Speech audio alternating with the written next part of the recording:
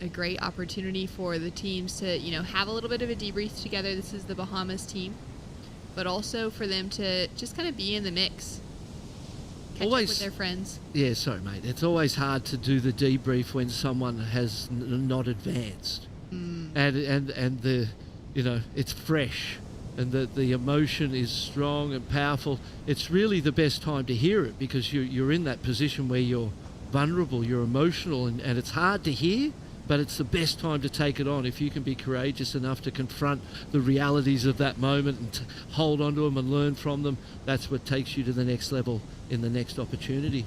Yeah, great opportunity as well for the coach to speak into what's just gone down. You've got to be careful though. It's a delicate balance. I as a coach, there's our Cleland coming up in the repechage again. Some big names already in this repechage. We're surprised by, Guilherme Ribeiro and Santiago Muniz in this one, and then you go, well, Al Cleland Jr. too, winner over there in El Salvador last year, finds himself coming up very soon. Yeah, it's kind of a wild one. We've got Morgan Siblick from Australia in repos. We've got Matthew McGillivray already in the repos as well from South Africa.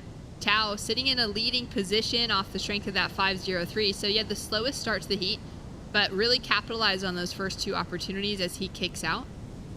Al Cleland, like you said, there's a few big names that we wouldn't have expected to see in the draw this early on. Leandro Osuna, Miguel Tudela. These are all Olympians.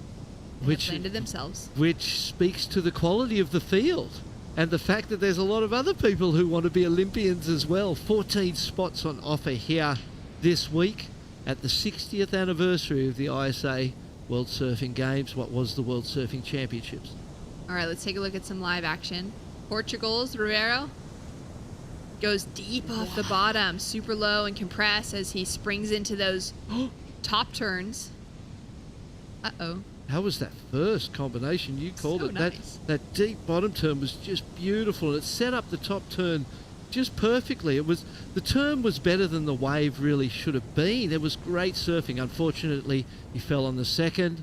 Tao just checking it into that first opening section, off the lip for the second, and just getting himself out of that kind of situation for an easier paddle. We've got some scores to come through at the moment. Tao did improve his situation with a 5.73. Risa Hennessy there on screen for Team Costa Rica. She'll be heading to Paris out of her results off the 2023 WSL Championship Tour. And we've got, so many incredible women that are in the draw. Some of those that have already fallen into repechage, but we've got a lot of heavy hitters that are already qualified for some of those 24 spots heading forward. Of course, from the Championship Tour, we're taking 8 surfers from last year's WSL Women's top qualifiers, within the 8 eligible surfers. Of course, you can only have 2 per country. Team USA has elected that Katie Simmers will take the spot that they won at the 2022 World Surfing Games based off of her ranking at the WSL Finals last year, finishing off as that 3rd place surfer for Team USA. Sanoa Olin takes away an qualifying position for Canada as the 2nd place surfer at the Pan American Games, just behind Tati Weston Webb, who already had qualification. And then we had 3 continental spots go to Vahine, Shino, Safi, and Sarah for Europe, Asia, Oceania, and Africa out of last year's World Surfing Games, which leaves us with 8 spots available this week. 119 women going for 8 spots. Well, actually a few less because some of those women are already qualified. Yeah, it's a lot of spots.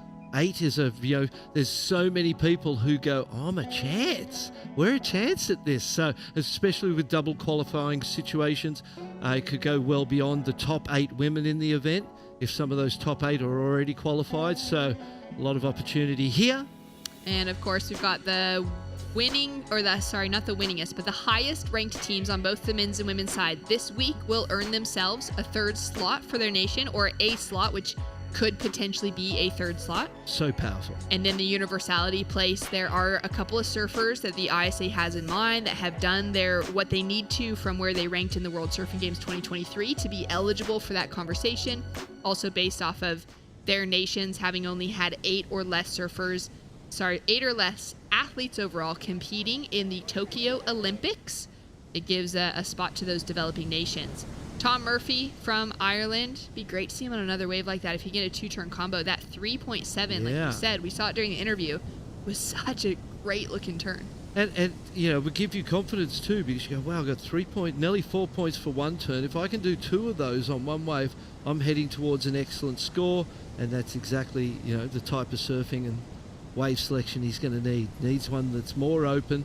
He's sort of had one a couple that closed out. That one didn't have a lot of walls, so a little more focus in the wave selection area as we see Guilherme up and riding. Riding on his backhand. Nice snap to start for that opening maneuver. Now connects it with that second section on the foam. Tao Rodriguez, kind of a funky looking wave right here. Opens up for him, just enough for him to exit. Santi Muniz.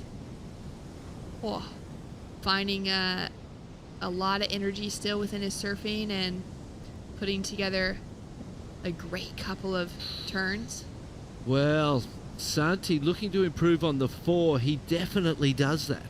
100%. That was perhaps the best wave of the heat so far. That first turn on the big open base on the outside.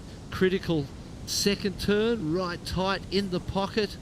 And that's going to make Guilherme Ribeiro's situation precarious. And for a powerhouse nation like Portugal to lose someone at this point can have really deep damaging impact on your team's overall position by the end of this. And you wouldn't expect someone from Portugal to be out this early. So let's see what happens here. Here's the replay. Boom, the first turn, beautiful. Watch this second one. Little catch of the rail, but nothing too bad. Into the wrap, the energy's there. The froth is very high in this young man this morning, but it's paying off. He stood tall right at the end there, and you can tell he was very happy as the judges consider that one. Down to 5 minutes on the clock. Santi chasing a 5.44 to take the win. Guilherme now chasing a 4.44 because he's had a 4.9 drop as his last wave. And I was about to say, fair to say Santi's going to get that and go to the lead. Then as I was thinking it, the 6.83 popped up. There we go. And there he goes into the lead. Well, Guilherme only needs a 5.86 at this point, so he's still right there. He's just got to hope that Tao Rodriguez doesn't improve at all at this point. He's still got a score to drop that the judges are considering. He's looking to improve on the 5.03. Here's Tom Murphy. Oh no. That was a pretty good example from a coaching point of view of when you lean over to the side of your board and your board doesn't lean with you. You really, in theory, you want to be centered above your board even when the board's completely on the rail. Your head's still above the board. If your head gets over to the side and the board's still going flat, then it's very difficult to pull that one out. And unfortunate fall down to the bottom of the priority roster. So going to be tough from here with a 7.06, the ask for the Irishman. Opportunity to learn from those mistakes. And we've got a little set starting to come through. So much water moving this morning. And you can see everyone looking down the line. They're looking at it going, what's going to happen further away? Guilherme needed that. He paddled. He forced Tao Rodriguez to paddle. Will we see this priority switch? Hasn't switched yet. That's interesting. Well, Tao now up and riding and into that first opening lip. He'll just dive out as the wave closes out. That doesn't improve on his position. We'll hand the priority over to Guilherme Ribeiro with 3 minutes, first priority, and looking for a 5.86. This is his opportunity. The door is open. But you feel like, if Tao had to be defensive in those moments, I don't know if you could have let him... Oh, another example of the head and where it goes, so you follow. That was actually a perfect display of both scenarios in which the board goes completely sideways. Your body kind of needs to be carrying with where that board is heading. And even on the top of that lip, you want to bring the board down, but there's no use leading with the head and getting off to the side of the board. Got to use those feet and those knees to control the board and keep that head centered. Love the section he was kind of eyeing up for that wave, though, for Tom. Santi now sitting in the lead. Aggressive into that first turn. Sets it up for the second. Super powerful. Love surfing. This wave is looking a lot like a beach break. although it's not a beach break. It really is. The way it's shaping up and running and braking is exactly beach break-like for a reef break. And if you were ever confused about the determination and the desire within Santiago Muniz, you would not be confused anymore. It's some of the most sort of determined, powerful, aggressive surfing we've seen all week. It's just full of emotion and passion.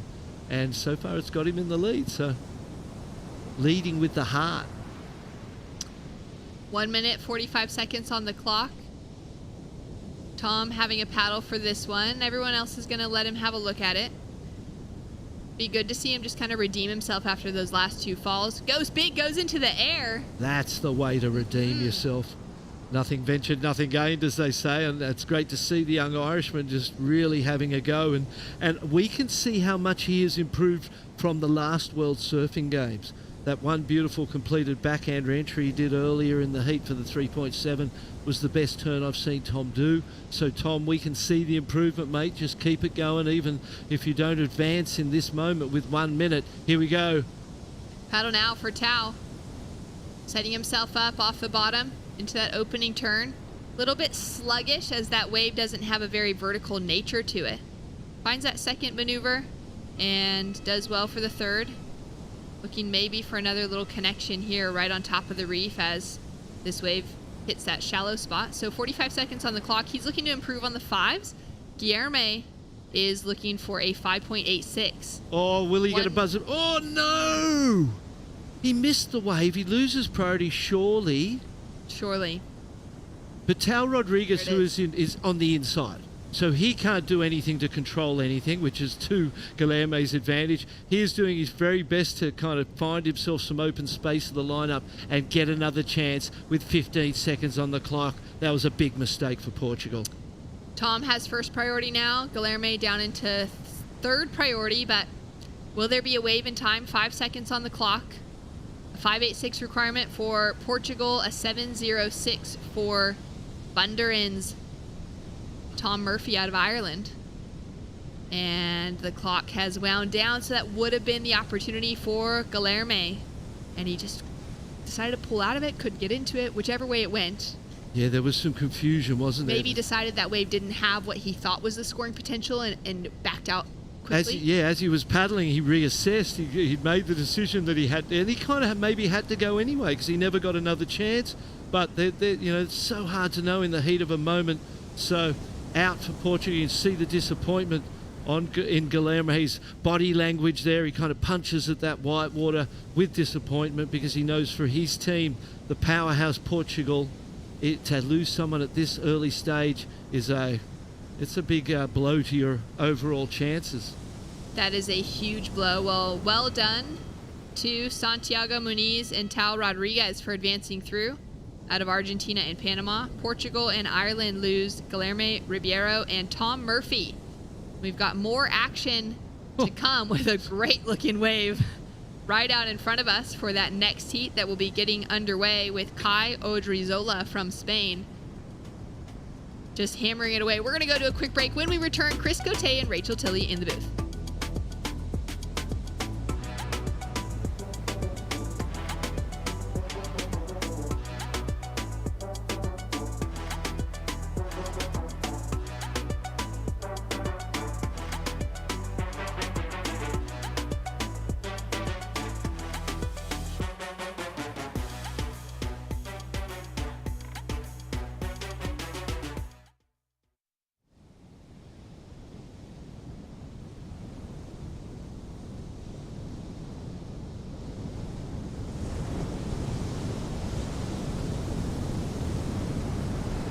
In Puerto Rico, we call ourselves Boricua. We are proud, passionate, and full of life. On our island, secrets are more precious when shared. Passion flourishes. We enjoy until our hearts are full. And we know that gifts can come from anywhere. Live Boricua.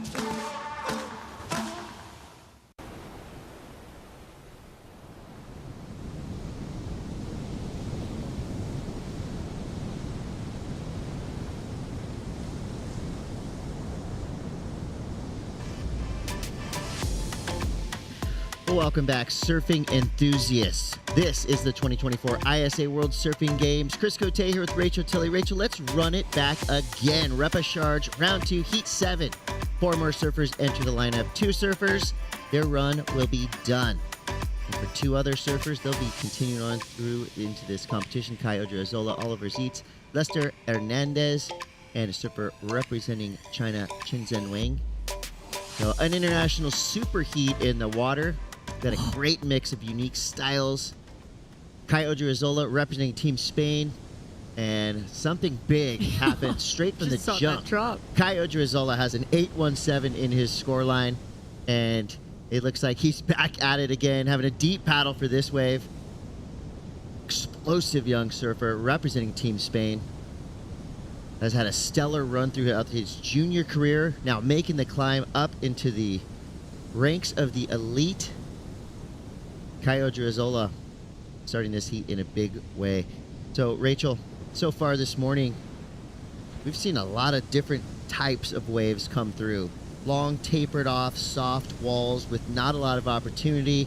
And the flip side of that, we've seen some punchy wedges that have given these surfers the chance to show us exactly what they're made of and post up big scores like that 817. Yeah, well, it's been clear that wave selection is everything today. It's all about finding the wave that will give you that opportunity to get multiple maneuvers, a variety in those maneuvers, and have a lot of power and criticalness in the process of that. Like this. Yes, absolutely, like this. So let's look at how this one broke down. Nice and slow-mo. A beautiful first turn. Driving through that rail. Look at that hand placement. Really locking himself into the pocket of that wave as he pushes through that nice spray coming out. I love that backhand placement. Coming back around. Now, that was the definition of power and flow. You don't see any little bottom turns connecting or disconnecting from in between those maneuvers. He just goes from one maneuver to the other, and that's what the judges like to see. Now, he absolutely found that wave that allowed him to do multiple powerful maneuvers, and that's what has been tricky to find out there. So I'd be interested to hear, you know, what exactly it was that he was looking for on the takeoff to find a wave like that. Wow. Well, the waves look like they're getting better. I think These so. surfers are fully maximizing the potential of the waves coming through so far. Kai Odriozola, the complete package, making it undeniable to the judges to give him that near excellent score at 817. And I loved that opening snap from Oliver Zietz representing the Netherlands. Both these surfers, again, the complete package. Speed, power, flow. And the numbers are following with what they're doing. 14:30 to go. Mitchell Salazar standing by with the winner of that last heat. Thank you, Chris. Here with Santiago Moniz, 2-time gold medalist here at the ISA. Muchas felicidades, Santi. You make it through in a very competitive heat. On paper might be the most difficult heat of the round. ¿Cómo te preparaste? How did you prepare for a difficult heat like that? La verdad que sí, era un hit muy bueno, estaba con amigos y grandes surfistas, pero nada, contento de poder avanzar mi hit, agradecerle primeramente a Dios por la oportunidad de mandarme las olitas, de tratar de aprovecharlas lo máximo, porque uno nunca sabe si va a venir otra ola parecida a esa. Así que nada, el mar está muy bueno, está muy divertido, solamente 4 competidores en el agua en estas condiciones es espectacular. Así que nada, contento de haber avanzado un pasito más. Thanking God for the opportunity. Obviously, the waves out there cleaned up real well during his heat, but most importantly, coming up against a couple of friends, great competitors too, but just getting the chance to compete was big for him. Now, you've been in this position before. You've won the event twice. Has estado en esta posición anteriormente. Has ganado el evento 2 veces. But being in the rep is very difficult, especially in the early stages. En el repechaje desde antes, ¿cómo te preparas? How do you mentally prepare for a week that could potentially have a lot of fatigue in it? Sí, la verdad que también el tener una otra oportunidad es muy... O sea, uno se pone muy feliz de poder competir una vez más, tener una chance más. Obviamente por repechaje es un poquito más largo el camino, pero también es bueno porque te metes muchas veces al mar y entonces cuanto más veces te pongas la lycra es mejor. Así que nada, tenemos el camino de arriba y el camino de abajo, pero los dos un poquito más largos, pero igual puedes ir avanzando. Así que nada, contento como dije, pasito a pasito, hit por hit. Y que salga todo bien para mi trabajo y para mi país. Look, this event gives me a second chance. It doesn't matter whether I make it by the main road or the secondary road. As long as I get there, just a few more heats, and anytime I get to put on the rash guard, it means that I'm getting more experience and more reps within the water. ¿Algo que le quieras decir a tus papás y a la gente argentina? Sí, le quiero mandar un saludo a toda mi familia, a mi esposa que me está mirando, a todos mis amigos, a los sponsors, a todos los chicos de Argentina que siempre están apoyándonos a todo el equipo. Y nada, seguir un pasito más. Gracias, Santi. Felicidades. Gracias, amigo. Thank you, Mitchell. Congratulations, Santiago Muniz. Anytime that guy puts a jersey on, watch out. Sparks will fly. He is an electrifying talent, and he is moving through here in the Repêchage rounds, trying to fight his way back onto the main stage. 12 minutes, 13 seconds to go. Kai Odriozola is on fire. 8.17 and a 7.33, 15.50 total. And watch out, Oliver Zietz exercises his priority over Lester Hernandez and makes that wave pay. Two big turns for Zietz representing the Netherlands. And Odriozola, this kid, is back on the escalator. Another nicely surfed wave for Odriozola.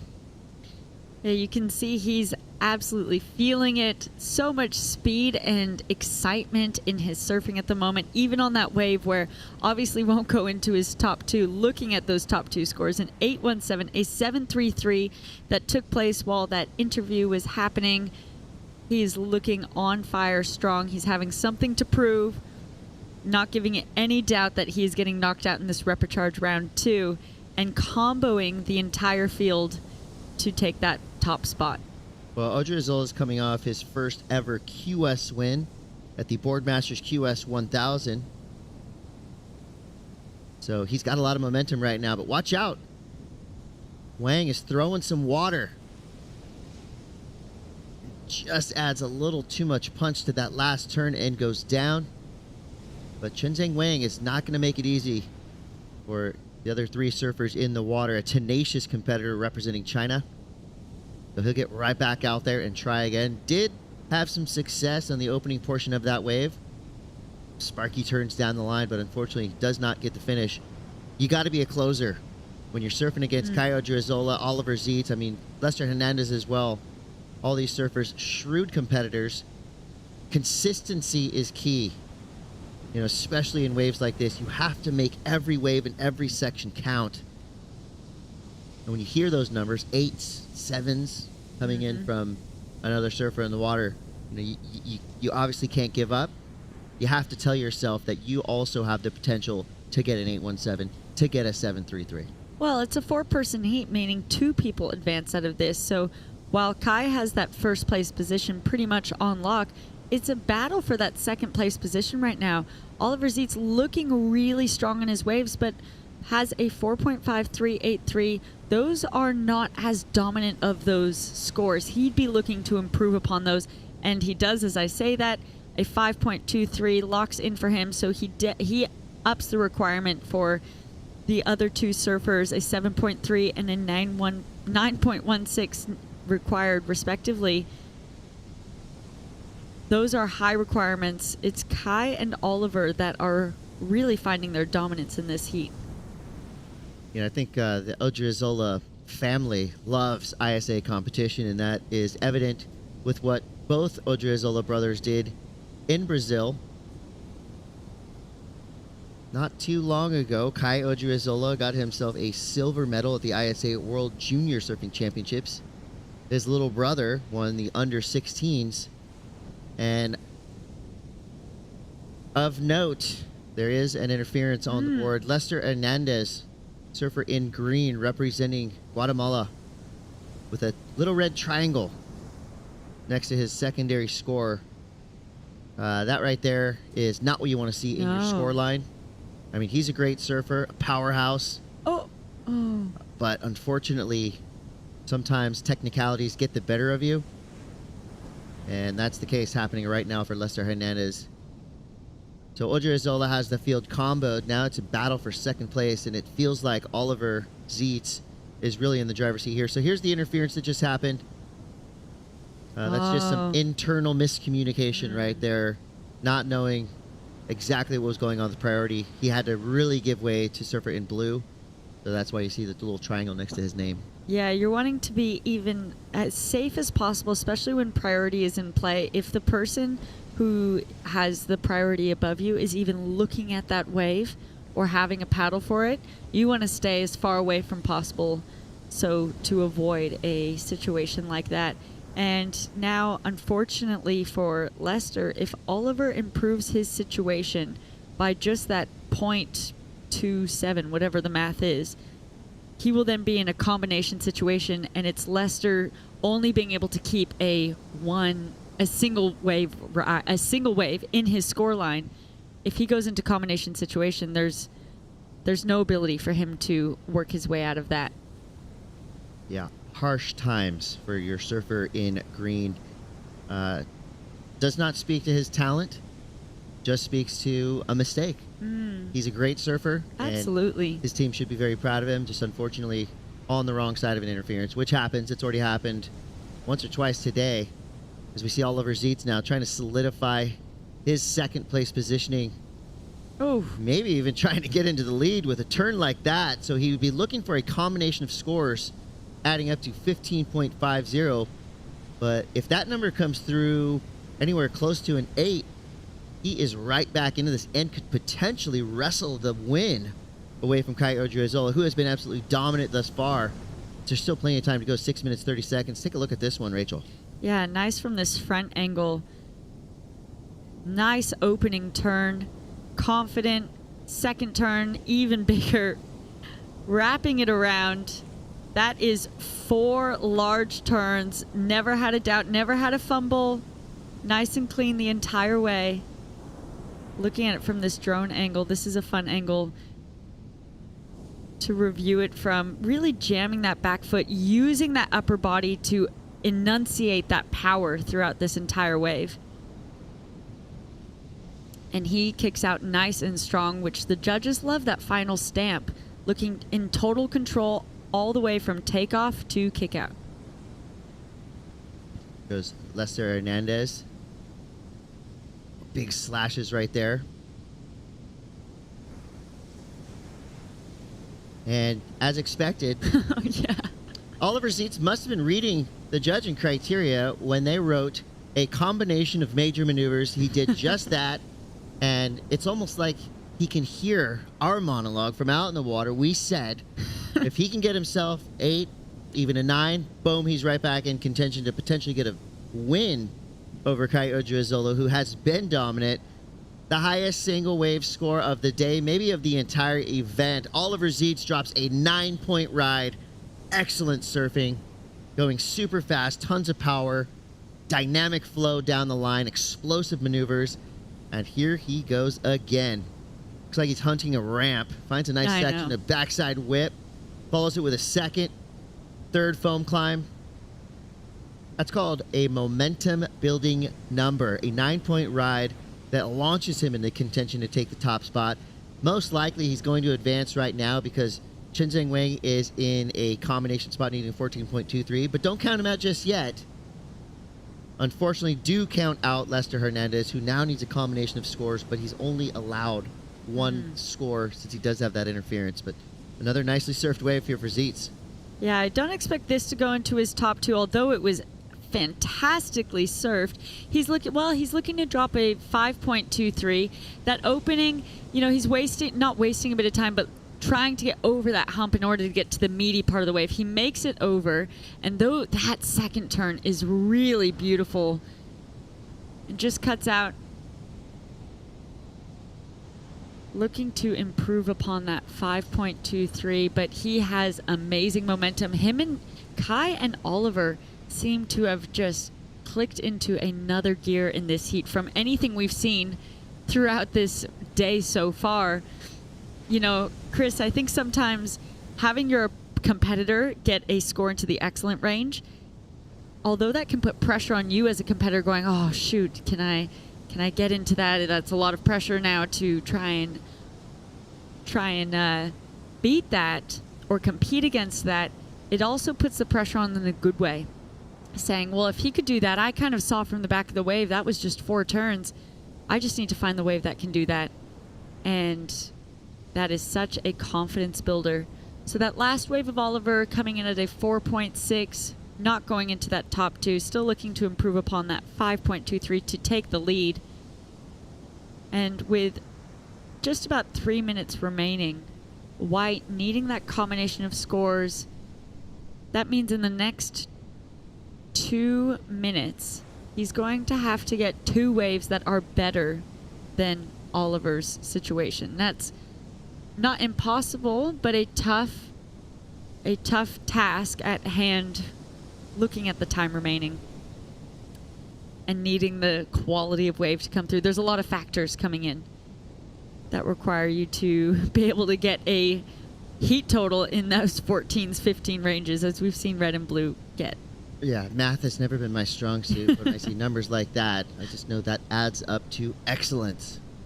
Kai Odriozola and Oliver Zietz right now proving that the juniors have what it takes to mix it up with the big dogs. Both these surfers still in their teens. And with heat totals like that, you know the rest of the field has to be a little bit shook. Absolutely. Even the surfers in that main round are going to be watching this right now. Just to, although they're not surfing today, they're going to be watching, seeing what the other surfers are doing. And that's going to be a heat putting both of those surfers on notice. Shots fired. I think all that. Yeah, from memory, I'm not looking at my stats right now, but I think a 9.0 might be the highest single wave score of the entire event thus far. Yeah, I think you're right. I believe it was Yago who had an 8.87 potentially. Yeah, and this is not incorrect information you see on top of your screen. This is a Repêchage heat. Yeah. I mean, it's feeling like a final, but this is a elimination round surfing, and then maybe that's why we're seeing this type of urgency. Looking for a ramp. Odriozola finds it. Big backside air 360 attempt. Falls out the back of that wave. I like that the wind has really died off, and you're still seeing these nice little wedges. That's going to give these surfers plenty of opportunity for radical surfing like that.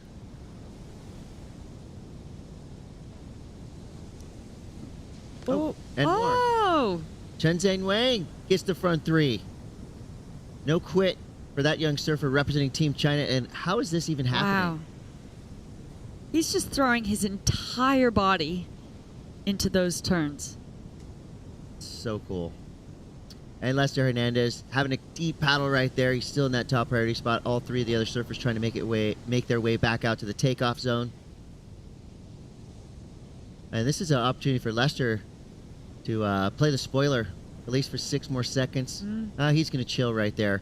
So a huge heat here in Repêchage, round 2, heat 7. Kai Odriozola coming through with one of the highest heat totals of the entire event, a 15.50, and right behind him, Oliver Zietz, representing the Netherlands with a 14.23. Commanding performance by these 2 teenagers. Doing it for the junior faction here at the ISA Worlds. You can see the smiles on their faces from here. Oh, yeah. Both of these surfers definitely making their way to the highlight reel by the end of the day, that's for sure. We got a lot more surfing to come. Do not go anywhere. We're going to show you day 1 highlights during this break, and we'll be right back to the action, watching the ISA World Surfing Games live from Puerto Rico. Be right back.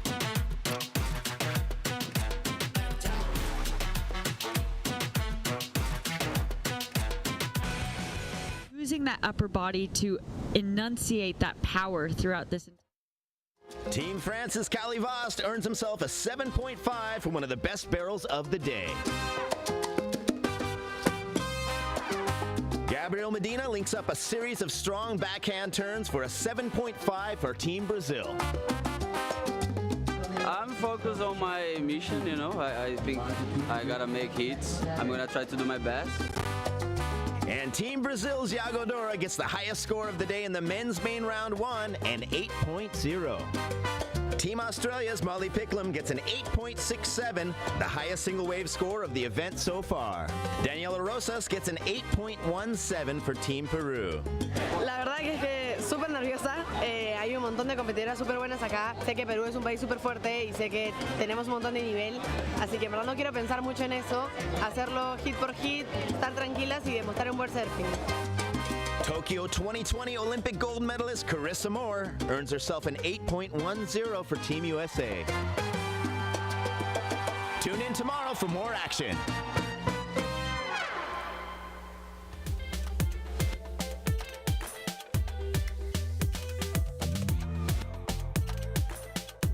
Fill it up again. Let's ride. This is men's Repêchage round 2, heat 8, and international superheat hits the lineup yet again.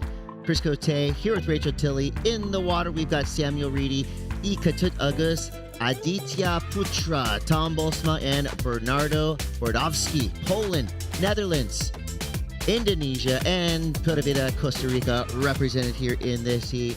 That's a lineup you're not going to get anywhere else besides right here at the ISA World Surfing Games. Rachel, on paper, who do you think's got the edge in this foursome?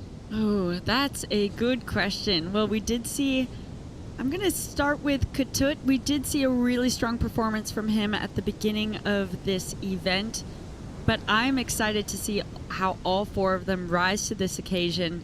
Now, the conditions are improving. Last heat, we saw 2 excellent scores be dropped by 2 surfers, and so these conditions are clearly just getting better and better as the morning goes on. I think these surfers, you know, there's a lot of nerves when you're paddling out in a heat and you're looking for a result, but it's also a pleasure to be out there with just 4 other people in a lineup where you're normally sharing with, you know, tens and tens of people.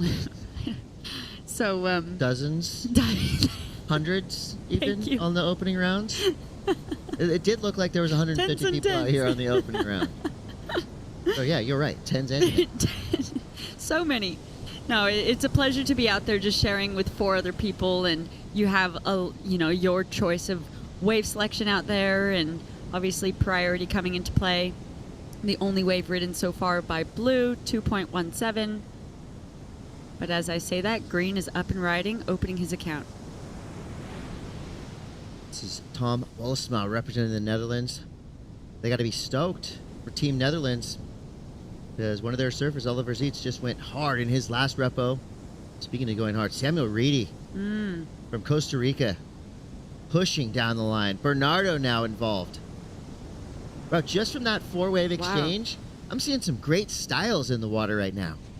Yeah, everyone that we just watched has their own individual unique style, which is the best thing about surfing, is that there's a criteria that all these surfers are trying to surf to.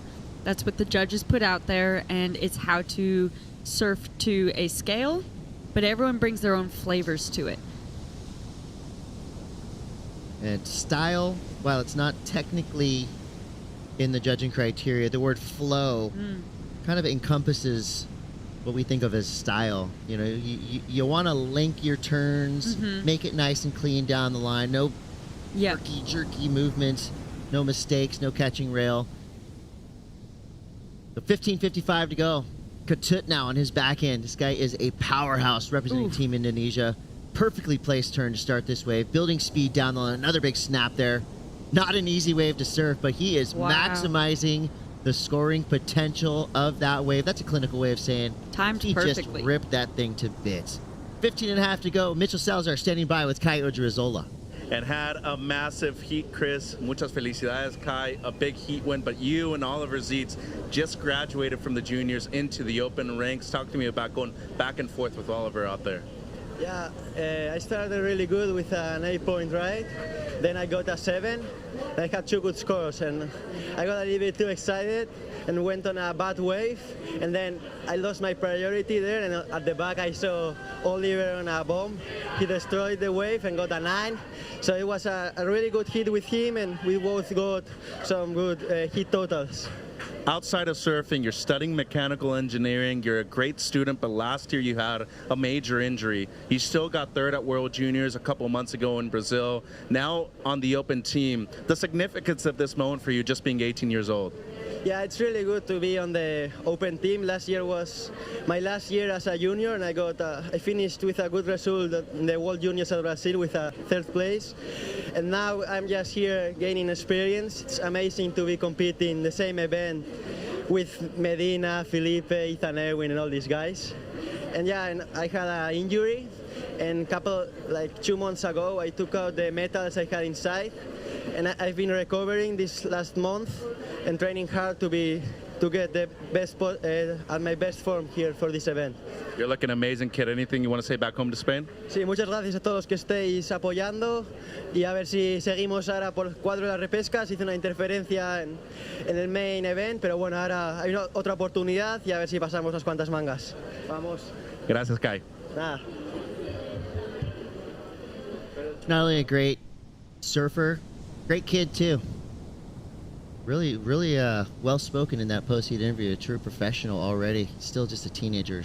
Pretty cool. And studying mechanical engineering as well when he's not surfing. That is really impressive. I love being able to see such strong surfing, and then also hear that they have so much. These surfers have so many other things that they're working on outside of their performance in the water. It's, I think, really inspiring for us and for the listeners, the viewers at home.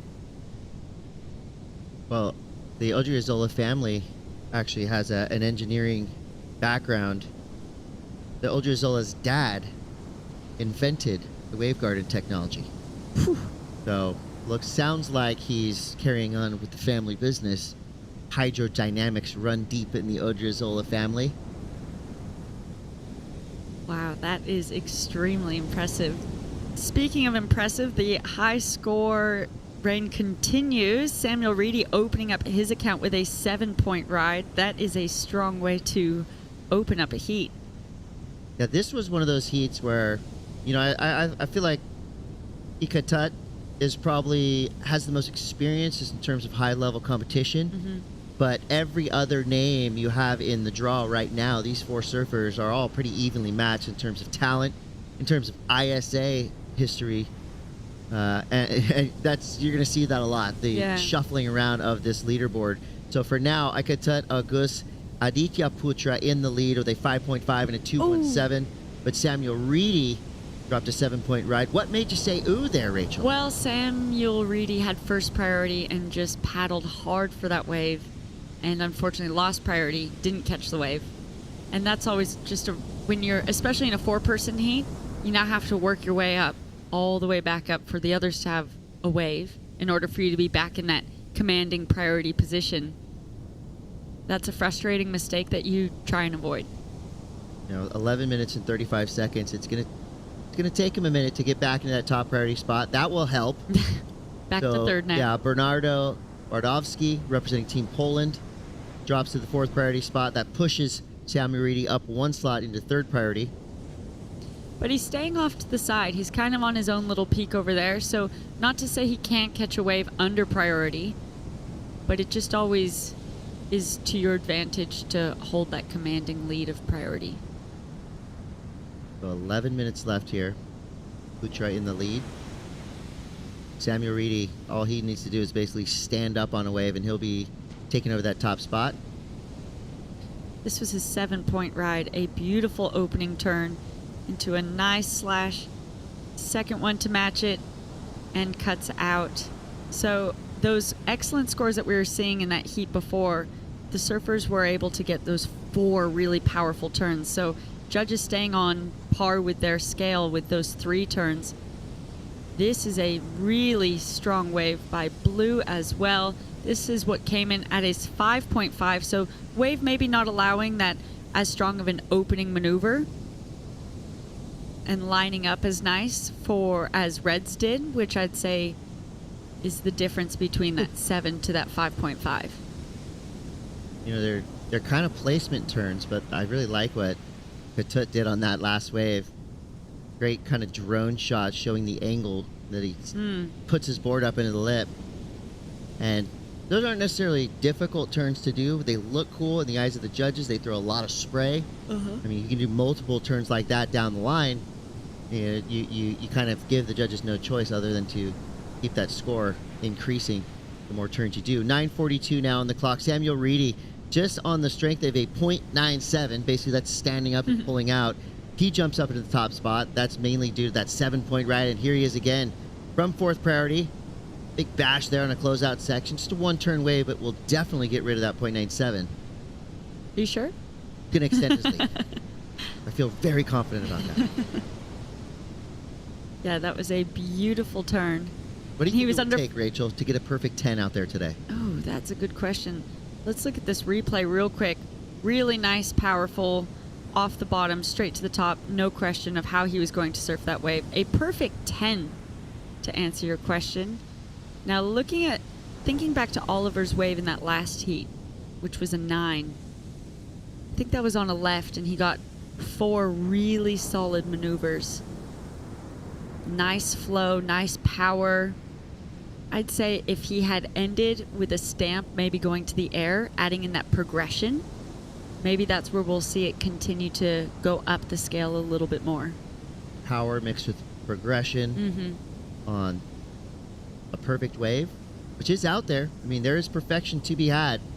Judges are not going to make it easy, but right now, Samuel Reedy is making it a point to demand big numbers from the judges. Surfing like that is exactly what they want to see.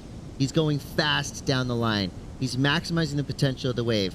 He's slamming his turns, adding power, doing a unique variety of maneuvers down the line. So again, creativity, not a word in the judging criteria per se, but being creative is going to help you because, again, that adds to the unique element that the judges are seeing. They want you to stand out in the water. Surfing like this will make you stand out, and it will get the attention of the judges, ensuring a big number. He's looking down the line. He's ramping up for that first turn.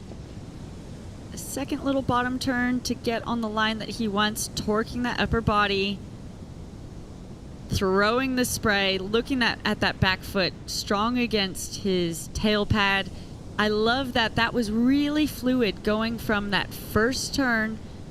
He comes out of it and straight bottom turn around. That was really beautiful, well read, greatly timed, and stamps it with a final maneuver. That will obviously replace his 283. I'm interested. I liked that, and I think the judges really will too. I agree with you. I think it's going to be closer to a 7 than a 283 for sure. And you're right.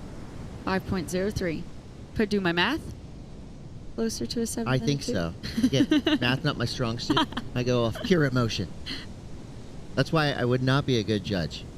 I just appreciate the overall act of the surfers in the lineup on the waves. I would be accused of toxic positivity, giving out too many perfect 10s. Well, I I'm think not level-headed. I get very excited. that's the thing. It's interesting too that the judges really have to stick to their criteria and the scale that they have set for the day. Where we can watch waves and really appreciate it. A wave that I think of is Kanoa. He did a really progressive, more of what we describe as a trick rather than a maneuver. Something that doesn't score very high, but is, as a spectator, really entertaining and fun to watch. Doesn't play into that written criteria that the judges are using to put numbers to maneuvers. But in saying that, us sitting here and getting to just be entertained and talk through it, it's so fun to watch. I agree. And fun for our team at Action Sports Productions, who not only brings you all the angles, all the replays, but they're also banking the best waves of the day. So they're watching in real time, identifying the waves that are going to make those highlight reels at the end of the day, which have been stellar. I mean, even yesterday, the waves were a lot smaller, a lot harder to ride. They still packed the banks with hits. Our greatest hits packages every day have been awesome, and they're just videos that make you want to surf. Coming up next, Guilherme Fonseca, Marco Giorgi, Dang Wang, and Johnny Corso. We've got gold medalists. We've got veterans. Marco Giorgi, one of the best tube riders on the planet. He's going to have to rely on his power and small wave prowess out here today. Guilherme Fonseca from Portugal. I mean, these are heavy hitters entering the water right now. 4 minutes, 38 seconds to go. Bernardo Bordowski, standout from Team Poland. Great fluid style. He just hasn't had the waves that give him the opportunity like we've seen from Ketut and Samuel. There's Team Indonesia flying down the line into that closeout section. Didn't really sell it enough to the judges, deeming that last turn incomplete, at least from my perspective. but did some solid work down the line to hopefully, for him, get rid of a 217. Tom Bolsma has been pretty quiet for the past 5 or 6 minutes. Like he may be paddling out. He might have gone on the left, that Katut was on that right. And so not only do the judges have to Hawkeye the surfer up and riding at that time, but in a lot of cases they're splitting the peak. So did the judges kind of split their visuals as well? Half of them watch one, half of them watch the other, or are they trying to go double duty? I think they try and go double duty. There's always something about seeing something live, action. You know, all the judges, they do have a replay system, so they're able to go and watch it in back with a fine toothpick and go through. Fine tooth pick. I think it's both. Comb. Both is fine. But anyways, they go back through it and watch it really closely. But there's something about seeing surfing in live action that I think is really important to the judges before looking at that replay. Ooh, nice opening snap for Bolsma. But the wave just dies. So this right here has been a wave catching contest. Samuel Reedy and Katut have been on the best waves of this heat. You know, all 4 surfers extremely talented, but when you mix talent with proper wave selection, that's where we're seeing success happening. So Samuel Reedy with a 7 and a 5.03 in command right now with a 12.03 total. Katut in second with a 5.5 and a 3.33. Tom Bolsma still right there in the mix, just needing a 4.34. Same with Bardovsky, needs a 4.24. And again, I love this mix that we have in the water right now. Costa Rica, Indonesia, the Netherlands, and Poland. Very cool to see Poland entering these competitions as well. Not the name you would think of as a high-powered surfing nation, but they have fielded a solid team. So expect big things from Team Poland in the near future. I mean, Bernardo is and a hammer.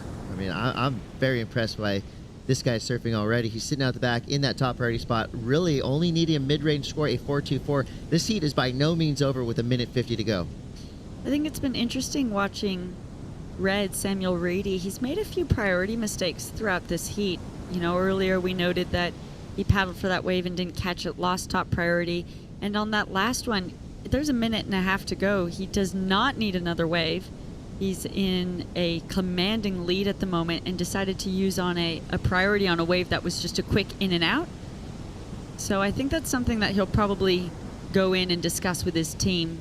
He's going to get yelled at by his coach? No, not yelled at, but hey, this is something this is something we can improve for the next heat, because when you're starting to go, when you're getting against greater and greater competition as the contest winds down, using priority strategically and not making those mistakes is really key in order to finding advancement through heats. Yeah, right. It's not just who does the biggest errors or who does the most savage power turns. You got to mix all those things up with a high heat IQ if you want to continue on through this contest. Exactly. Because everybody's good, right? Everybody surfs great. Well, as we've said, most people here are national champions to their own countries. We've got hundreds so we're on the of world national stage now. champions here. We absolutely do. So we're on the world stage. What is it going to take to beat all the national champions? And it's that high heat IQ, as you keep saying. So with 15 seconds left, the Pura Vida nation of Costa Rica represented well in that last heat by Samuel Reedy. And I'm saying it's over. Here we go. Samuel on a victory lap right here. Nice. Classic roundhouse cutback. Underrated maneuver for how hard it is to do and make look nice and clean. That right there was a textbook definition of a roundhouse. So it's going to be Costa Rica getting the win. Indonesia moves through with Katut. We do lose Tom Bolsma from the Netherlands and Bernardo Bardovsky from Poland, but well done to both those two surfers. Big futures ahead of them. We're going to take a quick break. We'll be back with more action watching the ISA World Surfing Games. Stay tuned, please. See you in a minute.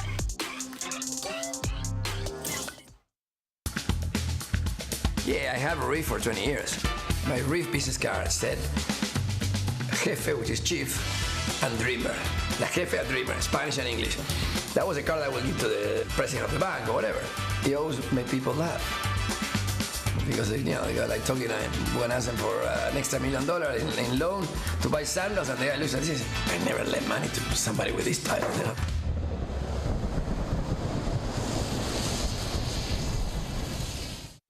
¿Pa' dónde quieres ir?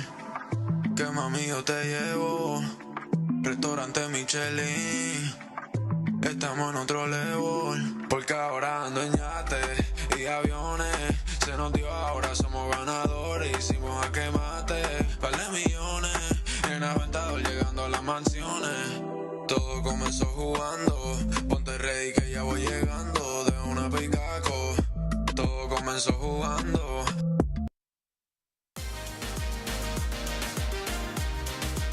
Welcome back, surf fans. You're watching the ISA World Surfing Games live from Puerto Rico. Repêchage, round 2, heat 9. Guillermo Fonseca, Marco Giorgi, Qisheng Wang, and Johnny Corzo. Mexico, China, Uruguay, and Portugal represented in this heat. That's a lineup you'll see exclusively here in ISA competition. And here goes Fonseca, powerhouse representing Team Portugal. And when you get named to Team Portugal, you have big expectations on your shoulders. They always come through with an incredible squad. 3 males, 3 females, and I would venture to say all 6 of them have national championships in their resume. And if you're on Team Portugal and you're in an early repechage round, you need to do everything you can to keep the pace set by the rest of your team to keep them in team contention. Yeah, it's a huge honor to be on such a stacked team, but also comes with big expectations. And so Red here will be looking to use that power in his surfing and live up to that and continue on that streak for Portugal throughout this event.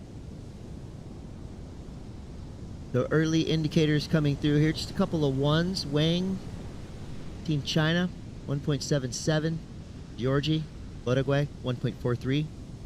I think we're waiting for a more sizable chunk of points to come through for Fonseca.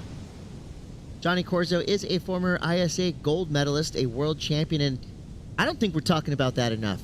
If you win the ISA World Surfing Games, you are a world champion. Of course, a lot of talk about Olympic qualification, team standings, overall points, all that's great. But do not discount the fact that winning here in Puerto Rico 2024, you will be the ISA World Champion. Yeah, getting that gold medal is such a huge honor. So we see Guillermo. Live action.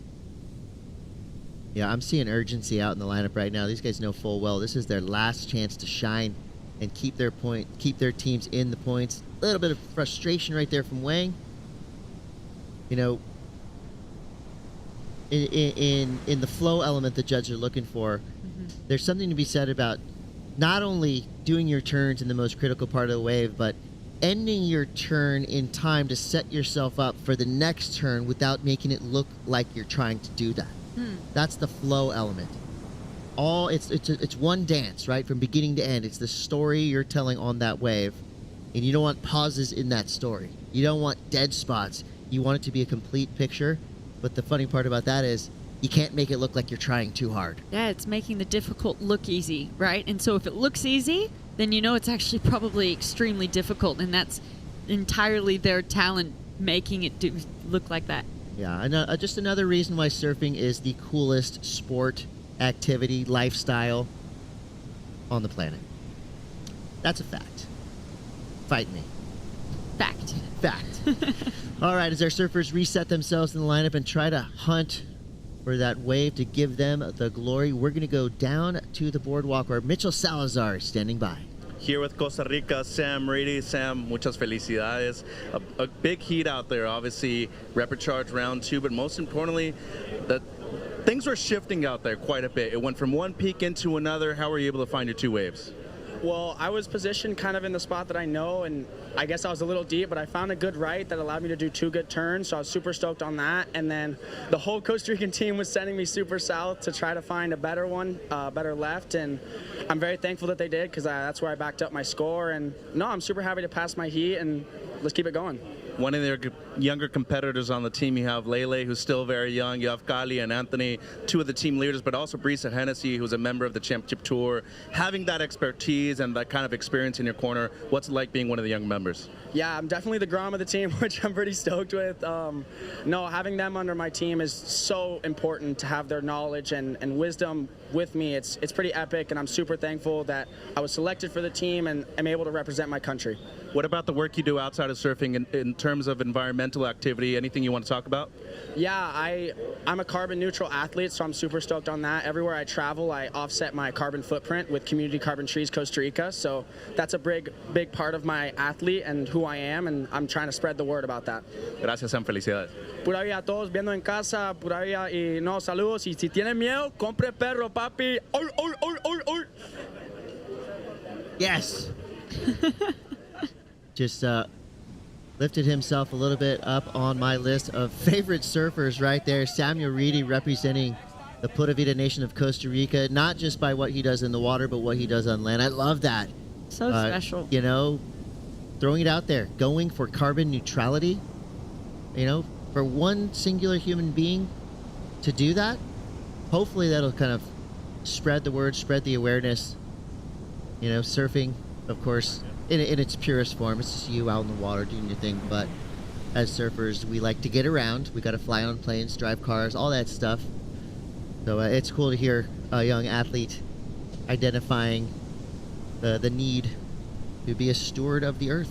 I think you find that passion common in a lot of surfers, because in order to do the sport that we love, it's that symbiotic relationship with the ocean. And a lot of times, you know, we're down in the ocean seeing the trash in the water on the beach, and finding that passion to keeping this as clean and pure as possible and how it's supposed to be. And so we can just reap the benefits of it while not actually impeding on it. No, you're right. We are definitely on the front lines in the fight to save the planet. And now in the fight to save his team from elimination, Marco Giorgi from Team Uruguay. Ooh. Pushing hard but going down. That is a rare error from an absolute veteran of elite level surfing, Marco Giorgi. 0.93 and a 0.50. Currently in third place. The good news for Marco and Johnny Corzo is there's not a lot of super high numbers on the board right now. The highest single wave score coming from Fonseca from Portugal in red, a 5.17, and plenty of time left. Well, might be a bit of an overstatement. Plenty of time left, meaning 12 minutes, 13 seconds. That's what these surfers are dealing with. You know, we say, oh, well, that's a lot of time to go, because we know those last few minutes, you know, really where a lot of impact can happen.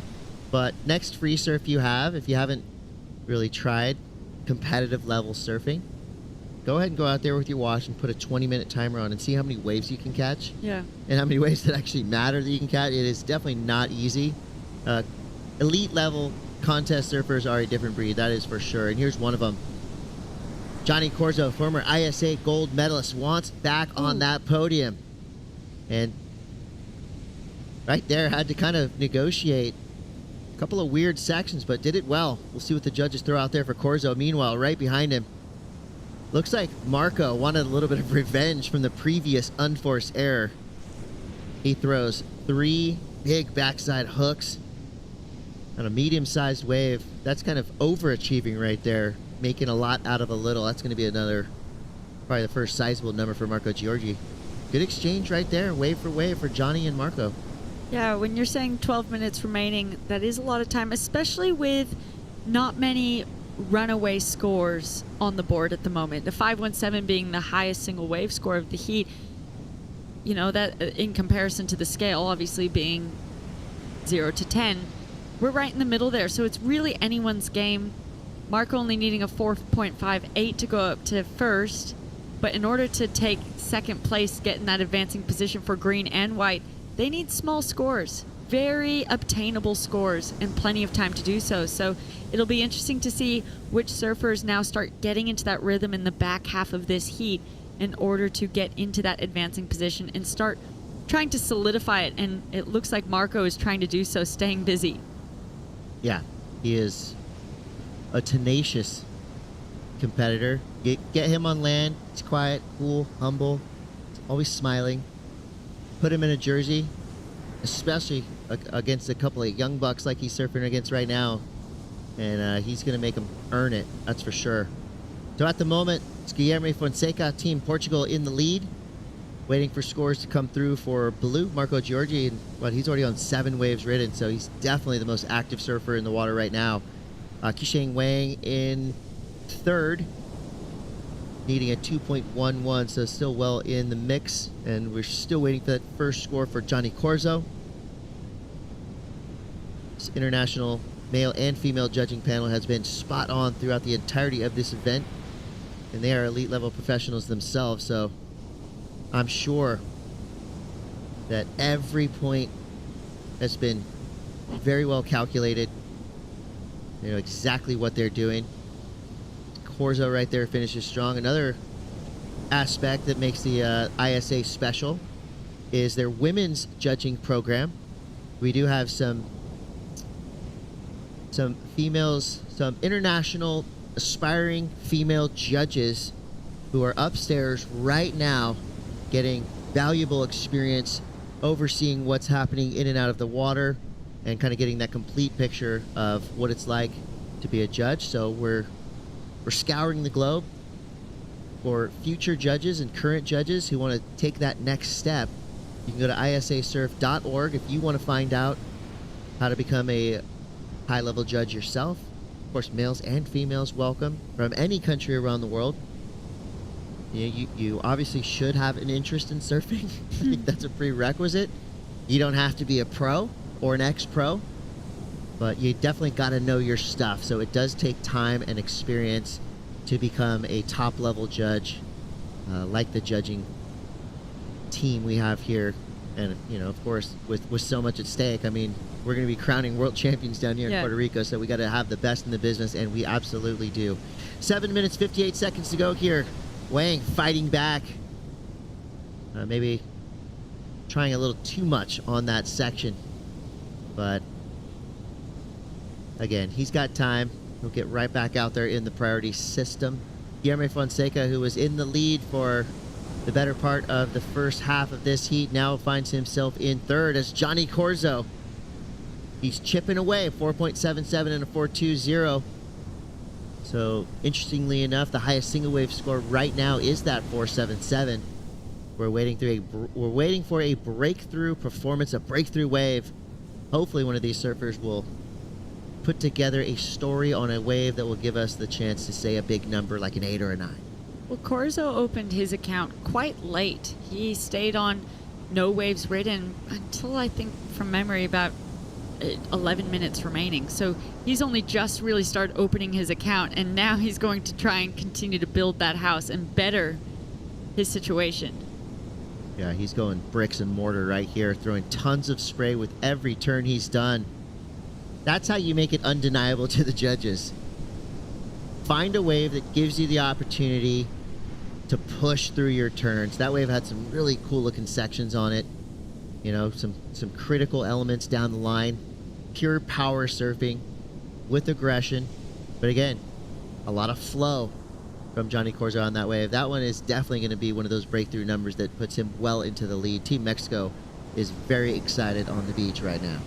Yeah, and I think there's something to be said about the number of maneuvers that he was able to get on that. Now, number of maneuvers is not it doesn't mean if 3 versus 4 maneuvers equals always a higher score, but the more maneuvers you're able to get and more powerful maneuvers you're able to get will continue to help add up into that score and affect that.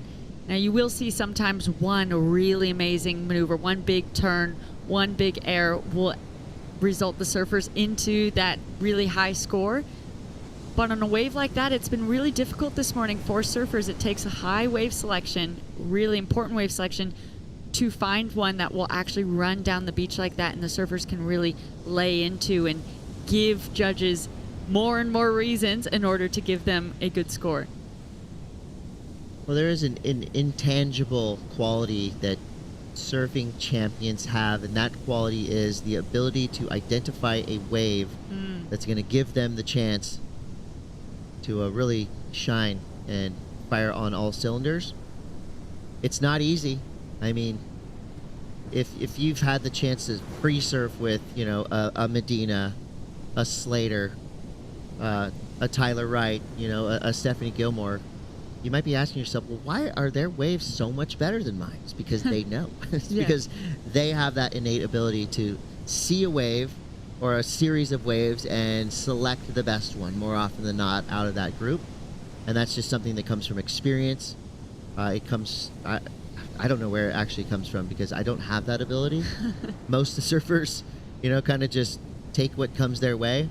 But the very elite, they just have something different. They're just built different. I think Johnny Corzo has an element of that because he found a wave that gave him so much opportunity, and he used all those chances to attack, to bash the lip down the line. He got a 6.5. Now that is the single highest scoring wave, and he's in the lead. Yeah, and putting the pressure on securing himself comfortably into that first place position at the moment. Red looking for a 5.71, obviously not out of his realm as he has 2 5s already on the board. But in an advancing... Priority mistake right there. Yeah, a little bit.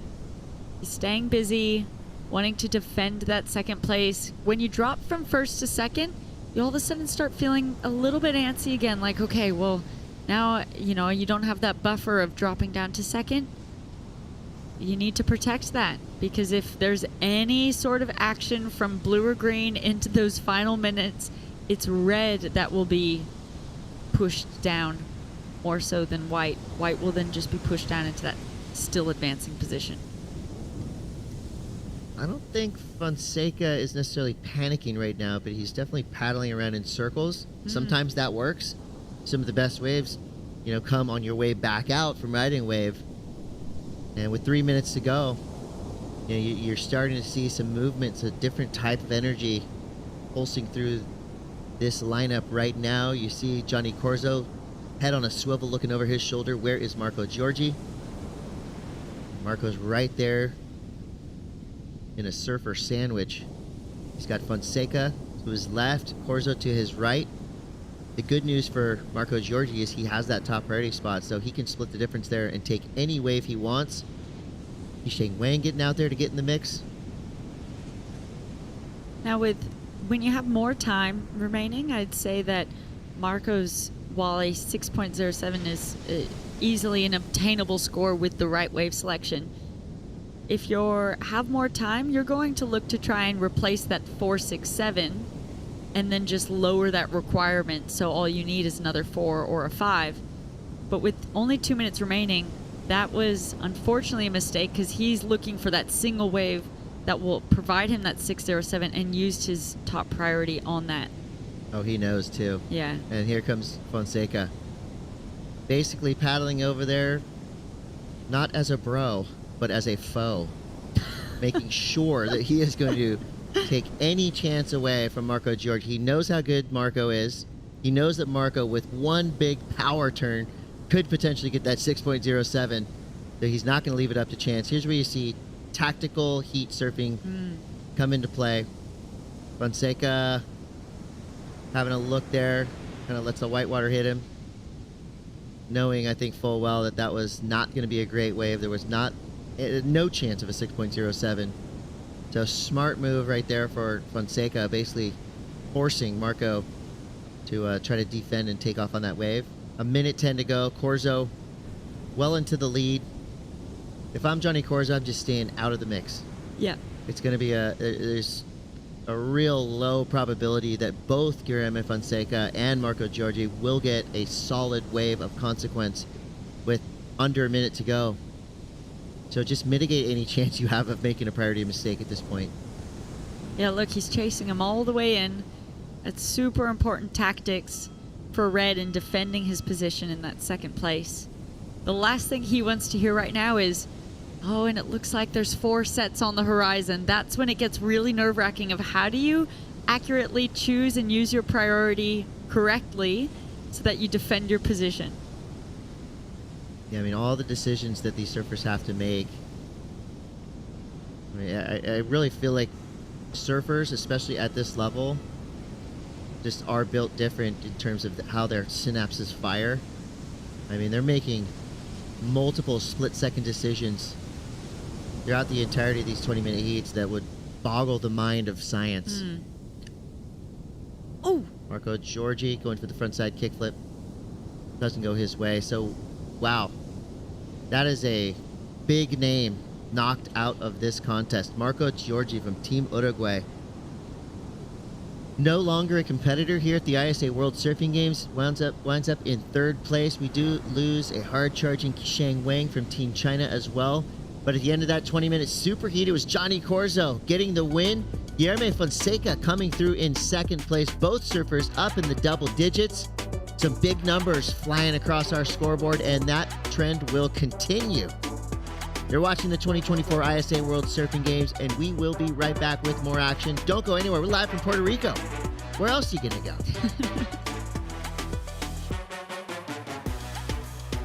In Puerto Rico, we call ourselves Boricua, a unique name honoring our island heritage and the vibrant spirit of our people.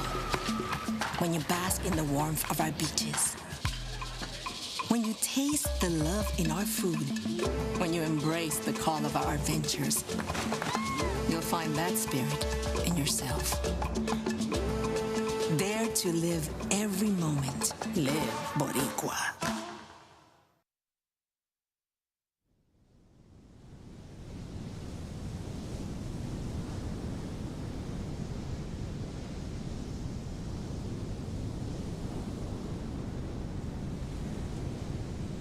Desde la primera vez que te probé, ese sabor nunca lo olvidé. Quiero mi pancho, te amo pancho.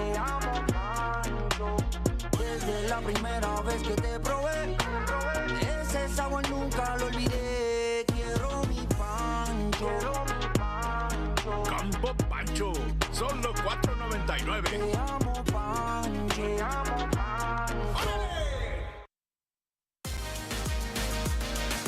Welcome back to the action here for the 60th anniversary of the ISA. We've got Olympic qualification on the line this week. 6 men will be joining the roster heading to Paris 2024. And these 4 surfers could be in that conversation. Argentina, New Zealand, South Korea, and Guatemala.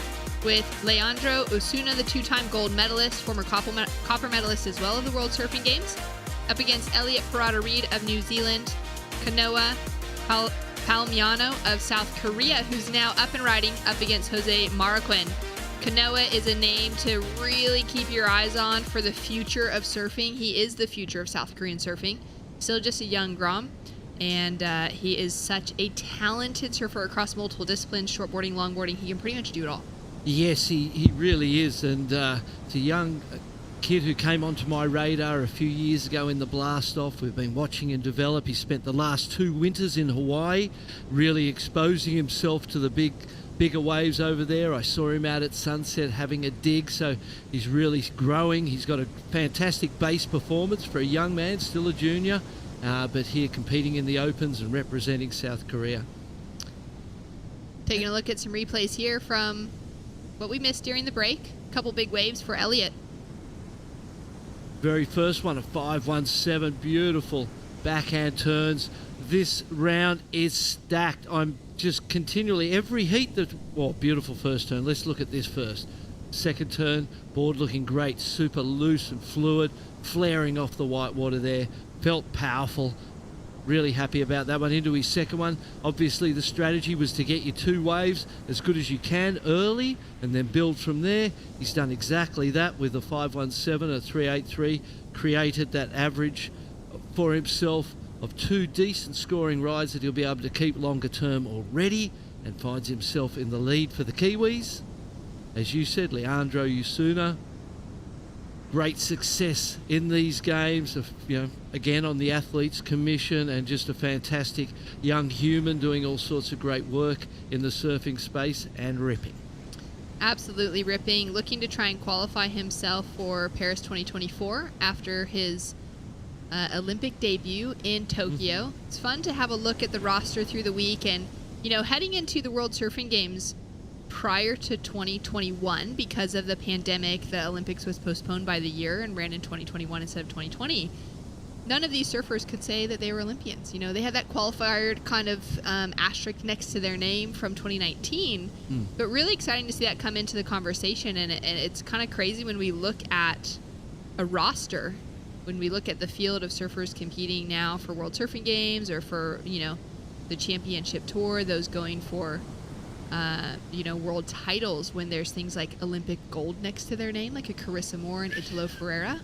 That just takes the whole thing to a whole nother level. And, you know, surfing being a part of that Olympic Games signals the arrival of our sport, our culture. And surfing has been around a long time, and it never needed validation to be a wonderful pastime, a wonderful culture, but to be a sport and to be recognised at that level means that, you know, we truly have arrived. The validation has arrived with Olympic gold medals handed out to Carissa and Italo. Well, down on the beach, Johnny Corzo is a surfer that would love an Olympic gold medal. He is with Mitch Salazar now. And he's had one before, gold medalist in 2017 over in Biarritz. Johnny, muchas felicidades. A heat where you waited a good amount of time to be able to catch your first wave, but in the end got the heat win. Strategy-wise, what were you looking out there? Yeah, it's kind of tricky. I was talking to my buddies before going out, like Sebastian and Nala, and they were telling me to head a bit down the beach, like they were the runners. We saw some heats before, so the strategy was to get one here and then move out down the beach. So yeah, I think that worked out. I got a one that it was all right to start, and then my best score was where we're talking about, like farther down. So yeah, I managed to get that 6 to make it through, and I got some confidence through the heat, so it helped me a lot to wait and start building the house little by little.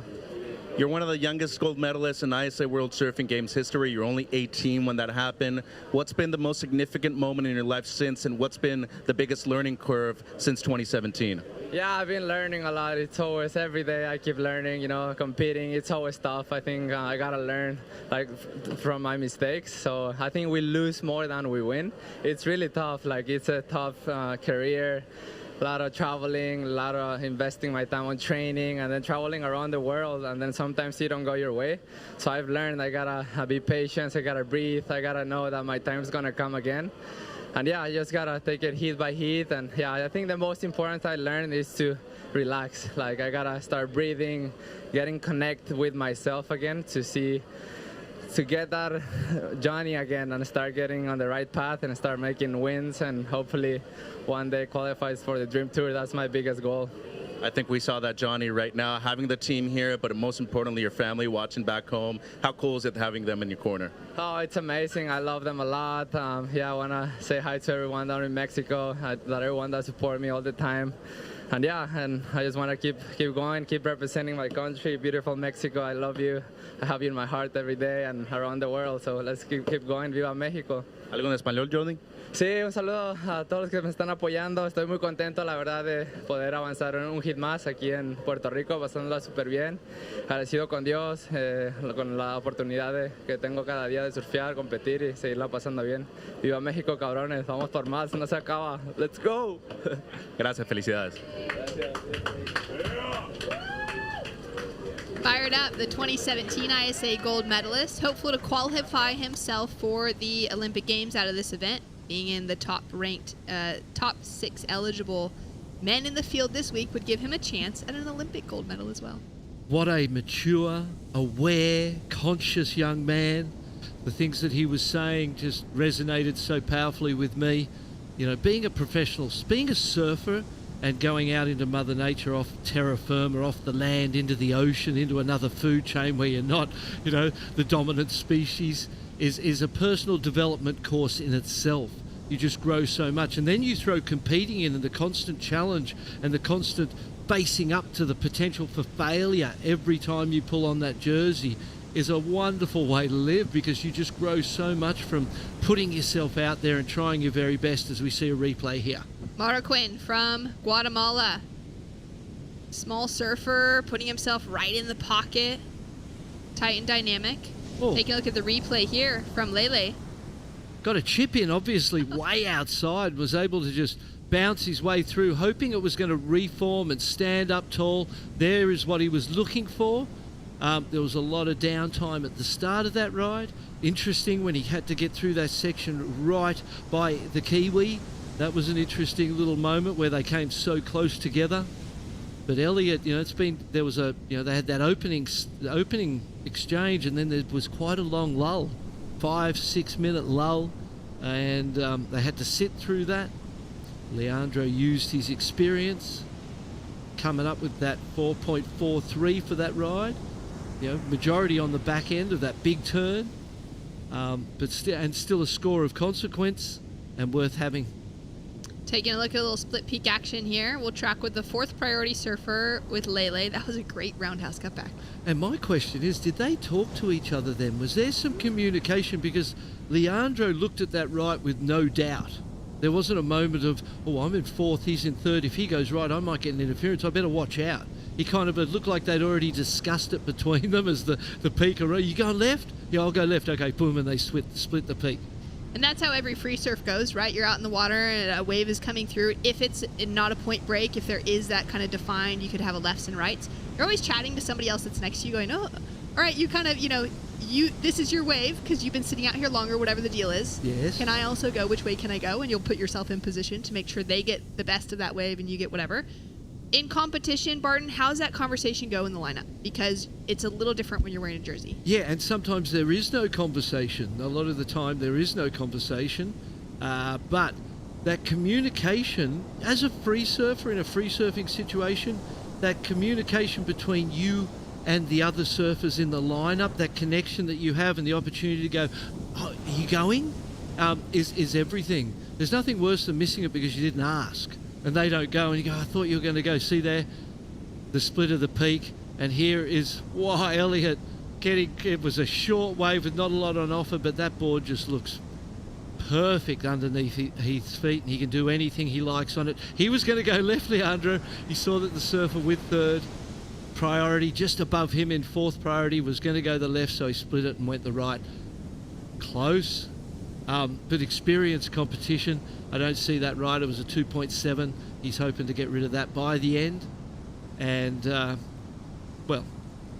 for the Kiwi, he improved by 0.10, got a 3.93. So a little bit of an improvement, and any improvement you could get from 3rd priority is worth taking, even 0.10. Nice little kind of, note to be taken from the judges on a maneuver like that, on a wave like that as well, because it was a smaller wave, had that little pocket to him. He decided to add in that variety, do something progressive, not a big air, but just kind of blow that tail out, get the rotation, but not actually in the air. Mm-hmm.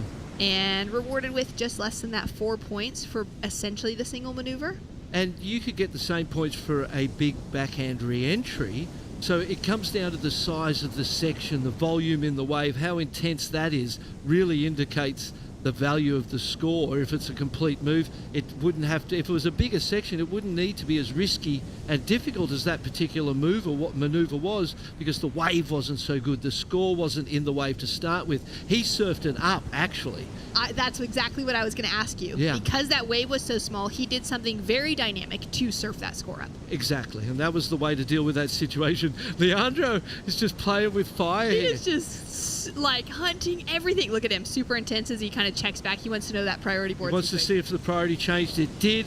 He used a very strategic move of paddling for a wave he most probably didn't even want, and to get his lesser experienced competitor to go for that one.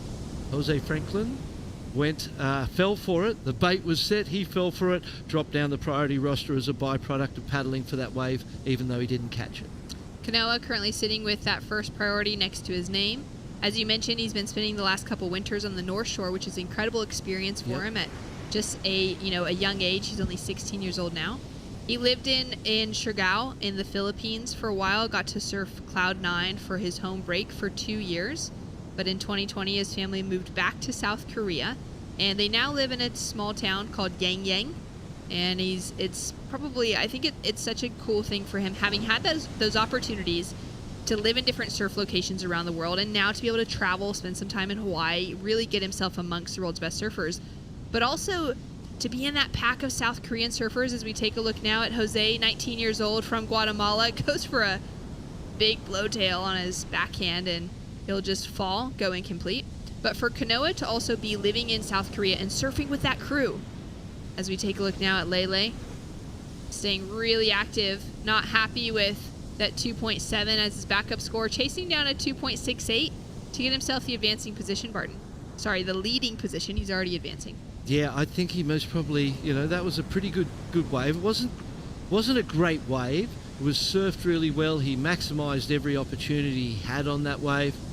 He, first and second priority was already set. And so, in third priority, and the same with Jose in fourth priority, they both thought, well, let's have a go at something rather than sit here. Time is ticking down, as it does.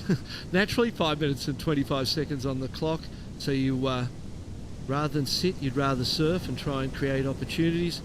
When you've got the first and the second priority, it's pretty obvious what the strategy is. You've got to wait for the good ones, but that comes with a whole set of pressure that's unique to first and second priority, where you just sometimes you wait too long and wait for something too good that doesn't eventuate. The Kiwi decides to get going. Elliot, what a...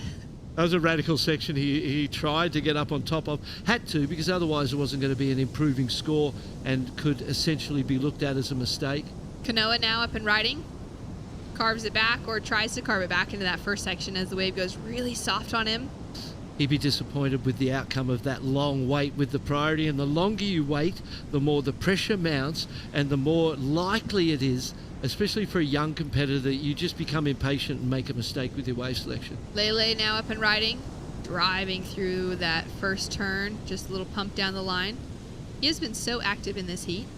Taking a look at how many waves he has had. He's got a couple scores to drop actually, so I can't actually have that count. But all around, everyone's kind of been quick up to their feet on every little bump that comes through, aside from Kanoa, who's been really selective. He just had that 1.5 to his name before this last wave. As we take a look at the replay here from the 7th wave of Elliot. A dangerous section on the inside, super shallow. You see the wave jack up. Kanoa is someone I know well, and we have a bit to do with each other, and he'd be disappointed with that one. He should have, really at that point, you may as well wait. You may as well go down with the ship and try and wait for something fantastic, because you've spent that much time on the sideline, and then once you've converted that into a good score, the priority, then start getting on the hustle like we've seen the other surfers do.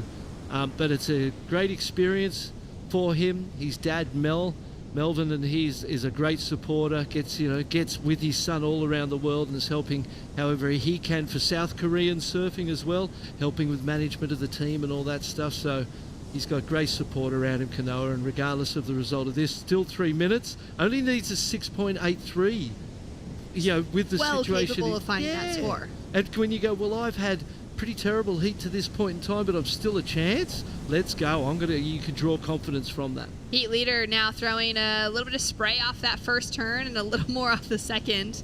Sets himself up here, more vertical, works his way past that little double up section. Kanoa now out in front and throwing in that nice big kind of tail slide for his opening turn. Gets a little caught on the second, but that's going to start to open him up. He'll get a better score on the board. We're still waiting for his second score. Scores are in for Leandro Osuna. Hasn't been able to really improve his situation with his last couple smaller waves. Now opting to go on a bigger section, and that's the sort of surfing he's going to need to do. Kind of asked the question too, but I feel like the answer was in that wave selection. Yeah, it absolutely bigger, wasn't it? Bigger face, and then you see that big section coming, and there's a good backhand re-entry there to be done. That's going to be potentially his best score, just on the merit of the size of the face and the big turn. For Kanoa, prior to that, you would look at it and go, well, other than the start in the 5.17, while I sat with priority, no one got a wave better than a 4 something. So what that tells me is that he had to wait with priority because there wasn't a better wave there. All the other surfers are scrambling around on all this other stuff and just getting 4s at the top. There's a confidence boost in that too. You need to be listening to the PA and go, okay, well, although I've waited and I haven't ridden many, no one's had a good one either. So I may as well sit and use this priority, but it comes with pressure, and you want to get rid of you want to get surfing, and maybe he let go of the priority a little early. 2-2 on his last one. And we've got score to drop for this wave of Elliot. Where does it go? It's better than the 517 big, for sure, I would think. Yeah, 3 of the biggest turns so far. Also the 2-turn combination for the last of Lele. That's going to be a big one too. And again, going to the young South Korean, he's going to, those 2 biggest scores, 610 drops for the heat leader, the Kiwi. Those 2 big scores came after he'd lost his priority. And perhaps you could have hung on with your priority, got one of those type of scoring waves, and then been in this heat. 40 seconds on the clock for young Kanoa. His short-term goals are to participate in the 2026 Asian Games and the 2026 Youth Olympics. And the hope would be that with the momentum of surfing entering into the Olympics, that it starts to trickle into these other, kind of pathways towards the Olympics. Potential for the Youth Olympics, potential for, the Paralympics as well.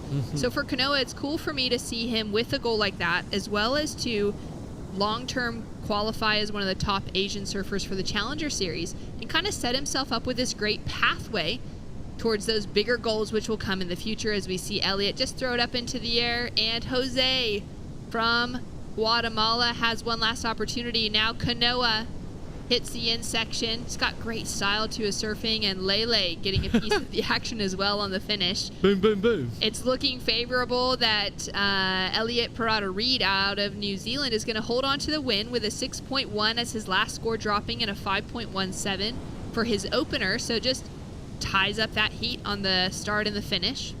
Yep. We can see that buzzer has sounded, and so we'll see the surfers start to kind of get themselves in to the shoreline. Jose with a score to come through, and Kanoa as well, chasing the 4.83 for Jose and the 6.13 for Kanoa. And it looks like it'll be a tough ask at this stage, but we'll leave it in the hands of the judges. Elliot Parada Reed, he led from the start to the finish, so a great heat for the Kiwis. Moving on to the next round.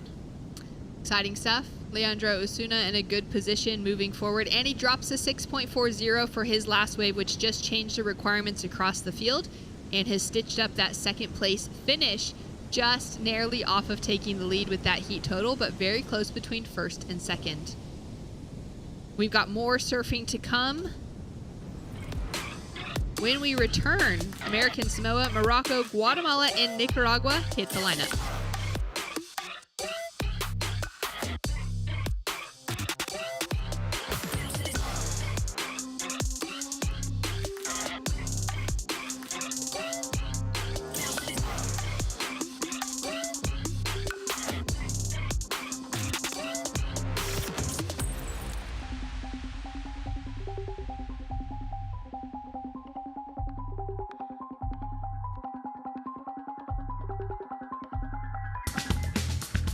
Yeah, I have a reef for 20 years. My reef business card said Jefe, which is chief, and dreamer. La Jefe and dreamer, Spanish and English. That was a card I would give to the president of the bank or whatever. He always made people laugh. Because, the guy like talking, I'm going to ask them for an extra $1 million in loan to buy sandals, and the guy looks and says, I never lend money to somebody with this title, quieres ir.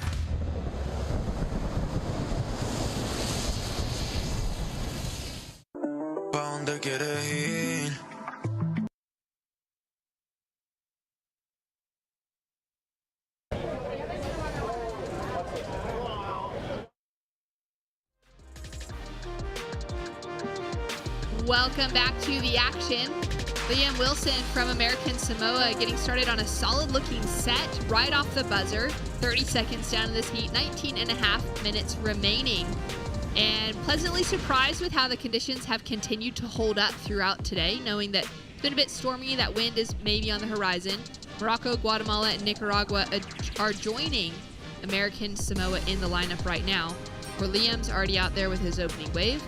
Babkur Bawada from Morocco, Carlos Escobar from Guatemala, and Jefferson Lopez of Nicaragua looking to try and keep their flags moving forward, their nations moving forward in the draw here, as it's just getting tougher and tougher. We're only in Repêchage round 2, and the heats we've been seeing, Barton, have been unbelievable. These are without question the most competitive. We see Liam Wilson again. Repêchage round 2 heats we have ever seen in the ISA games. the performances, what a 3-turn combination there for Liam. I was just thinking that kind of 3 to the beach. Beautiful, Straight sharp, fast surfing. Back up that 3.5 quickly. Got a good start to the heat now. The plan would be to get the priority and start to improve on the base you've created. Bubka from Morocco, known as Bob, goes by, with his friends, a fantastic young goofy footer. Here he goes too. Dynamic opening turn off the bottom into that opening rail work. Lightning fast. He came so close to that Olympic qualification at the 2023 World Surfing Games just last year for the African continent. Had one more heat to make and he would have been through, but unfortunately just couldn't pull it together within that final heat. So he'll be a strong favorite to keep an eye on as we take a look at the replay for the opener of Liam Wilson. Nice, big, tall first section. Most probably didn't take advantage of that tall section as well as he could. And then the second bit just went flat. This is a much smaller wave, but look at this surfing. Beautiful snap, clean, fast, board, boom, snap another one. Tight little sections, but just beautiful surfing. 4.67 for the second one. Look at the energy here. This guy is a fantastic surfer. I really rate Bob highly and feel like he's got a great future ahead of him. Obviously inspired right by Ramsey Boukayem, another goofy footer, the Moroccan team captain. And here he is up again. Straight into the lip on that opening section, kind of bowling over in front of him. Nice little wraparound, tight surfing. Yeah, really tight. Here, another goofy. Up and riding now, Jefferson Lopez from Nicaragua. Getting a little caught on that second turn. The goofy footers loving the opportunity to have a left as a wall in front of them. I think here at Rastreal, which is our third podium. There are 3 podiums in conversation for this year's World Surfing Games.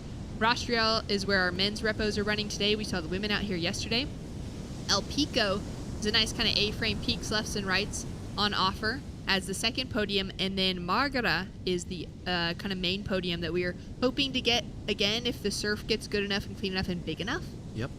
Which we were kind of thinking, it could have some of those lefts as the barrels, but the rights were really the dominant waves in our first 2 days of competition. Yeah, they sure were, and we saw some great barrels. We did see, you and I called one really nice barrel on the left, but they were rarer, weren't they? The rights were definitely the direction of choice the majority of the time. But if you were down the priority roster and creative but desperate, you could find something on those lefts as well. So that, all 3 are kind of peaky. They're primarily lefts, these 2, El Pico and Rastreal, and then Margara they've all got both, but each time, each day has had a specific direction that you go that's going to score you more points. So day by day, the coaches and the surfers have needed to figure that out. 15 minutes remaining on the clock. Liam Wilson sits in the lead, and let's go down to the beach to catch up with Mitch Salazar and the winner of that last heat. Elliot Pirata Reed here from New Zealand. Congratulations. A very well-structured heat win. Seems very fun out there right now. Yeah, I wish they could all start off like that. The hooter went and I stood up probably it was almost touch and go whether I was up before it or not. And it was a fun one, so it would be nice to start every heat out like that. But yeah, I'll take the ones that I can. You're a comedic duo, you and Mackenzie Bowden, 2 New Zealanders that are not only very fun and entertaining, but also great surfers. How do you balance having fun, but also knowing when to compete at an event like this? Have fun. This is fun, but yeah, I probably have a little bit too much fun sometimes, so I probably need to tone it back a little bit. But yeah, me and Macca had way too much fun in Bali for about 4 months there. I think I trimmed a few years off my life, so I'm just trying to calm down a little bit now. Congratulations. Anything you want to say about coming to New Zealand? Yeah, shout out to all the Keyhole boys. Moody, thanks for getting me the stickers before I came over here, bro. Hopefully I'm doing you guys proud. And Mum and Dad, I love you. I should have Mum and Dad up here, but maybe next time. Will do. Congratulations, Elliot. Elliot, for sure making them proud with the kind of surfing he was doing. Like you said, Barton really controlled his entire heat from start to finish. Liam Wilson now also in control from the buzzer, putting a nice finish together on this one, a 4.67 and a 3.5 on the board for him. In second place is Bob from Morocco, sitting with a 4.2 and a 3.47. Small requirement for him within that range he's already scored for him to take away the lead. Jefferson Lopez opened up with a 4.23, which is one of the higher scores of the heat so far. Great style from the goofy foot out of Nicaragua. Yeah, really tight, isn't it? All the three goofies at the top there. Carlos Escobar has not really had the opportunity. Got the priority though, so this is an important moment for him. 7 minutes down, you haven't got a score yet. All of you, generally speaking, all of your opponents have got one or at least one or two scores that they could keep. So there's a bit of pressure on right in this moment. You want to make sure you get the right wave with that priority, and then you can get on the hunt and get your second score. Here's the replay of Morocco driving, drifting the tail, tweaking the body. He is a fantastic surfer, this young man. Big potential there. Unfortunate catch of the inside rail. Didn't really impact too big. You see it in the slow-mo. You might not even notice it at fast speed. And gets that second snap on the shoulder. Compressing and extending, waiting and unwaiting, trying to build speed in the board. Great technique. Liam Wilson now. Big extension out of those first two turns. And pushing through for the finish. So smaller wave, looking for a replacement on a 3.8.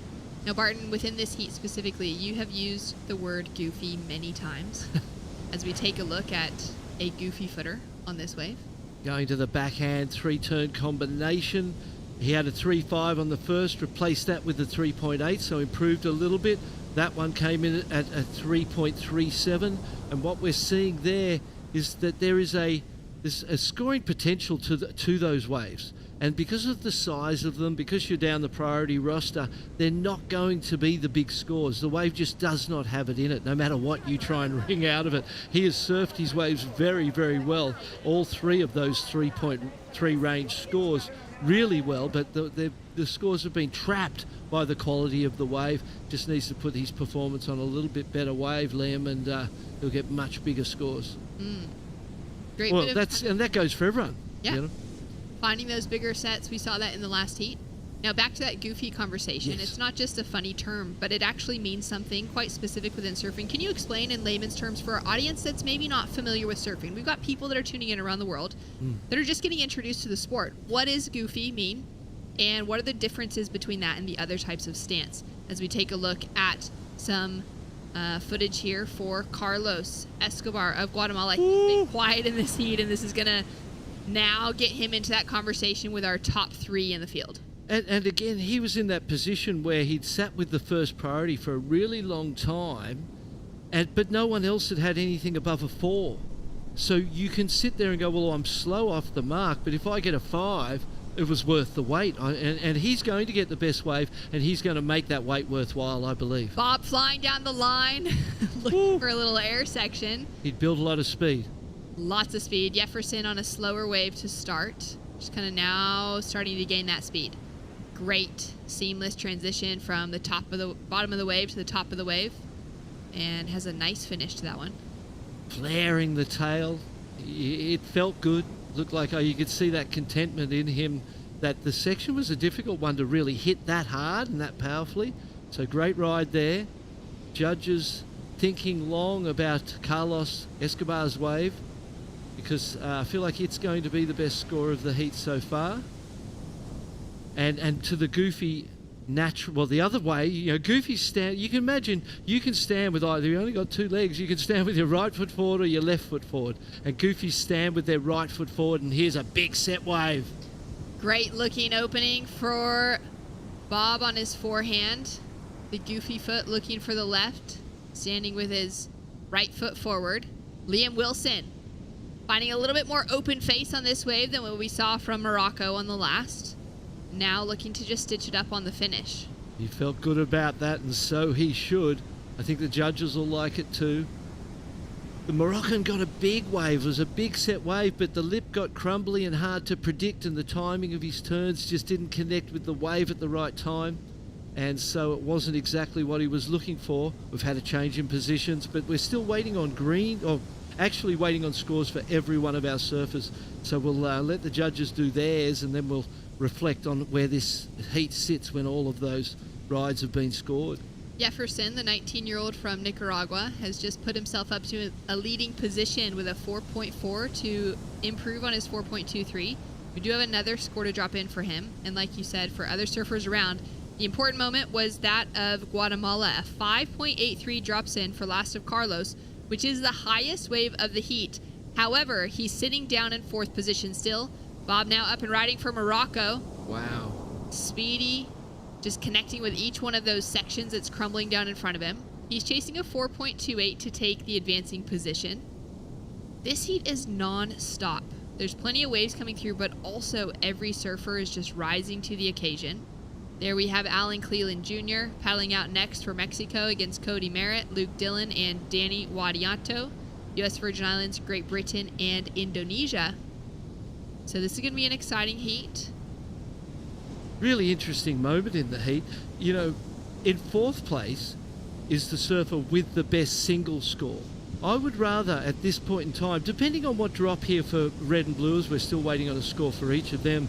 If those scores, you know, they will change the situation. Most probably, you would think. There's a 6.5 that changes the situation dramatically, and I think Bob's going to get his. No, he got a 3.53, so it was his second best score, but still not. Besides that 6.5, I would still rather be in 4th place, but have the single best scoring ride. He only needs a 2.8 to go into the advancing position, so the heat is poised at a very interesting place, and even though you might be in 4th place, you know you've got, you know, the second best wave of the heat, and you don't only need a small wave to advance, so the pressure isn't that strong. You've still got 7 minutes, and he's having a look at this one, paddling. Up and riding now, Carlos looking for pretty much anything to improve his scoreline. He's already sitting on the 5.83. This is going to put him right into that conversation for advancement. Only needs a 2.80 specifically to get himself into 2nd, and he's done that. It's exactly the way, you know, he must have been feeling how I was feeling, I think, because he didn't look rattled, he didn't look stressed, he knew he had time, he knew he was in a good position. He was sitting away from the other 3 surfers, created that. He's going to get the score. He's going to go into a qualifying position. He may even go into the lead with that ride. There's every chance that it's going to be good enough to take him to 1st place, I would think. So it's an exciting heat, but it was being patient, deliberate, controlled from the Guatemalan, and I think he'll get the rewards in this score, and he'll sit back and go, well, although I've been behind the whole way, I kept the faith, and now I'm not. You know, what's interesting about this one is he's been really patient. Of course, that early 0.93, whatever. But he's sat and waited, and his wave selection's been really good, which has been different to some of those other surfers in other heats, like Kanoa in the last one, where he was just a little bit kind of busy and wasn't quite picking those right waves early on, where Carlos has pretty much surfed a perfect heat right now. Yeah. Now sitting in that leading position, a 5.93 is just improved, and it's, you only need 2 waves to make it through. And that is the point, isn't it? If you in a heat have ridden, so your opponents have ridden 10 waves, but you've ridden the 2 best and surfed them to their potential, you win. You only need 2 waves. So it's, you know, there's a time to wait, which is when you've got priority, and then there's a time to be busy. The hardest part most probably is waiting. Now up and riding, Jefferson chasing a 6.77. So he went from leading a moment ago to 2nd to now down to 3rd. And there we could see the pressure of that dropping down the heat and being in 3rd and having the opportunity to be eliminated and time ticking by, and that was the most kind of confused and rattled he's looked. He's looked so calm up until that point, and so the pressure has changed with that result, or those advancements changing, and now there's a lot of pressure on the Moroccan and the Nicaraguan to get the scores they need. High 6s, basically looking for 7-point rides. Not easy today. Not easy at all. Though the surf has picked up substantially from what we saw yesterday, there's a lot more opportunity today, which most surfers, I think Kalohe Andino said it I can't remember what the context was to when he said this, but it was basically just like, give us opportunity. Yeah. If there's opportunity, we can all paddle out and have a go. Yeah, it doesn't matter the quality of that opportunity as long as there's enough for everyone, because as a surfer, you've got to be able to ride everything. You can't just be good in one type of condition, because that ain't going to win you an event that's run over 9 days in all sorts of different conditions. And also, if you paddle out in a heat and there's no waves, there's no opportunity for anyone. And then it's a completely different game to making it through. 100%. If you paddle out somewhere, even if it's messy, if it's big, if it's chunky, whatever the deal is, there's waves and there's opportunity. You can paddle in and stand up to your feet. Well, and the great thing about our format is that you're in the water with the same surface at the same time, and regardless of whether it's consistent or not, whether there's enough opportunity or not, you all are exposed to the same opportunity. And the person that plays the game the best wins that moment. And so that makes it fair regardless of what Mother Nature does in that moment too, because it's completely equal when that siren goes. Down to 3 minutes on the clock, 22-year-old Guatemalan sitting in the lead, Carlos Escobar, who has played a very smart game up until now. He's currently sitting in third priority, so it'll be interesting to see what happens when he lands with that first priority, if he kind of waits for it or if he just kind of stays active anyways. But putting those couple fives on the board has put him in a great position. Liam Wilson got out bright and early, starting out with a 3.5, but built to that 4.67 really quick. Like in the first 2 minutes of the heat, he had, nearly an 8-point heat total. And then it took him a couple waves to find the 6.5, but he's now sitting on the highest wave of the heat, chasing something smaller than that in a 5 to 6 in order to get the leading position. Third place, Jefferson, under fourth priority, goes to the air, and he lands it. Now will he find another little section here? This wave goes soft. Maybe it will. It would have been so great if that wave was just a little faster next to it. He could have had an in section. Would have been so great. That's what was the dream. For what it was on offer, he made as very much as he possibly could out of that opportunity. That was sick. It's going to be great to see on the replay. We'll be able to see how lofty it was, how high he got. But that he couldn't have done much more. Pumping, driving on the replay. Hits the section, spins the tail, lands fins first, spins it around cleanly. I don't know that that's enough to get a 7 on its own. It's on its way there with something else, with that oncoming section. If you could have hit that, you go, well, maybe. I feel like it's going to fall a little short, but it was courageous, it was talented, and it's as good as he could have done in that situation.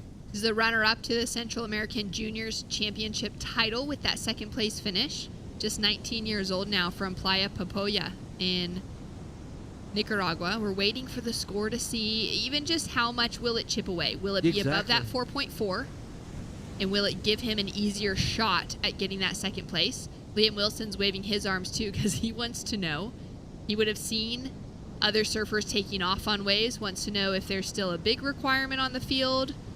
Is it worth him using his priority in which way? To catch a wave to improve, or to sit tight on the other surfers? And Bob in second priority from Morocco, he's in that situation where he's got the priority, but I feel like he's sitting sort of in and under a little bit. I feel like with that priority, the opportunity is to kind of sit outside a little bit, be a little more authoritative with that positioning. But maybe the time is his consideration. He's like, if I'm too far out, I might not see an opportunity. And with 30 seconds, I need to see every opportunity that may exist. Here comes something. Nope, not enough. Not quite there. 30 seconds, on the clock. Rain out to sea there, the squall. That's some dark clouds heading our way. 20 seconds. Maybe an opportunity here for Jefferson. His last score, a 4.83 for the single maneuver. Chips away, but just by a tiny bit, still chasing a 6.35. Time's up. 5 seconds on the clock. Not going to be there. You can see the frustration from Jefferson. Great effort on the finish there. Great surfing from Bob as well. Nicaragua and Morocco, though, officially knocked out of competition. And it will be Guatemala and American Samoa, with Carlos Escobar, smart heat, takes the win on 3 waves. Cody and Liam Wilson walking through in that second place position. Alan Cleland Jr. had an incredible run at the World Surfing Games last year. Let's take a look at it now.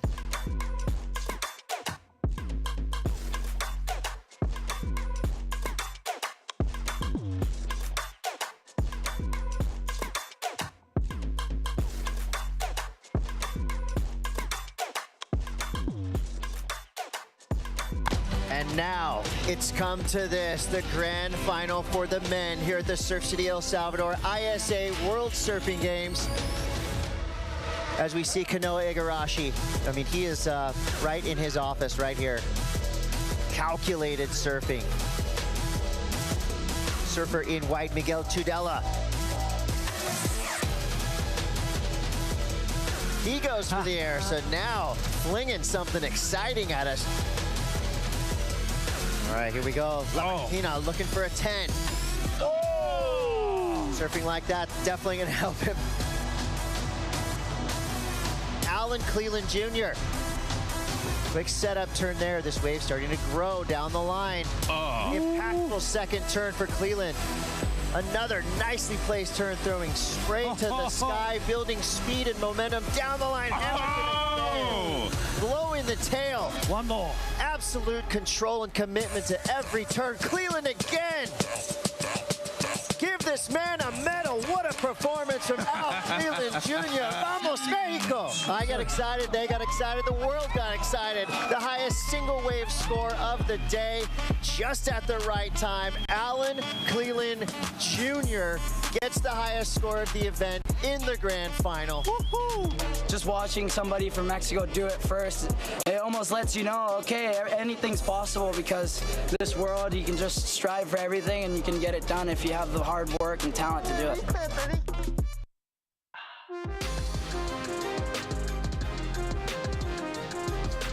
Well, welcome back to the action for the ISA World Surfing Games. We are here in Arecibo, Puerto Rico. We're in men's Repêchage heat number 12 for round 2, with Mexico, U.S. Virgin Islands, Great Britain, and Indonesia in the lineup. Alan Cleland Jr., Cody Merritt, Luke Dillon, and Danny Wadiatu. This is going to be an exciting heat as we take a look now at Luke Dillon for Great Britain. He is an extremely powerful surfer, making the most of every section that pops up in front of him. And he's going to put a score down for his opening ride.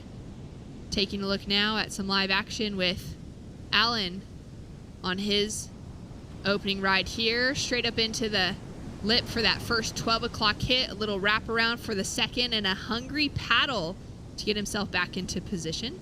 Yeah. My name is Shannon Hughes, joining the booth by Barton Lynch, the 88 world champ, as well as Otto Flores, to call the action within this heat. And Barton, that was a nice little exchange to start things off. And you could see Alan cut out of that wave, Otto, to make sure that he got in front of him for that priority paddle battle. All important out here to have that priority. Yeah, very, very important to have that strategy on point. We saw that great victory from Alan Cleland in El Salvador. All the support he got, and very familiar to Puerto Rico. We saw him earlier this year when the waves were pumping. Good friends with Rolando Montes, and he enjoys Puerto Rico very much, so I know he's looking to make this heat with flying colors as we see the replay. Yeah, what do you think of this first wave, Otto?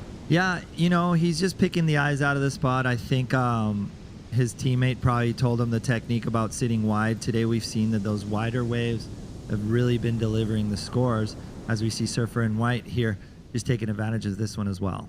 Yeah, Danny getting a piece of the action to start things off, put his first score together. We'll take a look at the opener of Luke Dillon. Barton. As you can tell, he's a big guy.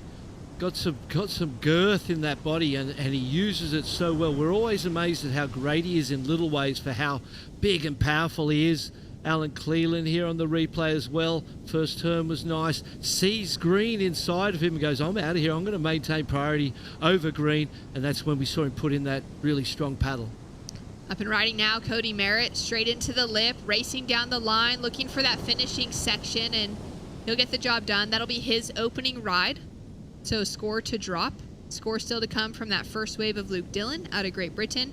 We got a 4.17 on the board for Al Cleland Jr., backed up with a 2.17 and a 4.33 out the gates for Danny Widianto. I feel like Danny's wave would have been considerably more if that last turn was completed.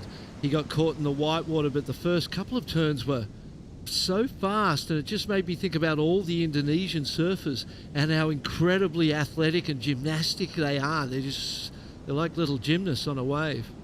Well, they got a good playground to do it, and probably Puerto Rico is very similar. When we get the glassy conditions and when we get those down the line waves, they probably feel at home.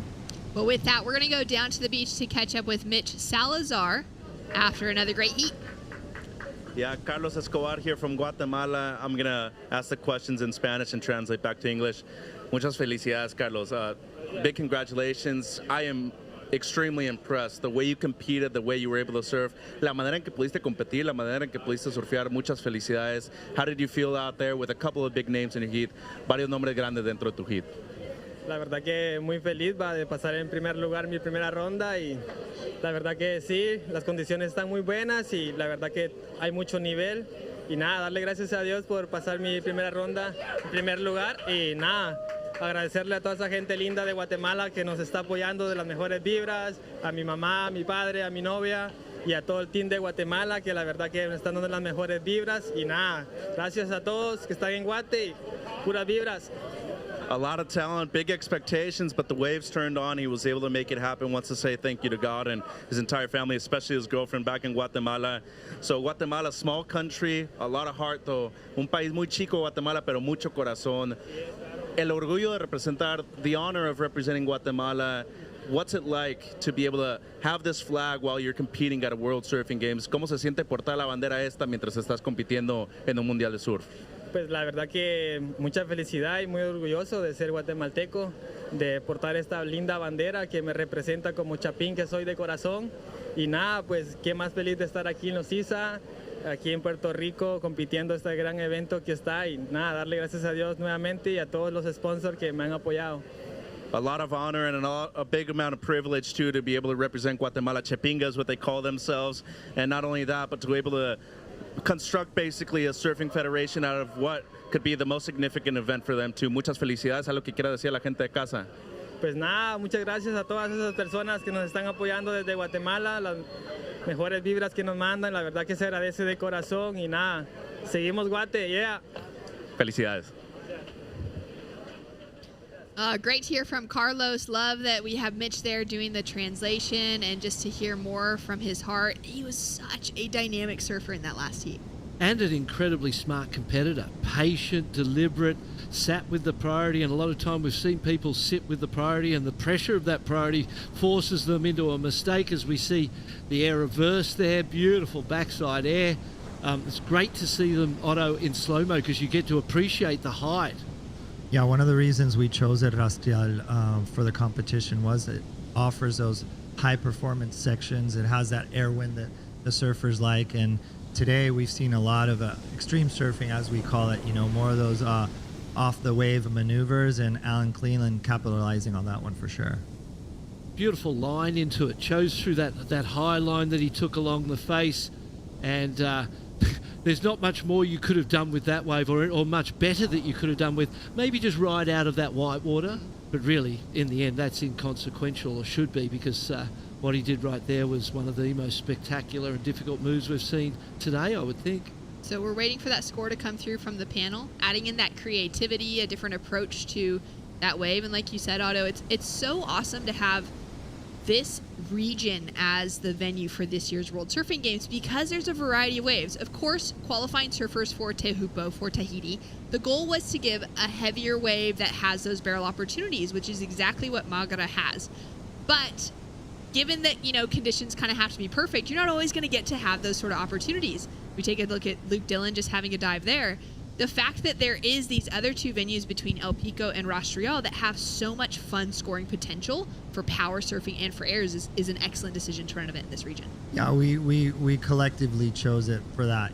We know that it's very consistent. Even when it's windy, you can hold competitive surfing in both these waves, and actually surfers find it to be very positive to have these different kind of waves. El Pico being a more kind of Haleivish, kind of powerful wave, and right here at El Rastrial we see a more high performance, really tight wave, long lefts, and the occasional right, as we saw this morning. So the scoring potential in all these actual peaks are incredible. And yes, we did have that one heavy consequence wave, Malgara, for the event, in hopes that the swell would line up and all that. But the first couple of days we saw excellent rides, so pretty stoked on that.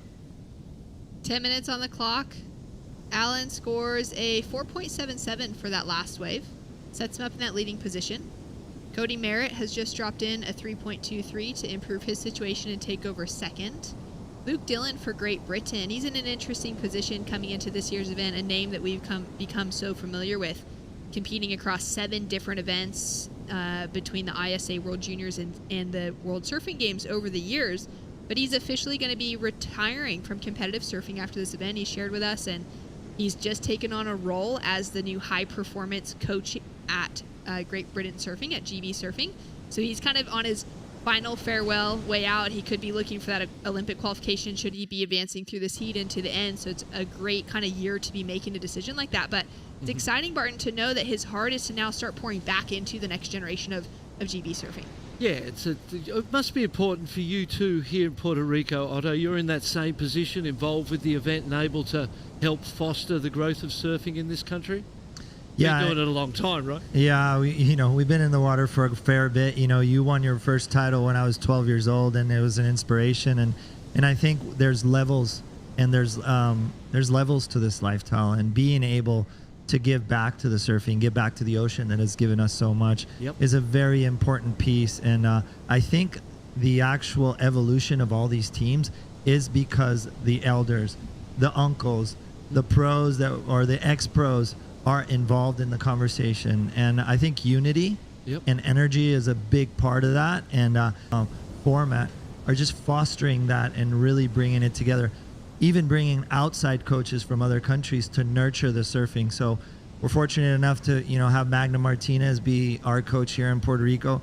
I'm heavily involved, but so are many of the great surfers behind the scenes. And we just want to push our country to do better. And I think all countries are going to do that as well. 100%. Well, we're down to 8 minutes on the clock. We've had a great day of surfing on the men's podium. We've also had some great surfing from the women's podium as well.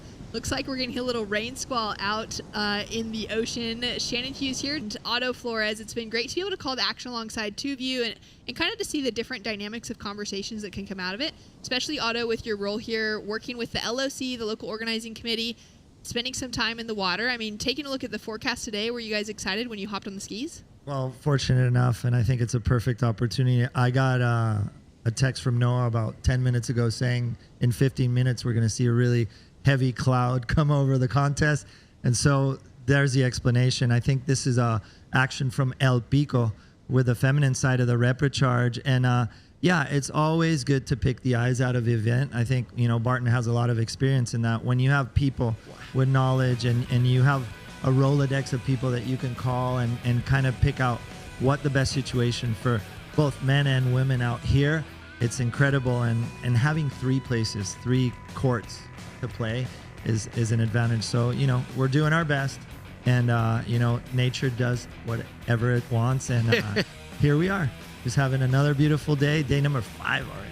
Yeah, Crazy. It's pretty wild. It's a couple really great waves. Some of those highlight moments from surfers like Paige Harrop, Sanoa Olin. We've got Chelsea Ruitt, all out in the water, making it through in their Repêchage around Heats Barton, and the conditions look great at El Pico today. It does look really fun. And like to what you said, Otto, incredibly great venues. To have three breaks so close, rights and lefts on all of them, you couldn't be at a better place to get consistency of opportunity for everyone across the board. So great choice of venue, and looking forward to seeing next weekend, potential for a bigger swell at that point. We're looking at the forecast, and there is potential maybe to go back on Margara. Obviously, I make no promises, but the positive side of it is that no matter what the swell looks like, these 3 points will definitely give us, competitive, extreme conditions, and that's what we're looking for. Mm-hmm. And also, we want to see that high performance surfing if we don't get the barrels and the turns. Yeah. And I think it's looking pretty positive from tomorrow on. We picked the eyes out of the swell yesterday. We decided to cancel. Today we're going to run around 2, knowing that it's only going to get better as the week goes along. Well, with 5 minutes on the clock, just to update our audience on where we're at within this heat, Alan Cleland Jr. still sitting in that leading position with those couple of 4s. Danny Widianto from Indonesia, a name that we're so familiar with, but is actually newer to ISA competition, here alongside of Rio Waida being kind of their top surfer coming out of that Indonesian pack, a championship tour surfer and Olympian from Tokyo 2020. Exciting to see that Danny's joined into that conversation this year as well to help push that Indonesian team even farther within the draw. He's sitting in that second place spot, chasing a 4.62 to take away the lead. And then Cody Merritt, could see him there on screen just a moment ago with his hands kind of up, looking back at the tower. He's sitting in that third priority, which the beach announcers would have given to him, as well as the fact that he's chasing a 4.77. And it's actually essentially equal requirements across the board, as we can see that 4.24 requirement for Luke Dillon out of Great Britain. And all of the scores, nothing over a 5, and everybody's so tight. This is a super competitive heat. We can see that with that squall of rain, the wind has turned sort of onshore direction, adding some bump and lump to the ocean. But when it comes to hitting the lip, it gives you some coping or, the things Rastial has to offer. We call it the little carpet up top. It's that little coping or that railing that you could get really creative with. And we know that the lefts and the rights have those sections even when the wind comes on. So we wanted to look for alternatives even if we get wind. And, we had a contest the other day as we see Alan Cleland on this one. Yeah, Alan with a solid backhand attack to start off this wave. He's looking to secure himself in that leading position. 2-turn combination. Sticking with it here, looking to maybe just tag this end section, but won't have the speed to carry through. And we'll see if there's anyone else up and riding. It looks like we're clear. Oh, here we go. Cody Merritt now holding on to priority for a minute. Chasing down that 4.77 to take the advancing position as we can see him hit the end section. Well, finding some power. So what were you saying about that event that just ran? So we had an event on a bigger swell with wind and guys were doing really, really good surfing. So we feel pretty comfortable that even if the wind comes on, we're going to be able to have a good competitive scenario.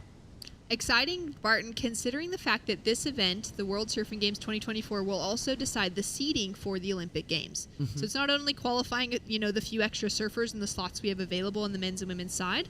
Those surfers that are already qualified, that have gained those rankings through the World Surfing Games last year or the WSL Tour last year, their seedings for the Olympics will come out of their results here.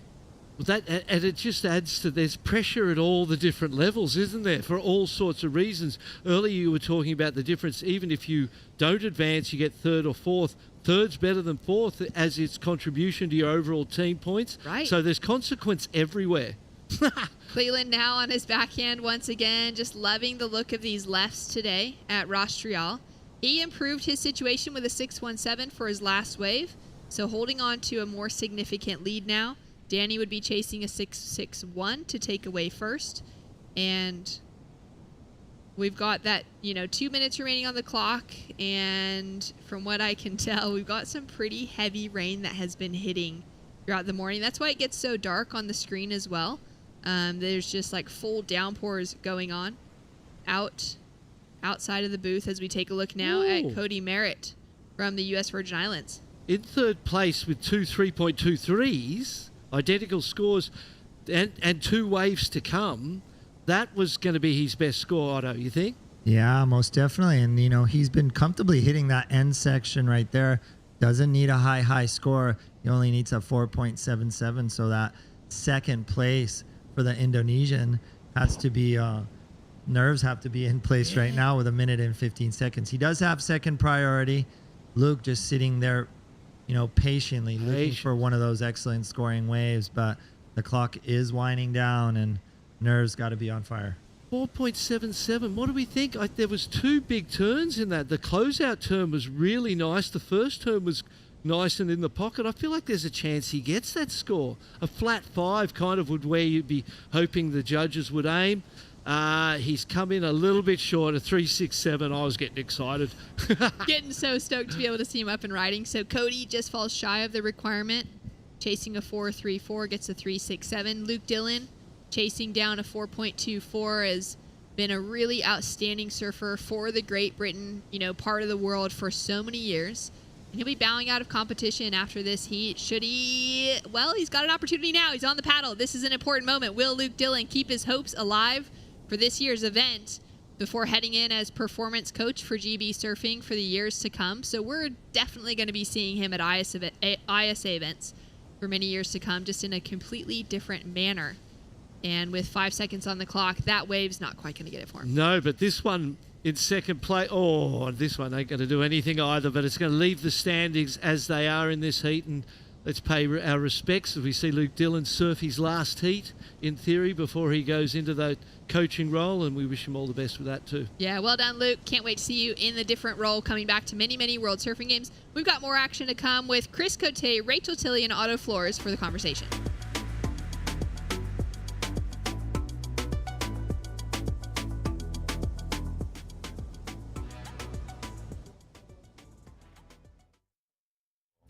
Team USA's Caitlin Simmers, 8.17. Puerto Rico's Yolari Carreras with an 8.67. Yeah, se siente súper bien. Agarrar esa bala y un buen score. Súper cool. And rounding out the highest score on the women's side, Spain's Janire Gonzalez-Etzabarri, 6.43. The highest score on the men's side, Japan's Connor O'Leary, an 8.67.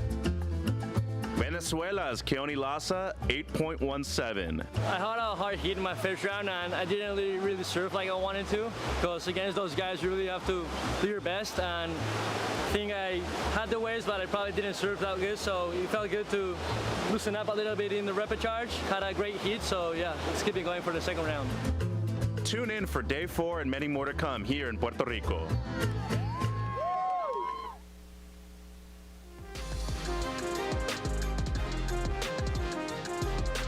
Welcome back, surf fans. You're watching the ISA World Surfing Games. We are live from Arecibo, Puerto Rico, and the waves keep coming. The big numbers are flying, and we've got 4 more surfers to enter the gauntlet.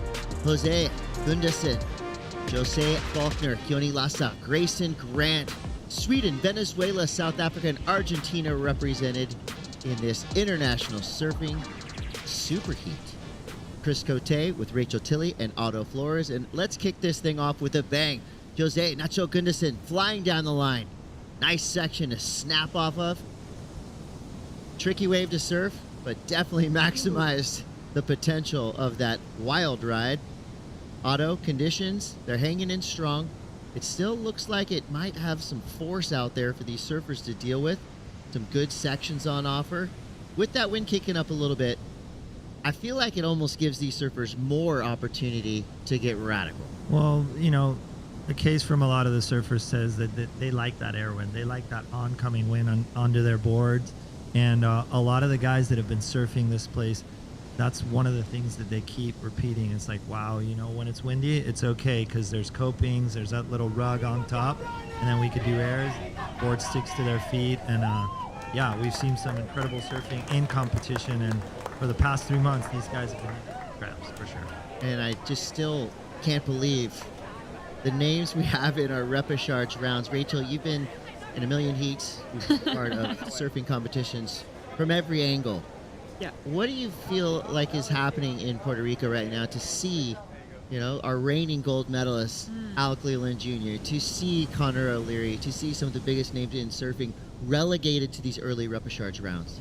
I think, I mean, we've said it quite a few times here, but it's a testament to the talent that's here. And, you know, I've talked to some surfers before, as we see, getting unstuck. But I've talked to some surfers who have been in those opening rounds. And I was talking to Safi Vet the other day. She got knocked out in her opening round, and she just went, you know what, I actually just don't think I was hungry enough for the talent that was in my heat. And it can catch you off guard. But people... Someone who's not caught off guard, Keone, is out there making waves. That first turn was incredible. Not only did he throw the tail, but he also slid across the lip, doing a skateboarding move, a lip slide, and somehow came out of it with tons of speed. Exactly what the judges want to see. You link your maneuvers, that helps you with the flow element of the judging by being progressive.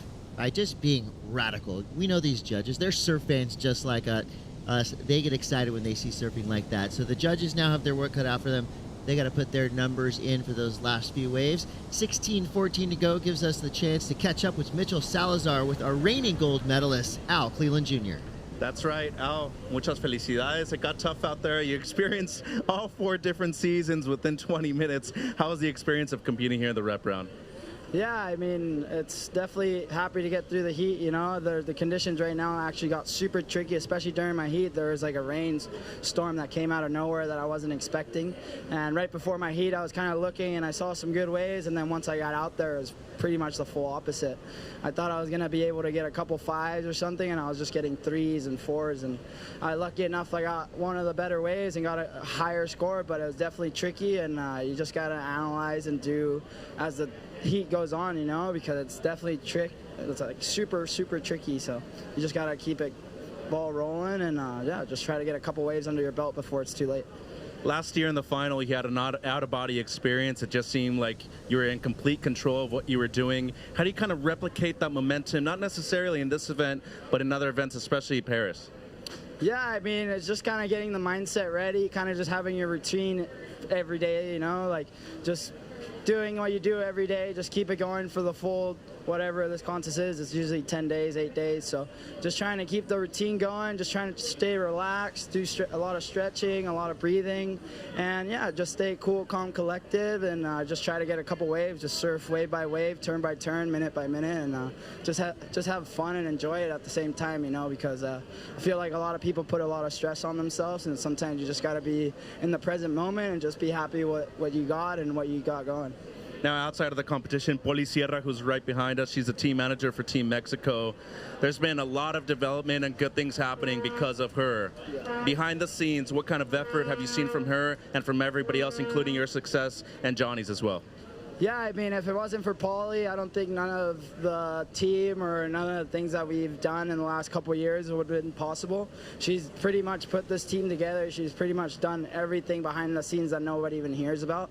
So I just want to say thank you so much to her. Thank you to Tanner. Thank you to my dad just for being there, supporting us when people don't even believe in us. So they always have, and I think they always will. So yeah, we're here to, you know, put the flag on top, show everybody what we're made of, and represent our country. And yeah, thanks to them. ¿Algo que quieras decir en español? Sí, un saludo a todo México, un saludo a Colima y a Boca de Pascuales. Aquí vamos, un hit más. Estamos en el repechaje, pero no pasa nada. Otras 2, 3 olas y a seguir adelante. Gracias. Alan Cleland, his future's so bright, he's got to wear shades. Big performance there. Again, surprised to see him in the Repêchage round, but it's a testament to the depth of field. Alan Cleland, our reigning gold medalist. Love that. Getting the shout out in for the coaches and the staff behind the scenes, because if anybody with teenagers or anybody who's ever tried to wrangle a group of surfers together knows, that is not easy. It's like wrangling cats. And for that team to come together like that, I think a lot of credit goes to the managers, the coaches, the trainers, and of course the friends, family, and parents that have been supporting these surfers from the jump. So thank you to all of our team members out there, even behind the scenes. So 12:42 to go. Some big numbers have come through as we see Jose Gunderson now, Team Argentina, bashing his way down the line, but gets bashed back. He goes down. Grayson Grant, certified Encinitas Lot Troll, representing Team Sweden, has a 6-point ride paired up with a 4.4. Yoni Lassa, right now from Venezuela, just jumped into the top spot with a 5.83 and a 4.6. Gunderson would need a 6.23, and Jose Faulkner right now in 4th place, but with time and room to grow. Take a look at this surfer in white, Team Sweden. Oh, wow. Nicely done. That was pretty sick right there. Just a plain explanation of using those little ramps. And Chris, I gotta say that I think the wind is just making it easier for them to actually get more sections, and this heat is all lively all of a sudden. Every competitor has gotten a good wave. Now those 6-point scores, those better than, you know, mid-range scores are coming in. I think they're loosening up with the wind. For sure. And this right here looks exactly like the wave that Grayson Grant surfs day in, day out. Otto, I know you've surfed it, Seaside Reef in Encinitas, California. Oh, yeah. On most afternoons when the wind picks up, it looks just like this. So he's feeling right at home, and give this kid an opportunity to fly. He will take it. That's probably the best air we've seen of the day. And I know there's going to be more to come, but the fact that he was able to land that in the flats, whip it around, and still generate speed, that just shows that he's a special type of surfer. Yeah, we've seen a lot of attempts and not many completions. So look at that on his forehand, nice and clean, rides out of it super smooth. There was no bobbles or wobbles whatsoever. And the judges will be rewarding that. We're still waiting for that score to drop. Oh, welcome to the highlight reel, Grayson. Here we go. Jose Faulkner now. Goes for the layback snap. Just unable to get the inertia to stand back up. And you can tell right there, that's just a second of a breath, right? Trying to maintain his composure and get back out there. What happens when you fall in a wave like that and you just feel the momentum slipping away, Otto? Well, it's a mental game, and I don't know what, I did competitive surfing a long time ago, and my best result was at Seaside Reef. That's a fact. So pretty similar to the conditions here today, but you got to keep your composure. You got to convince yourself that, hey, you got the talent, you got the time. You just got to get back out there, recompose your thoughts, and put it all back together.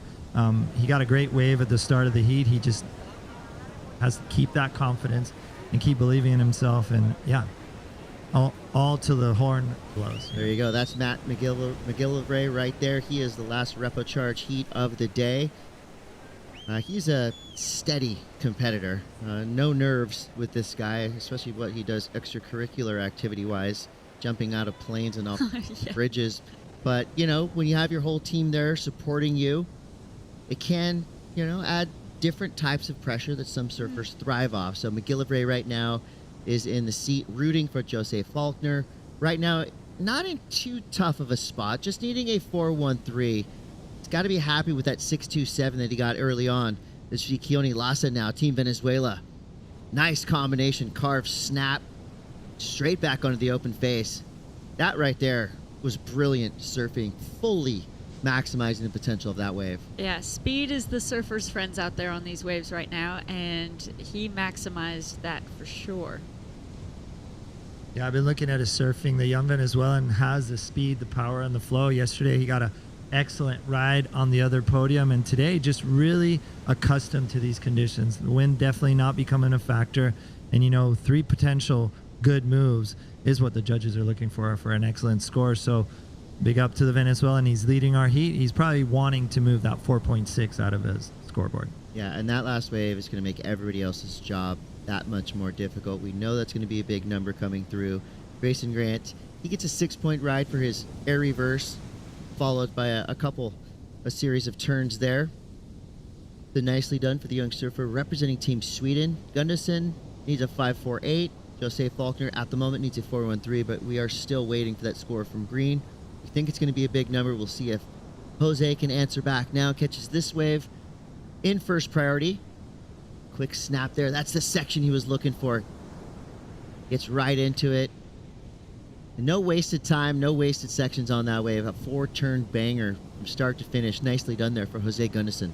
He's got to feel good about that one. Definitely riding the wave in the pocket, that second turn, really critical, and just flowing into that last turn.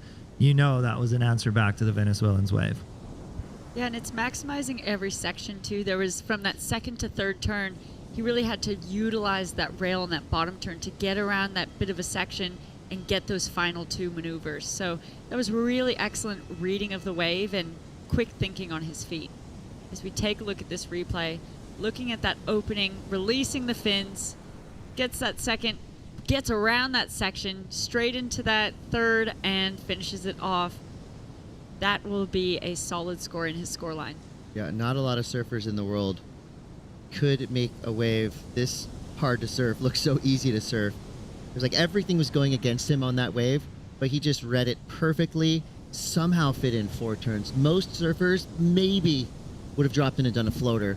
He went ahead and did 4 hammers down the line. Well, I just think that first turn, really put him in the correct position. He slided his tail a little bit and just fell into that critical. That second turn was right over the lip, and then he just flowed through those last 2 second turns and really used his rail on the whole wave. Never a flat moment on that one. Score comes through to 5.77, but definitely a well-earned, every point deserved right there. Had that wave been a little bit bigger, maybe a little bit longer, that's where we would have seen an excellent score just by the way he was surfing. But definitely making the difficult look easy. And he is rewarded. He's in the lead for now. But here goes Grayson Grant, sitting on that 6-point ride. Uses his priority for this wave. Looks like he's hunting a ramp through to the inside. Will he find it? Well, he finds a nice meaty section to turn off of. So a big cut back on the outside. Kind of some filler through the middle, but a strong finish. How shallow is it right there, Otto? It's really shallow. That's where things get a little dicey? And it's really full of sea urchins, too. Okay. So one thing that we did, try to tell the beach marshals, the managers, and everybody is when we were organizing the mitigation plan is that the biggest factor will be sea urchins as we see live action. Crushes that one off the top. The wave kind of flattens out a little bit, but he's looking for that speed. This is what we saw from that aerial vision, and he hits that white water pretty hard. Doesn't need much. He's already got a 6 on the board, but we saw Jose get a 6-2 as well. So very, very comparable scores on the board, and yeah, just one to add to building his house for the Swedish surfer. Kind of looking like a young Corey Lopez, which is a high compliment because Corey's one of the best to ever do it. Inside of 5 minutes now, Keone Lassa is still in the lead. The only thing on that last wave for Grayson Grant that might keep that score down in the mid-range is the flow element, and that really wasn't his fault. It was more that the wave kind of had that long flat section in the middle. Judges don't necessarily see you want to hop, bounce, or force that generation of speed. Yeah, we had, Chris, we were talking earlier today just about, the judges, it's not about a number of maneuvers on a wave to get a score, but it's maximizing an entire wave that, and picking a wave that gives you that opportunity. And unfortunately, that first maneuver was really nice, but then that second turn was kind of a nothing setup, and then you made it to that final maneuver, but a lot of time in between that you didn't really get anything productive or score earning done. Every wave is like a song, right? You have a crescendo in a different part. Some songs have a huge beginning, then they taper off towards the end into a beautiful place. Other songs build up all the way to the end where you have this massive explosion. And the surfers really have to write that song on the wave. And it's going to be different every single time. You're going to be going forehand, you're going to be going backhand like we see here from Jose Faulkner. Definitely not out of this heat right now. He's been in 4th place for the last 5 or 6 minutes, but only needing a 4.83. Otto, you just gave a thumbs up to the screen. How do you feel about that score for Jose Faulkner? Well, I'm looking at his first score of a 6.27, and now I'm going to see his backup score, and this is going to change the game. This is exactly what he needed. That's probably what his corner was asking for. And he identified a right at the start of the heat, which was the highest scoring wave of the heat, and now he went and did it again. So I think the combination of those 2 scores are going to change the situation here for sure. And just in the nick of time with inside of 3 minutes to go. So Keone Lassa was feeling comfortable in the lead, but as you said, Otto, things are about to change here.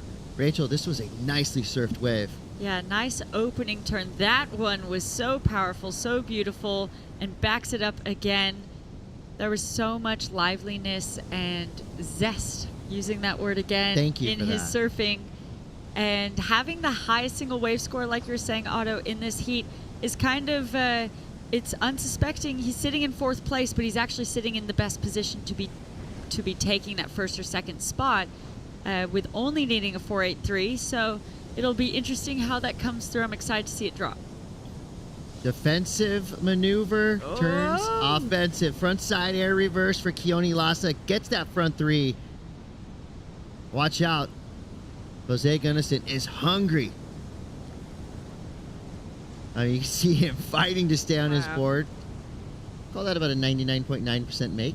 Yeah, with under 2 minutes remaining, I think the songs are getting a bit louder here in this heat, and I don't know, but there was no reggae about that last song. That was rock and roll. That was rock and roll for the South African, as we see the Swedish surfer on screen right now. Unfortunately, getting stuck on top, and goes to the air, completes it. So, like you said, offensive becomes defensive. That was a great finish for a wave that looked like it had no potential at the start of it. Love that we're seeing an air show right now. Great finish from Grayson Grant. Unfortunately, did not get anything on the outside.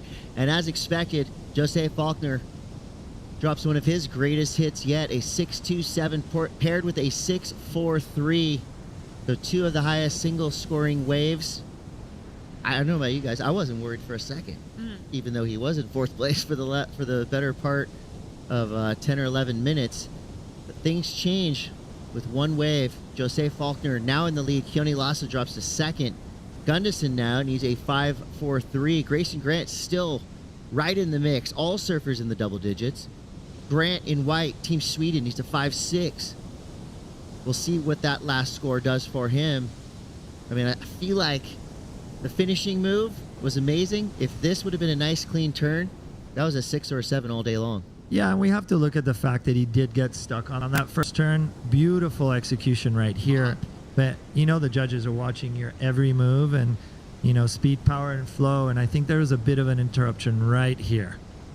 Almost hit a speed bump. Yeah, lost engagement of that rail and made his way back in redemption with that. But it's about the entirety of the wave. And when you're looking at sixes like Jose's before, that is what they're comparing it to on the scale. But it's turning into an air show, isn't it? Look at this. Yeah, we're here for it. I mean, that right there makes air surfers salivate. That was a perfect ramp. And nicely done, too, but really only one move available. And, while that was explosive, while it was super cool, the judges know that at this level, 2024, that's a relatively easy air to do for these surfers. That's why the score came through at a 5.13. And if that would have been in 2004, that would have been a 9. Different story, yeah. 24? That would have been a Jadson Andre heat winner. Yep. Kirk Flintoff, Jadson Andre. A couple of guys that brought that move really into the spotlight. So all surfers now awaiting their fate. This could be a bait and switch. We take a quick break. We'll be back with the culmination and the results of this heat. Just exiting the water right now. You're watching the ISA World Surfing Games. We'll be right back.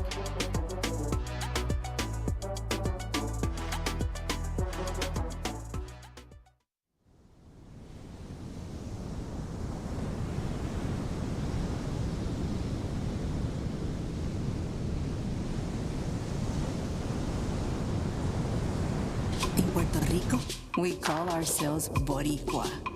We are proud, passionate, and full of life. On our island, secrets are more precious when shared. Passion flourishes. We enjoy until our hearts are full. And we know that gifts can come from anywhere. Live Boricua.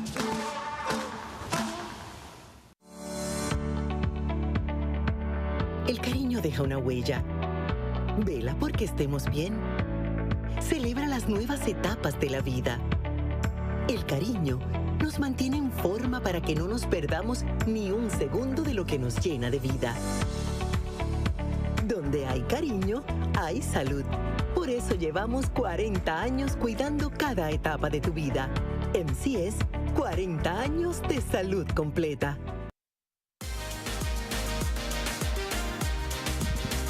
Well, the skate park is open here in Puerto Rico. All surfers out there going to the air. And at the end of that heat, Jose Faulkner gets the win. Keone Lassa hangs in there for second place. Grayson Grant does move up one spot into third with some big airs and great surfing from the young surfer representing Sweden. And Jose Gunderson in fourth place.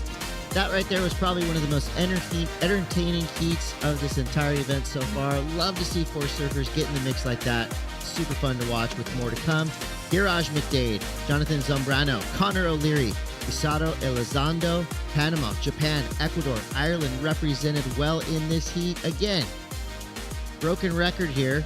We're saying this ad nauseum. This does not feel like Repêchage round surfing. This feels more like finals day with the names we're seeing. Otto. Yeah, man. Connor O'Leary in Repêchage round 2. You ever think that would be something you'd see on screen? Not at all. And these waves suited surfing so well, both left and right. Obviously his backside has more to speak of than a lot of surfers. And I seen him ripping in all the peaks here. He's surfing so good. We saw him on the World Tour do really good at Pipeline. One of my favorite surfers. I like tall surfers. I'm a bit tall. We're a tall family. So, yeah. Just eager to see what the skate park's got to do for Connor O'Leary as well. We see surfer in blue, El Gato, Isandro. This is going to be cool. You have 4 completely polar opposite surfers in the lineup right now. Jonathan Zambrano, an absolute powerhouse, just built for power surfing, pure muscle. Here you have Connor O'Leary, another big guy with a lot of power, but has the ability to be equally as light on his feet as he is heavy-footed. And right there, the wave did everything it could to keep that scoreline down, but it looked like Connor definitely got the most of it. And I think with a lot of the surfers that currently are competing on the WSL Championship Tour, it is a bit of a switch to go into a 20-minute heat. You're really focused on the strategy you have on the CT, and then when you come to ISA competition, which you're going to be going against equally talented surfers, but there's going to be 4 of them in the water, only 20 minutes. Same rules apply with priority and all that, but it just can be kind of a mind trick, and I feel like that's what happened to Connor O'Leary in his opening heat. Definitely didn't underestimate who he was surfing against, but maybe overestimated the time he had in the water. Yeah, we were commentating that heat. They were down at Magra, and it looked like he wasn't surfing bad. He was surfing really well, really powerful. He just did not get his flow. As we see live action, I'll throw it back to you, Chris. Garage McDade, pretty creative, cool-looking 2-stage floater. An underrated, difficult maneuver to do, especially on your backhand. Backside floater has taken a lot of surfers. It's taken a lot of surfers out. I mean, that is a move. I don't even want to say that it can cause injury because I know we're going to see surfers attempting backside floaters, but it's not really one of those moves that the judges tend to really put a lot of emphasis on, even though it is such a difficult trick to do. I always say it's like a transition move. It's a move to get to where you really want to go. Speed floaters are really good looking, but I think all of us surfers know they're really dangerous. Yeah. But at the same time, when you're looking at a section and there's something in between, the only way to do it is floating over it. So there's been those spectacular floaters and those horrific ones, but he managed to get across the section, get that clean turn right there at the end. And going a little bit back to Connor O'Leary, it's really impressive to see a big guy be so light on his feet and really make the most out of these little walls, like reefy walls. I'm really used to wind chop reefy walls, so it's good to see Connor just, taking advantage of those. Absolutely. Electrifying one we've seen all event long. How did it feel knowing that there was maybe less than a point separating first from fourth in that heat? It felt good to make that one. I knew at the beginning it was a hard heat. I saw the guys getting some bombs. At the beginning, I didn't get the waves I wanted. Most of them looked good and didn't give me the sections, and I just went for airs, followed them, and then got super lucky to get the 2 rights and super stoked just to get 1 heat under the belt and a few turns in, because I don't think I've done a turn this whole event, so super stoked, man. Graham Smith has been a major factor when it comes to South African surfing, especially I would say in the last 2 to 3 years. You're riding his shapes. What kind of things do you guys work on during the off season, knowing that you have to prepare for a big event like this? I actually just jumped on his boards. He makes amazing boards. I've had boards before from him, and all the boards he made me went so good, but I was on Tommy Pedersen's before, and then just before this event, it was like hard for me to get some dummies from America, so I was like, I messaged Graham and I was like, hey Graham, like I'm going to Worlds, how much will you ask me for a few boards? And he was like, nah, it's all good, we can give you some boards for Worlds. And I got these boards, and they all amazing. And we got Jordy, which is the owner of the brand, and super stoked. He took some videos of me yesterday or the day before, and he showed me some I should have done this, gave me some funds and everything to try out in the board, and the boards are just unbelievably good, and I'm stoked to be on those boards and in this event. Looking great so far. Anything you want to say back home to the people of South Africa? Just thank you to everyone watching. Stoked to make that one. Hopefully I can keep going and fly the flag. Sweet. Thank you, Jose. Great surfer, great human. Jose Faulkner still in contention to potentially medal by the end of this week, and big things to come there. Cool story right there. That must be pretty awesome to have Jordy Smith filming your sessions, giving you pointers. It's a pretty amazing part of being on a team with superstars like Jordy, is you get to soak in all that knowledge. Maybe a little bit of added pressure since you're on the board that he owns as well. So we see now Garage McDade start off with a 383 deep bottom turn. Heavy-footed snap there. Solid finish. This young Irishman is an absolute ripper, and he definitely wants to put himself in contention towards potential Olympic qualification. Now, he's been on our list for quite some time as a name to watch. If he can surf his way out of the Repêchage heats, back into the main event, potentially get a podium finish, he could be right there in the conversation. Yeah, and you know, the Repêchage round, it's still, they're just surfing heats. The only disadvantage you have is there are a bit more heats you need to surf rather than the main round to get to that final event, the final. But what you don't have, which you do have in the main round too, is that feeling of, well, if I get knocked out of this one, I do get to still have another chance. That feeling's gone. It's a high pressure situation to get to the end. As we look at Finland, Lucas getting ready for that next heat. Yeah, we got another lot troll in the mix, another Seaside Reef standout, Lucas McMahon, going up against tough competition with Miguel Tudela, Noah Storhog, who was ripping yesterday. Matteo Alatri will also be featured in that heat as well. So 4 surfers enter, 2 surfers exit. But the good news for our surfers who lose out here, they're on vacation in Puerto Rico. So I feel like it's a win-win either way, especially if you still have teammates in the contest. You have something to cheer for, and when they're not in the water, explore and enjoy. Yeah, most definitely. You know, there is definitely a plethora of waves east and west of where we're sitting at the moment, and very fun. No matter what the wind is, no matter what the direction is, there's always a cove, a friendly face, some good food, sazon. You know what sazon is? No, please tell me. So sazon is the flavor. You know, that Puerto Rico, we got flavor. Ooh. We got flavor in the food. We got flavor when we dance.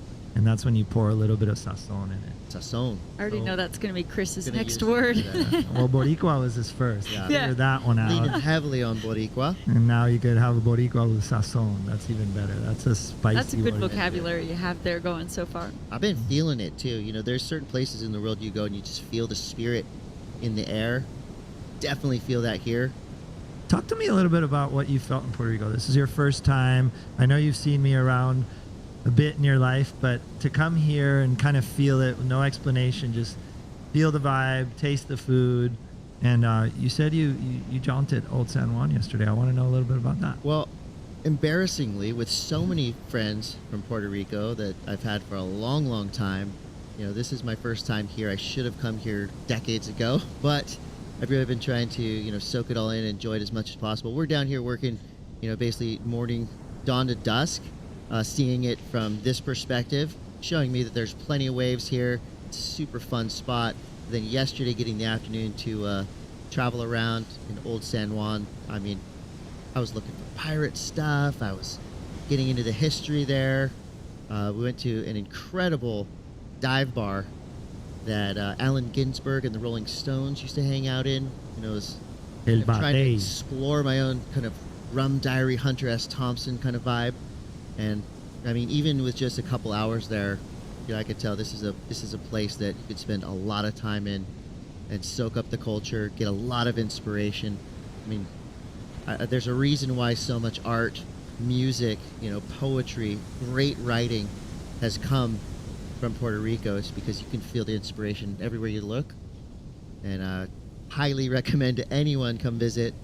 Of course, the surfing's great, but the historical and cultural elements that are all around us are super cool. You do not find anything like that in California. It's just pretty rad to be amongst the old spirits in Old San Juan, and I'll definitely go back there as soon as possible. But right now we got business at hand. Isaro Elizondo, not thinking about vacation, he's thinking about advancement. Final chance right here in this Repêchage Round 2 Heat 14. Garage McDade, as expected, gets a solid number for real solid surfing. A 6.27. Paired with the 6.83, he's up into the double-digit realm with a 10.10 heat total. We're going to wait for that last score to come through for Elizondo. Jonathan Zambrano, you know, we think of him as a pure power surfer, but he did show us his finesse, throwing a frontside air 3, getting himself a 4.67. Connor O'Leary is in a good position right now as well. He's sitting on a 6-point ride. I feel like he's kind of gone back to his championship tour tactics, staying patient, knowing that you only need 2 waves in order to advance through. 2 quality waves will do it. He's already got 1. What do you think he's going to do for the rest of this heat? Yeah, well, his positioning is showing his experience, as you say. A 6-point ride, not the Garage has the highest single wave score, 6.27, but not far off it with that 6. He only needs a 2.57. Now, he's sitting with first priority. He knows he has now 7.5 minutes. All he's looking to do is wait. He knows exactly, he's been watching, preparing. He knows what that high-scoring waves look like. And you've seen him paddle around. He is staying busy, and he's having a look at a bunch of waves, but not committing to any of them in order to lose that priority. He's going to hold on to that and make sure that his attempt will be that he gets another 6 or above on that second wave score and puts himself straight into first place, because that 2.57 is just to get him into advancing position of that second place. He's looking to utilize that priority, get a high score, and jump straight to first. Very similar to Jose in the Exactly. last heat. You know, just posting that solid score really early on in the heat as we see live action from the Panamanian surfer. Great turn off the top. But Chris, unfortunately, not a long wave, not a lot to offer. Yeah, it was a punchy little thing. Most likely will stay in the realm of 3 or 4 just because he didn't really have many options. He made the most of it, but you also have to put yourself on the better waves, the bigger waves, the waves with those steep pockets. As we see Connor O'Leary now, a nice little chip in, giving him a speed burst straight from the jump. Does what he can with a pretty flat section, fighting his way around this whitewater. Good snap there. It'd be interesting to kind of get that surfer's eye view of what he saw that made him want to turn and go on that wave. From this seat right here, you're looking at it, you're going, hold on, that's not a great wave, don't do it. But a lot of times, these waves have a different look right when they stand up. You see that decision from Garage McDade. Looked right real quick, faded left, jams into frontside reverse, tail catches, he goes down. So I think that's going to be a good score for Connor O'Leary, but he's starting to slip a little bit behind with other surfers catching more and more waves, so he's got to try to find a great wave. Does have 5 minutes, 20 seconds to go. It's Connor O'Leary we're talking about. Not super nervous for him yet, but if we get to the 1 minute mark and he's still looking for a solid backup, that's when you get nervous for anybody.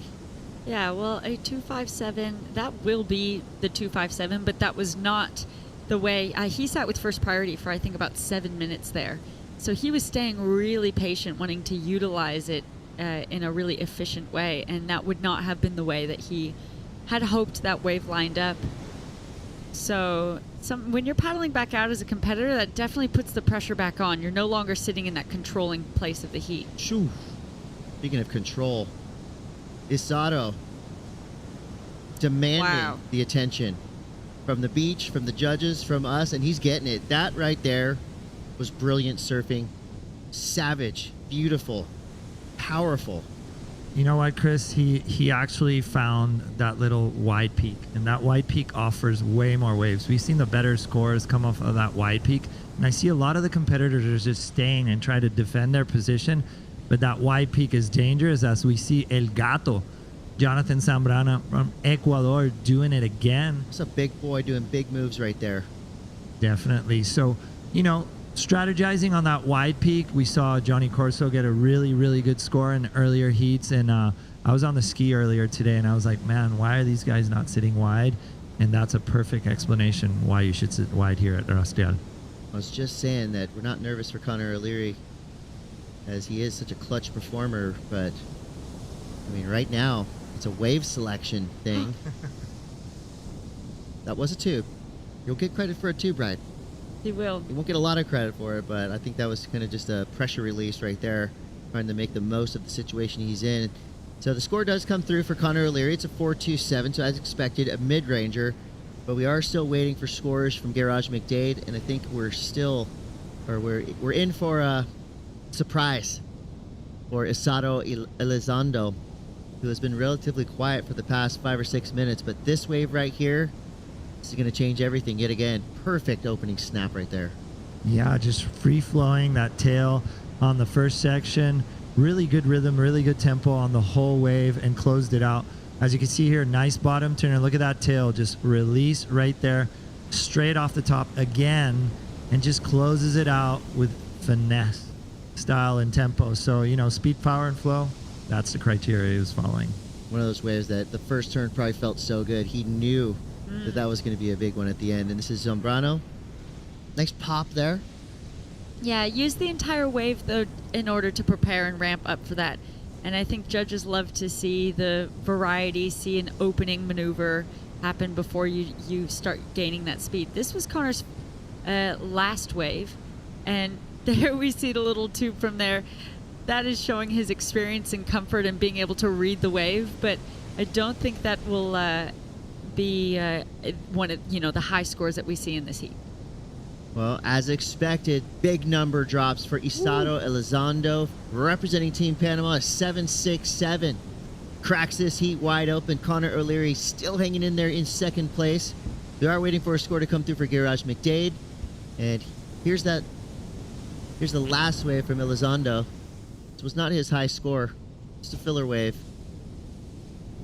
But I like that he's keeping the pedal to the metal, constant acceleration through this heat.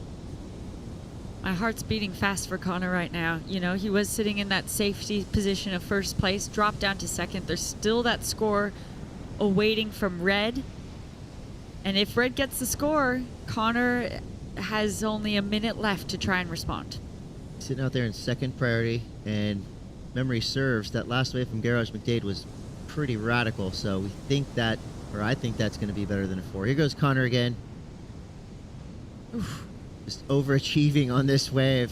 Another big snap there. That is what makes Connor O'Leary so good. That wave right there, that was not a great looking wave. He made it. I think his experience speaks for itself, huh? He knew he needed that high score. He identified a 6 at the early part of the heat, and he knew he had to put something similar together. That wave looked really similar to that 6.00. Vertical maneuvers, variety, and just finished it off with an exclamation point. And I think his body language said, I had to get this one out of the bag. Found the wave, knew he had low time on the clock, and I wouldn't be afraid to say that he probably got the score he needed on that last one. Yeah, well, looking to improve on that 4.27 and upping the requirement for Garage to maintain his position there. The judges have their work cut out for them now with only 5 seconds remaining. I think we're going to be waiting after the buzzer to see how this all finalizes out. Yeah, judges definitely had a lot to unpack there. That last wave comes through in a clutch moment for Connor O'Leary, so he adds a 6-point ride. I mean, I think most competitors maybe could have got a 4 on that wave, but this is Connor O'Leary. We're talking about one of the greats right now in cutting edge of surf competition. He did just what he needed, but his job's not over yet. So we got Connor O'Leary getting the win, and at the moment it's looking like it's going to be your surfer representing Panama, Elizondo, in second place. Garage McDade just drops to third, and Zambrano, even though he had some of the best airs of that heat, just wasn't enough. So another big heat in the books and more to come. You're watching the ISA World Surfing Games. Thank you, Otto Flores. We're going to switch back over to Shannon and Barton for the next heat. Don't go anywhere. It's going to be awesome.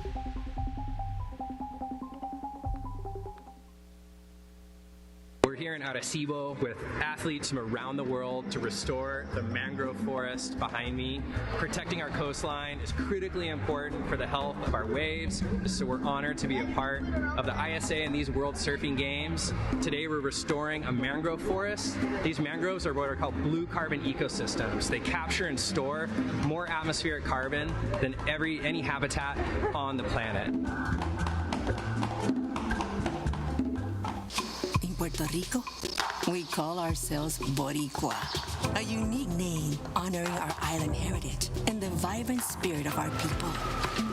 When you bask in the warmth of our beaches, when you taste the love in our food, when you embrace the call of our adventures, you'll find that spirit in yourself. Dare to live every moment. Live Boricua. Well, let's get right back into it. This is the ISA World Surfing Games, and straight from the jump, Miguel Tudela, representing Peru, up and at him, flying down the line. What's he see? He sees a ramp. Oof. But unfortunately, just gets a little bit underneath his board. He goes down. Right behind him, Noah Storhog. Team Norway has entered the chat. That wave blows him out the back. And wow, the hits just keep on coming. Lucas McMahon, Team Finland.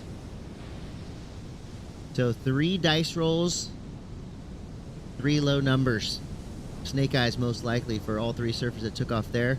Tudela may have had a little bit of action on the outside section, but most likely won't be a score of note. We've got Miguel Tudela, Noah Starhog, Matteo Calatri Sukup from Italy, and Lucas McMahon representing Team Finland. So Peru and Norway also in the mix here. You know, all 4 of these teams have been vastly improving. I would say Team Peru on paper and, their resume as a team is stellar. For the past decade, they've been right up there in the top 5, top 10. And they show no signs of slowing right now. We'll see if Miguel Tudela can surf his way out of this heat. Meanwhile, Matteo Sukup smashing his way down the line. Great surfing there for Team Italy. Coached by the great Adriano de Souza.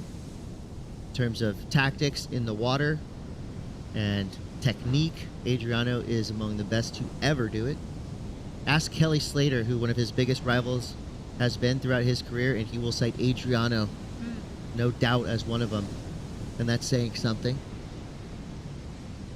Absolutely. It's really actually cool to see different countries working together too. Obviously, Adriano coming from Brazil, working with the Italian team. We see a bit of that cross happening here with a few different teams, and I always find it really interesting to watch and see the way the different national governing bodies are operating within their country in order to produce the best team, in order to give their surfers the best platforms for success.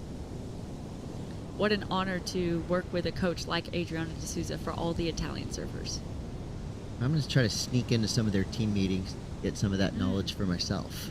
When I was on the U.S. team, my first time at ISA, we had Ian Cairns as a coach, and that was a huge privilege. Learned a lot from him. Definitely. Australia to America. Well, inside of 16 minutes now, Matteo from Italy in the lead with a 4-point ride. Miguel Tudela a 2.57. No more scores of note, but plenty of time to go. The last 2 heats have seen that difference between first and fourth stay within about a point or 2. Yeah. So all these heats have been super tight. That tells us that there's plenty of waves out there. It's really consistent. The cadence of set is fitting in nicely with these 20-minute heats. Here we go, Lucas McMahon. Another Seaside Reef lot troll right there. He's trying to push a little bit too hard on a weird section. He goes down. Yeah, it looks like conditions have drastically changed throughout this morning.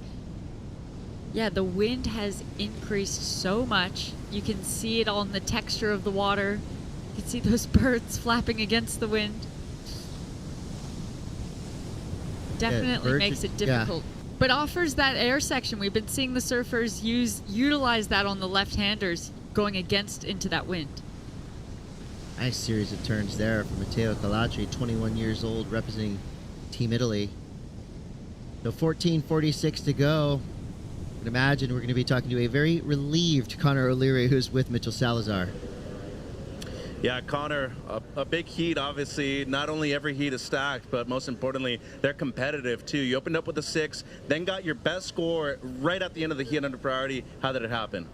Yeah, I mean, as we were saying just before, it's kind of a burden having first priority because you start overthinking and trying to select waves that, might not be good, or you think that might be a good shape, but it's actually not. And it's actually the ones that don't really look like they're good and they're kind of filled up with water are the ones that seem to be hitting the reef a bit better. And yeah, I mean, I lost priority and then I was like, damn it, I hope another wave doesn't come. And the little wave came through and the guy in blue, he kind of didn't. It was kind of a small wave, so he kind of didn't look at it, and I just turned and went and got the score. And yeah, glad I did because it was a stacked heat.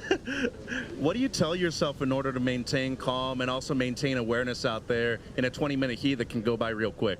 Yeah, I mean, I was telling Kanoa the other day, like I haven't had a 20-minute heat in a couple of years, so time goes so fast, and I guess there's just such a fine line between trying to catch a lot of waves and trying to pick the best waves. I guess picking the best waves with 20 minutes is pretty few and far between. So just kind of backing your talent and trying to catch any wave where you think you can get a score and just keep rolling.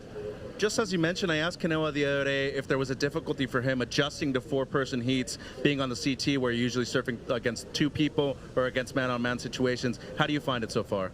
Yeah, I mean, the 4-man thing wasn't too much of a surprise. I feel like just growing up and surfing them all the time, even if you don't do them for a few years, you kind of come back into 4-man heats and it still seems pretty similar anyway compared to the 3-manners in the CT in the first round. So it's more just the time. I think the 20 minutes, it just goes so fast. You know, we usually have 30-minute heats, so you got that extra 10 minutes to kind of sit and you know, think about what you're doing. And with 20 minutes, you don't really have too much time to do that. So yeah, it's actually good heat practice for me, and you know, puts me in good stead for the rest of the year, which is good. Anything you want to say back home? Yeah, 日本の皆様の方々、まあ今日結構タフなヒットだったので、でも通ってとても嬉しいです。いつもの応援よろしくお願いします。まあ次のラウンド頑張って応援よろしくお願いします。ありがとうございます。Nice work for Connor O'Leary. So, a rare case where the surfer overcomes a mediocre wave by just absolutely destroying it, forcing the hand of the judges to give him that big number, and he got that in the last minute of that heat. So again, relieved and now fully aware of how stacked with talent these Repêchage rounds really are. We just saw a wave from Miguel Tudela. Well served from the outside all the way to the inside. Now we see Nora Storhag slamming that end section there. And right behind him, Lucas McMahon. Good turn to start, generating speed down the line. Nails that second section, waiting for this third to unfold in front of him. He drops the hammer as well. This is pretty cool. This is a young teenager going up against some veteran US level surfers. Miguel Tudela, a shrewd competitor, no doubt. I mean, this guy's been in a lot of heats in waves ranging from 2 to 50 feet. One of those guys that you do not want to draw in a heat because you know he's super consistent. He will not make a lot of mistakes. He will make you earn every point you get. But Lucas McMahon hanging in there, I think that's going to be a pretty decent score for the young surfer representing Team Finland. Yeah, I think we will see both red and white take the two most solid scores of this heat thus far. So we'll wait for the judges to drop those. I thought that was really interesting. Connor's insight to the playing out the heat timings and stuff. He's not too fazed by the 4-person heats, but it's the 20 minutes that really changes the way you play out a heat, and strategy is everything, timing is everything. In 20 minutes, it really does go by so fast. And as a competitor, there's certain ways that you mentally know how to play out a heat. You'd like to have, let's say, for example, 2 waves within the first 10 minutes, a good backup, improve upon that in the second 10, and then you have your final 10 to maximize in 30-minute heats. Wow. Someone who's wasting no time. That was pure creativity right there. So overextending himself in a good way on that first turn. I mean, nearly putting his board 360 degrees back towards the whitewater, and then whipping it around just in time without impeding flow to nail that end section. That right there was textbook definition of a combination of major maneuvers. And he did it in kind of cool parts of the wave. And when you do unexpected turns like that, I think you more often than not get rewarded. That's going to be an interesting number to come through for Manuel Selman, or excuse me, for Miguel Tudela, representing Team Peru. Yeah, we've been seeing on those lefts especially, usually the surfers, the way they've been following on the reef, the surfers have to use that first opening turn to gain speed to then project themselves down the line to the rest of the wave, where he was able to kind of take his time on that opening maneuver and really maximize it, and read the wave really well. Like you said, his timing was impeccable. Let's have a look again at that opening maneuver, driving it around. Beautiful spray, straight in to that second maneuver. Looking at that variety, this is where he cuts that a little bit short in order. He's looking down that line in order to maximize on that third turn. Again, cuts that short, not wrapping it all the way around, so that way he can make it to this final maneuver. So really beautiful reading and timing of that in order to go from rail to rail, flowing through that. Comparing it to White's, see, he wraps it all the way around 180, comes back. That was some nice reading. Gets a couple bottom turns to increase his speed. Again, fully wrapping it around. I like the torque of his upper body in order to maintain his power through that. This is a kid that has the luxury of surfing with Rob Machado nearly every single day when he's at home. And you can see it, you know, in his style, the way he did the opening wraps. Yeah. I mean, those are total Machado-esque style turns where he starts the turn on the top of the wave and somehow has the ability to keep it so tight that he's still in the upper half of the wave as he's finishing the turn. So great job for Lucas McMahon there. Surfer in blue now. Noah Starhog trying to battle out of fourth place into one of those top two advancing spots. Miguel Tudela from Peru gets rewarded with a 6.23 and a 4.67. Teo Calatri sitting in second place for now with a 4 and a 3.6. I think we're still waiting for that last number to come through for red. For Lucas McMahon, a 5.5. That'll be his highest number so far. And kind of a great place to start to reset his heat. And now he has the freedom to really search for that bigger, better wave and give him maybe some different options to open up his bag of tricks. You see now Matteo Calatri. Set up turns getting through this inside section. So a nice 4-turn combo. Nothing too thrilling. He wasn't really fantastic, able to but good. dig into anything because of he was maintaining that speed, trying to get down the line. But there wasn't any one maneuver that he's really able to lay into. Well, Tom Petty said it. The waiting is the hardest part, and it looked like he was just trying to be patient and wait for a big section. Meanwhile, Miguel Tudela now going to the air. Comparing that 6.23 of Miguel's to Lucas's 5.5, both were really strong waves. I think the reason Miguel got the little nod on that is Lucas's were really strong, 2 really good turns, but they were the exact same 2 turns in a row, and obviously still rewarded. But Miguel had that variety. He had those 4 maneuvers and variety on every single maneuver as it went down, where Lucas had the 2 in a row and then a beautiful finessey finish. So not too much of a difference. Oh, and looks like his rail, hopefully his rail just missed his face. Looks like he's fine. Shake it off.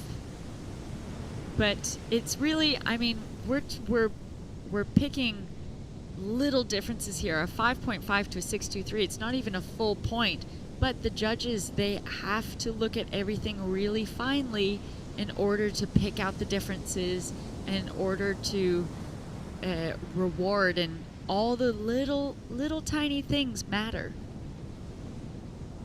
Yeah, the judges have that innate ability to kind of dig through the subtleties, and they have been spot on. It's not easy. You know, we're seeing a lot of similar waves ridden. Yeah. You know, completely different styles. They're going front side, they're going back side. There's power, there's airs. There's a lot going on each and every wave. Judges have been on fire. 4 minutes, 34 seconds to go. Set rolls through. Catches these 2 surfers off guard. As 2 surfers who are making their way back out. One of them flips. Lucas McMahon has a look there. Was in 3rd priority, so we'll see if that drops him down to 4th. It does. So Miguel Tudela, without any effort, jumps back up into 3rd priority. And now we see Matteo Calatri. He's got a great style. Just needs that open canvas to work with. Because even on the difficult sections, he's doing cool looking turns. But he just hasn't been on the waves that really allow him to really show us what he's got, which is a lot. Yeah, he does a really good way.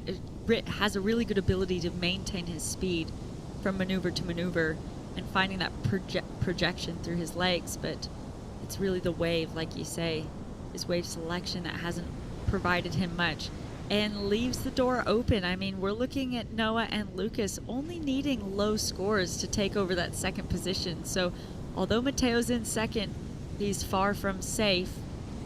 Noah being in first priority, Lucas being in third. So they will have their pick over waves over Mateo too. So at this point, if you're Mateo, you're just hoping no waves come for the rest of the heat. But I'd say that's unlikely given that we have seen so many waves ridden throughout this day. The heats have stayed pretty busy. Yeah, I feel like reverse manifestation is even tougher to do than actual manifestation. If you're hoping that waves don't come through, that's usually when the biggest set of the day comes. Yeah, sometimes it works. 2:40 to go. Tudela on top. 6.23 and a 4.67 for this Peruvian ripper. Squad leader, I'd say. Mateo Calache in second for now. We'll see if Noah Sarha can flip the script there. Looking for a 3.95. So far, so good. Nice arcing turn right there. Goes vertical on his forehand. Real difficult to do. Much easier on your backhand to put your board in that vertical position, but when you're going front side, you really have to bottom turn right up into it. Lucas McMahon snaps down the line there. The wave didn't really give him a chance to bury his rail like the judges really want to see, so kind of just had to rely on some kind of slidey snaps down the line, but did it with plenty of speed. Will it be better than a .77? Absolutely. Will it be a 2.27? Questionable. Actually, it's questionable. Yeah. Didn't make it too obvious, right? Yeah, it was a little bit flicky. Didn't really get an opportunity to engage that rail and drive through it, demonstrate the power that he has. But the judges, they have great recall. They're not just thinking back to waves that they've awarded today. They're thinking back throughout the entire day. What does their scale look like, and where does this wave fit in with that scale that they've established? I'm going to use my amateur judging skills and be realistic here. I'm saying that's a 2.53. Okay, so it's enough. Yeah, just putting myself out there for once. Here we go, Miguel Tudela. Snap with a little airdrop here. A lot of busy work so far on that wave. Kind of similar to Lucas McMahon's last wave. Just didn't really give him time to shine. Some good work, but most likely won't go in his final scoreline. We Storhog now. Trying to better a 3.95. No. Wave comes through the dissipation station, dies out underneath his feet. Just got a little bit caught behind there and then didn't get another opportunity, really. Eagerly awaiting Lucas's score. I know he is too. Was I right or was I wrong? That's what I'm eager to see. 3 surfers waiting for scores. Lucas McMahon trying to make it abundantly clear to the judges that he has earned his spot in the top 2. Oof. Second turn looked nice. Gets vertical on his third. A little more He's like feeling it, but watch out because Ooh. Mateo now on a little runner there. Nice and clean. 2-turn combo. He knew he had to defend it there. He knew he needed one more thing as he saw Lucas taking off. So 2 scores to drop now, but I'd say if it was close on that first one, I'd say Lucas definitely got a 2.27. Yeah. Now, did Mateo up the requirement that Lucas will need? That's the question. That is a great question, which will be answered soon by our esteemed judging panel. Repêchage round 2, heat 15 is over, but it's not settled yet. At the moment, Lucas McMahon is in that second place position. It's 4.77. Previous wave was a 3.10, so I was Not under bad. on that one. Yeah, but you're within scale, I'd say. Slightly close. Well, we're going to take a quick break. We'll see if this heat is flipped. By the time we get back, we'll have full results of that last heat and more to come. Now we're going to bring Shannon and Barton in on the call for the continuation of men's Repêchage round 2 live from Puerto Rico. It's the ISA World Surfing Games.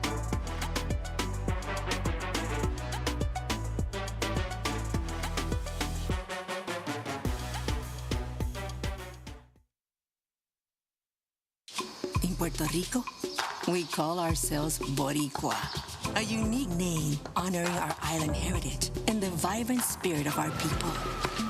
When you bask in the warmth of our beaches, when you taste the love in our food, when you embrace the call of our adventures, you'll find that spirit in yourself.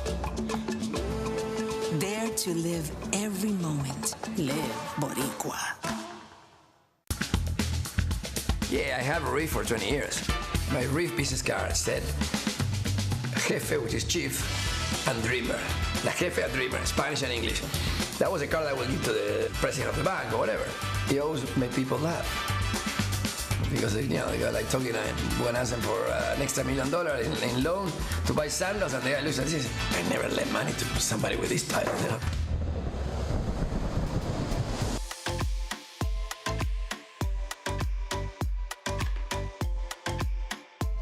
Welcome back to the action. Heat number 16 for men's Repêchage round 2 in the water with Morocco, Australia, Nicaragua, and Barbados.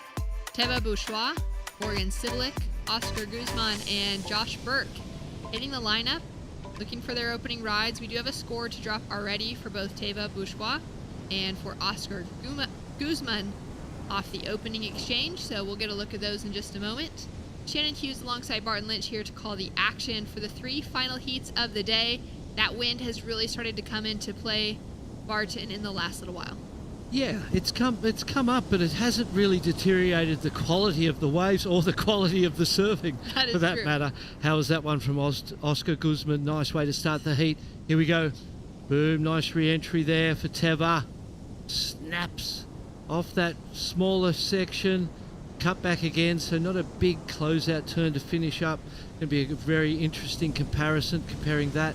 So he floats the first section, then a snap off the lip, board looking wonderful under his feet, into another snap, and that one fades out. 3.83 from Oscar for the one turn on that big face. Beautiful backhand re-entry there, high into a nice tall steep wall. And a 4.17. So 3 turns for green and 1 turn for red, but more points for red based on the size of that turn. And again, you can see some consistency here in the ideas and the concepts coming down from the judges. And we know that coaches sit there and watch all of the heats and listen to the scores and try and understand and decipher exactly what their surfers should do. And that was a pretty good example right there. Great sort of, 2 ways to get a score. What's the simplest? You go for one huge maneuver and you're able to find something bigger. Yeah. That way. And it takes the pressure off in a sense, because you can catch a closeout. And as long as that closeout's tall and gives you enough time to drop in and get one big one, you can get a 4 or a score that may have counted in other heats. So you don't necessarily need to find the perfect wave. And that gets harder and harder as the wind blows stronger. But I feel like it's going to give us swell and keep the size of the waves in our favour with this wind. So that's a good thing. 4.17 on the board for Teva in the lead. That last heat, we saw Miguel Tudela take out the win for Team Peru. He's with Mitch Salazar. Here with multi-time finalists here at the World Surfing Games, Miguel Tudela. A tough heat. It seems like conditions have changed so much in the last couple of hours. You got it done, though. A lot of success here at the ISA for yourselves. How have you maintained relevance with a huge field when it's increasing every year, too? Yeah, it was really hot out there. I was watching the waves like 3 heats before mine, and it was glassy, a little bit offshore, kind of sideshore for the airs on the left, and then everything completely changed after the rain, and I was just really tricky to surf. I was really tricky to push the tail on every turn. It was just, my board was flying behind, and I was like, I found one, I had a little pocket, did like a good blow tail carve, and then finished, and yeah, that's what it is. You got to make heats. You got 1 3/4 of a knee on the other side. A lot of people don't know this, but at the Pan American Games in Santiago 2023, you basically were only surfing on 1 knee. You had qualified, though. You didn't want to give up the spot, and you made it super close against your teammate, Luca Messinas. If you're able to do that, do you feel like there's anything else you're able to do if you're basically a bionic man? I mean, yeah, I have an injury on my knee, but lucky for me, I I healed up pretty fast for this one. I barely started surfing a couple weeks before coming, and Chile was really hard for me. I felt like I was surfing really good. I had a lot of good opportunities to qualify for the Olympics over there, but sadly right before my heat I broke my MCL, almost fully broken, and it was just really hard. And now I just have another opportunity, so I'm just gonna give my best as every time I compete, and try to get the spot again. Peru, always a great team. Anything you want to say back home to the people of Punta Hermosa? Agradecerle a toda la gente, a mi esposa, a mi familia, a mis amigos, a todos mis auspiciadores, a toda la gente de Perú, de Punta Hermosa que están apoyando, y nada, el equipo verano sigue con todo, todos están en el main event, yo me voy por abajo, pero el camino es largo, así nos gusta. Gracias, Miguel. Thanks so much, Mitch. Great to hear from Miguel. Like he said, has so much experience within these events, but to come in, even with that kind of experience, with the injury in play, it's a tough job ahead of you. Yeah, there's an upside and a downside, like there is to everything. The upside is that injuries generally can lower your expectation. And you don't go out there thinking that you're going to, you're at your best, so I'll just do the best I can without, the expectation becoming a burden. As we see Peru celebrating his advancement and his victory, and he's a great surfer in all sorts of ways. 1 foot to 20 feet, he can ride it all. Taking a look now at some live action with Josh Burke. He's just taken away the leading position. He's got a 5 on the board. Nice clean face that he's working with here as it starts to just kind of soften off. Still gives him one last corner to work with. He's a hungry surfer every time he puts a jersey on, every time he's at the World Surfing Games. He had the wild card to the El Salvador Championship Tour event a couple years back as well, which was a huge moment for him within his career, being the highest ranked surfer in the Central American kind of conversation for the qualifying series region. Central American, Caribbean kind of included within that. And so for Josh, he's one of those surfers that's constantly looking for those breakout opportunities with all the belief that he has what it takes to get him to the top. Just looking through every single event that he walks through for, all right, what's the pathway to getting there? A classy style. That wave that he was on, that he turned into a 5, pretty flat on the face. It was, it wasn't a very good wave, but he put very good surfing onto it, and the judges respected that. Here we go. This is the biggest set. Blue with first priority, the Australian. Morgan Siblick up and riding for the Aussies. Nice big wrap to start. Just pierces through that lip line for the second maneuver into that third turn. He'll duck out. So combination surfing. First wave of the heat for him. Yeah, waited for a while with that priority. We know that Morgan in his first round, and the reason why he finds himself here was that his boards looked loose. And he, coming from Hawaii on the big boards, down to smaller boards, your equipment's so sensitive under your feet, and you start to over push it, and they start drifting and sliding. And he didn't look quite as comfortable in those early rounds. Found himself in the repechage. Looked pretty comfortable on that one, though. Looking very comfortable with the equipment under his feet. Burke up and riding again, so staying active. Throws the tail high as he goes for the reverse. Well, not much else you could have done with that one. You could not have done better. So, the performance is right there. He's down the priority roster, so he's just deciding to catch waves and surf and try and get 2 scores on the board to build some pressure on his opponents. He's doing exactly that. The best 2 scores so far, the 5 and the 4-4. It's going to be interesting to see where the judges go for Morgan Siblick and whether that ride's better than a 5. There's a chance it is. So 4.4 drops in for Burke, holds him into that leading position. Still waiting for the opener of Siblick. Guzman with a 3.83 and Bourgeois with a 4.17 on the board. Let's take a look at the replay here for last of Josh Burke. The air on a short little wall. There wasn't much in that wave, but it shows how good he is. Watch it from this angle. This would be great. Boom, throws the tail, lands, spins. Little cut back to finish. And judges still deliberating that, whether it's better than a 4-4. Morgan's carve on the first. Snap on the second. Looking at this foamy wave face in front of him. Nice closeout turn. 6.17 from the judges. Best wave of the heat so far. Worth the wait. Very much worth the wait as we get one more look at it here. Yeah, beautiful style and technique. you see the way they do these subtle little movements of the ankles and the knees and the feet to create the sensitivity, get the board pumping and moving. Josh Burke now up and riding. Hooks it up into the lip for that first turn. Quick into the second. Hungry out in the water right now, looking to improve. As is Sibilik now, looking to drop his second score with a quick 2 turns. Back and forth between these two. Teva and Oscar have just been sitting quiet for a moment. They have indeed. They got first and second priority, so that's what we've seen. The pattern is that obviously with those you want to wait and turn your priority and try and make sure you catch the best waves.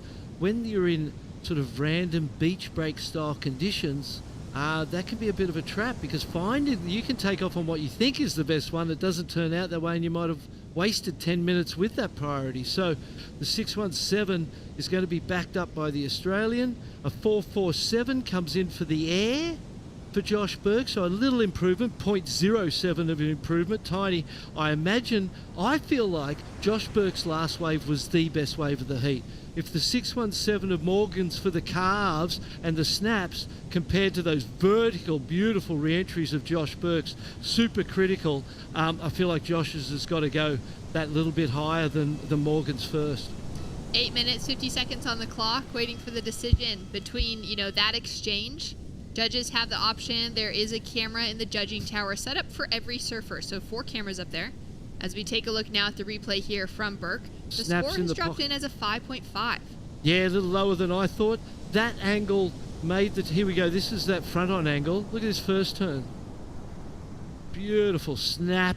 Second one late, but into the lip. Smaller wave, and the smaller wave, although the performance surfing was on another level to what we've most probably seen in this heat in terms of vertical connection with a lip, it still was, it's kept low because of the quality of the wave, and that's a consistent thing. He's got himself in the lead regardless, though. Would have heard that. Now going hard into that 12 o'clock turn on the first section. Finds 2 more to add into it. Pumps down the line. Tags the foam. And he's looking to improve now on a 5-point ride. We're still waiting for that last score, the 2-turn combination for Morgan. Chasing down a 4.33. As you said, Teva and Oscar still holding on to priority, but scores are in. For Sibilik, it's a 5.43, and it comes in just shy of the last score of Josh Burke, and it takes him into the leading position for Morgan Sibilik. Yeah, I feel like that surfing of Morgan's, while it's fluid and classy and beautiful, no doubt, it's not that deep, it's not that pockety, he's not right in the section of the wave, he's actually out on the face and kind of carving things, which is definitely easier than being tight in the pocket and whipping stuff out of the top. So I feel like, Morgan definitely kind of getting the benefit of the doubt in those situations with those little bit higher scores than Josh Burke's, while Josh's surfing has felt, to me, a little more critical and tighter to the pocket. But again, maybe it's the size of the wave or the size of the face that Joshua Burke is doing his manoeuvres on. But I still feel like, those two definitely deserve to be in first and second at this point in time, no doubt about it. But I'm really enjoying the flare out of the top and the critical nature of Joshua Burke's turns. Yeah, it's interesting to see those, the kind of comparison between those. I love the breakdowns coming from you, Barton. There we have Rafael Pereira out of Venezuela paddling out next. Ecuador, Chile, and Greece also with representatives hitting the lineup. Top 2 advancing through today, bottom 2 out of the draw. Maybe we'll be back into the main side of the draw tomorrow. We haven't seen what the schedule will be yet, but we could see some of those top round surfers hitting the lineup. As we're down to 6 minutes remaining, and that was a paddle for Oscar without being able to get into it. With priority. So he just threw that. You see the 4 next to his name there in the scoring box, the top left corner. That means he was in first priority just before and paddled for that wave, lost the priority, and that's going to put a lot of pressure on. He's only had the one ride. He needs a 6.67, which isn't such a big score given his position, but priority was an advantage that he just gave away. And sometimes it works out for the better because you start scrambling and move away from the other guys and just start surfing. So, sometimes it works out for the better, which is exactly what he's doing here. Well, here we go. The 21-year-old from Tola in Guatemala. Nice opening couple turns, holds on to it. And he'll finish off on the inside section. Looking for a 6.67. I don't think it's going to be that, but it feels like his best wave. It was a shame, on the last turn, things got a little erratic and there was a bit of wobbling around and a loss of control. That will hurt him in the big picture of the score. The first 2 turns were lovely and it was like, okay, it is working out for the better, getting that priority off your shoulders. Time is going by so quickly. Out in the lineup, we can see everyone kind of moving themselves in a little bit closer. Red has first priority. Teva's been sitting patient with that priority next to his name for more than half of the heat. He's got that 4.17.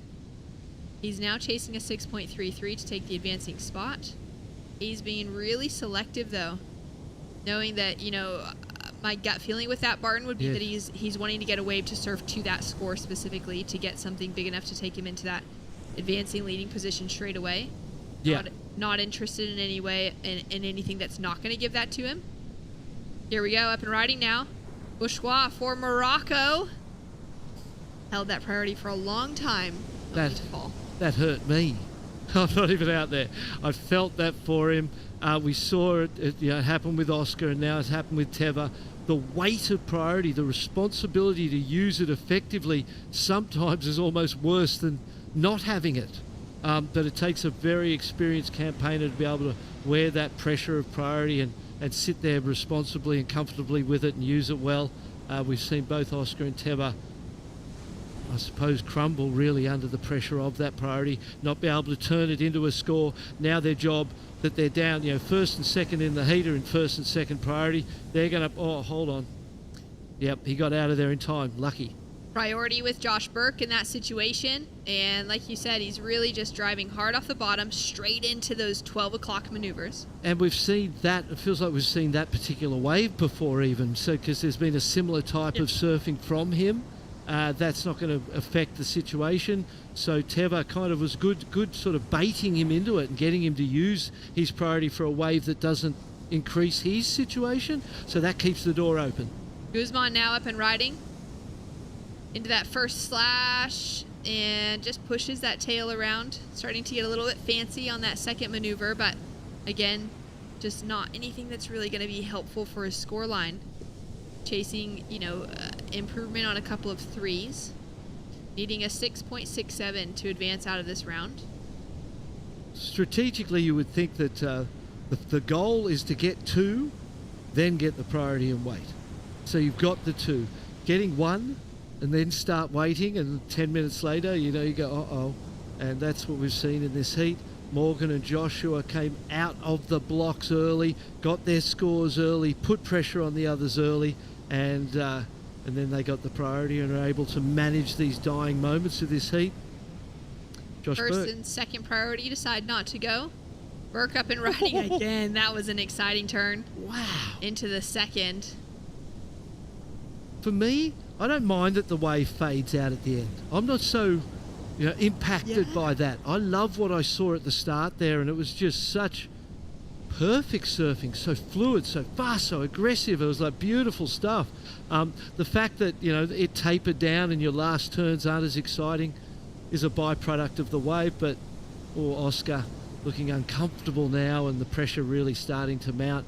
Teva's still sitting there. He's got the second priority. He's got a minute 20.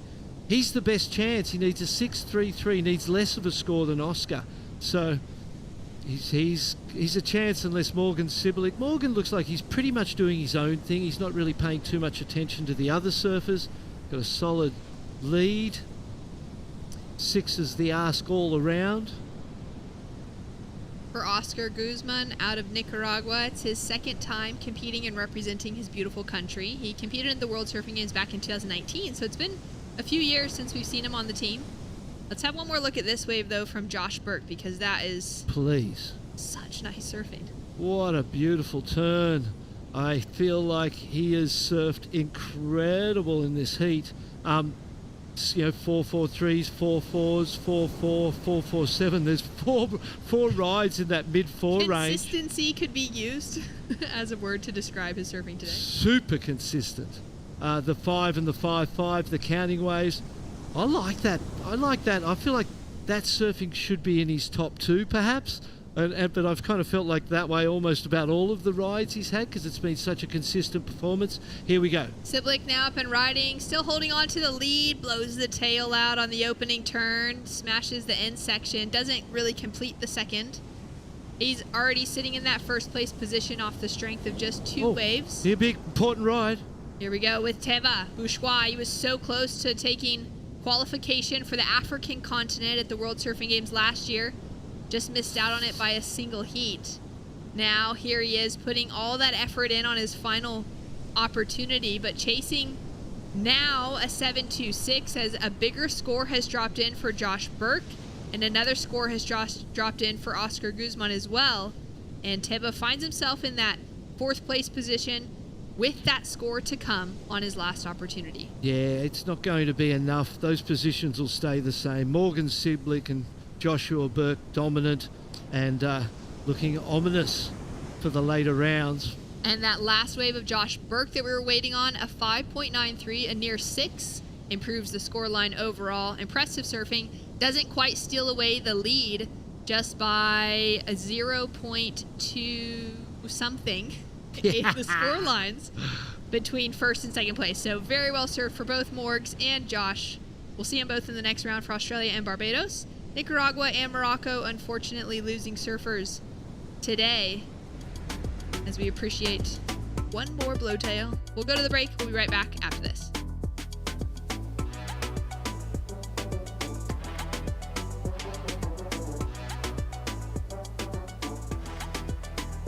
Day 3 of the ISA World Surfing Games in Puerto Rico. Team USA's Caitlin Simmers, 8.17. Puerto Rico's Yolari Carreras with an 8.67. Yeah, se siente súper bien agarrar esa bala y un score súper cool. And rounding out the highest score on the women's side, Spain's Janire González-Etzabarri, 6.43. The highest score on the men's side, Japan's Connor O'Leary, an 8.67. Venezuela's Keone Lassa, 8.17. I had a hard heat in my first round and I didn't really surf like I wanted to because against those guys you really have to do your best, and I think I had the waves but I probably didn't surf that good, so it felt good to loosen up a little bit in the Repêchage. Had a great heat, so yeah, let's keep it going for the second round. Tune in for Day 4 and many more to come here in Puerto Rico.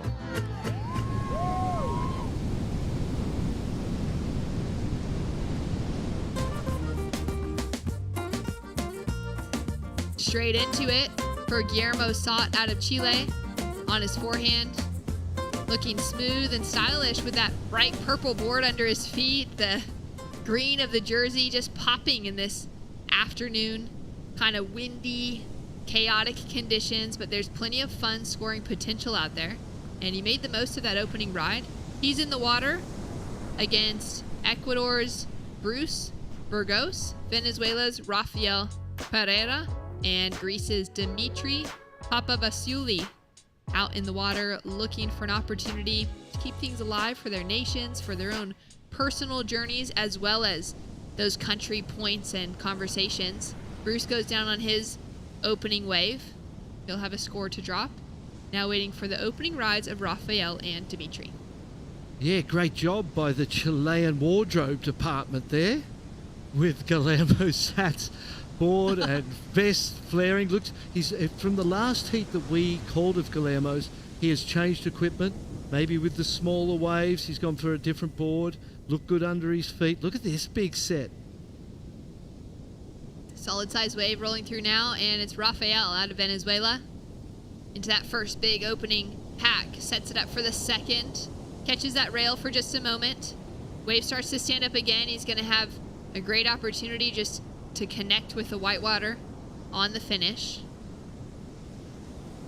Some heavy sections, pretty rippy out there as well now. You can see how much water is just pulling, dragging across the reef. Down to 17 minutes, 30 seconds. Let's go down to the beach. Catch up with Morgan Siblick. 2 waves is all he needed to take away the win. Smart, very patient heat out there for yourself. Basically a beach break on top of a reef right now out there. Yeah, it's pretty challenging. I felt like It felt like it was pretty pumping earlier when I was watching on TV, and then when we got down here, a rain squall came through and I made it onshore. But no, it's a really fun wave. I surfed it the other day on the first day of competition with just by myself, and it was pretty firing. Like, felt like you're at Macaroni. So yeah, it's awesome to be here.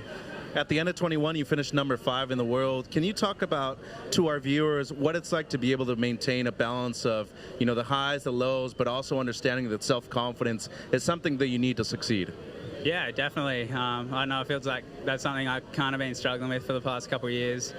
I'm just like believing in myself, and I know when a few close calls don't go your way, you just like feel a bit disheartened, but I don't know, you just remember why you do it. And I don't know, we love to surf and surf good waves with no one out, and yeah, so hopefully get back on the world tour. Surfing Oz, obviously a brilliant program. You have Kate, you have Bede, and you have Jay Thompson here with you guys. What kind of input have they given you before and after your heats? Pretty good stuff. Yeah, before this heat, we kind of identified like the one little button, and just to hunt on the inside in 4th prio, a little bit deeper than everyone. But yeah, I don't know, it's a bit funky right now, so we were able to do that. I feel like if it was clean and glassy, it'd be a bit more straightforward out there. Congrats, Morgs. Thank you. Thank you. Well done to Morgan Siblick. Of course, there's every team that's in here is trying for, you know, a few of the different things that are up for grabs this week, essentially. But you're kind of looking at some of those powerhouse nations as the front runners towards being the highest ranked men's team and the highest ranked women's team for that extra position for the Olympics this year. As we take a look at Dimitri, we'll follow with him with the split peak with Rafael. And really nice, clean, crisp surfing from our Greek representative. He lives in Malibu, gets to surf right-hand point breaks all day long. As we take a look at Guillermo Saad up into the air, adding that progression in, looking sharp and flaring as he comes in for that finishing section. In control, that board is just glued to his feet. This is a nice, very nice combination. Really was, and the fact that he got over and through the flat bits and got that final turn in as well was that'll add something to it. 5 points for Rafael on that first left, Guillermo the 4.17, so both of those guys really putting the foot down now, applying the pressure, getting out to an early start. Scores being considered for 3 surfers, only a 2 for Bruce at this point in time from Ecuador. He really needs to get going. Here he goes. Now up and riding, 19 years old. Out on that open face, trying to find something a little more vertical as he works his way through to the inside. Driving, setting himself up for a couple more turns on his backhand. Putting all that energy in, that's going to replace that 2-point ride and improve on it. Scores in, the best of the exchange so far was the 5 for the opener of Venezuela's Rafael, and Chile's Guillermo opened with that 4.17. And with the peak that he split with Dimitri from Greece, looked like the right. I saw the first turn on the right in that wide shot. I was like, oh, he might have even got the better of it going the other direction without the priority. Be interesting to see where that score comes in at. For the Venezuelan, Dimitri drops through a 3.87 for that opening ride, our surfer in white. 5.33 for Rafael, so he did get the better of it. There's Team Australia. Celebrating Morgan Siblick's advancement. Always. He's the only surfer they have at this point in time. After yesterday, there was only one nation that had all surfers still in the main round, and that was France. So no Frenchmen or women surfing here today because they're all still in that main round. And then there were 3 nations with only one surfer in that round. Australia, oh, here we go.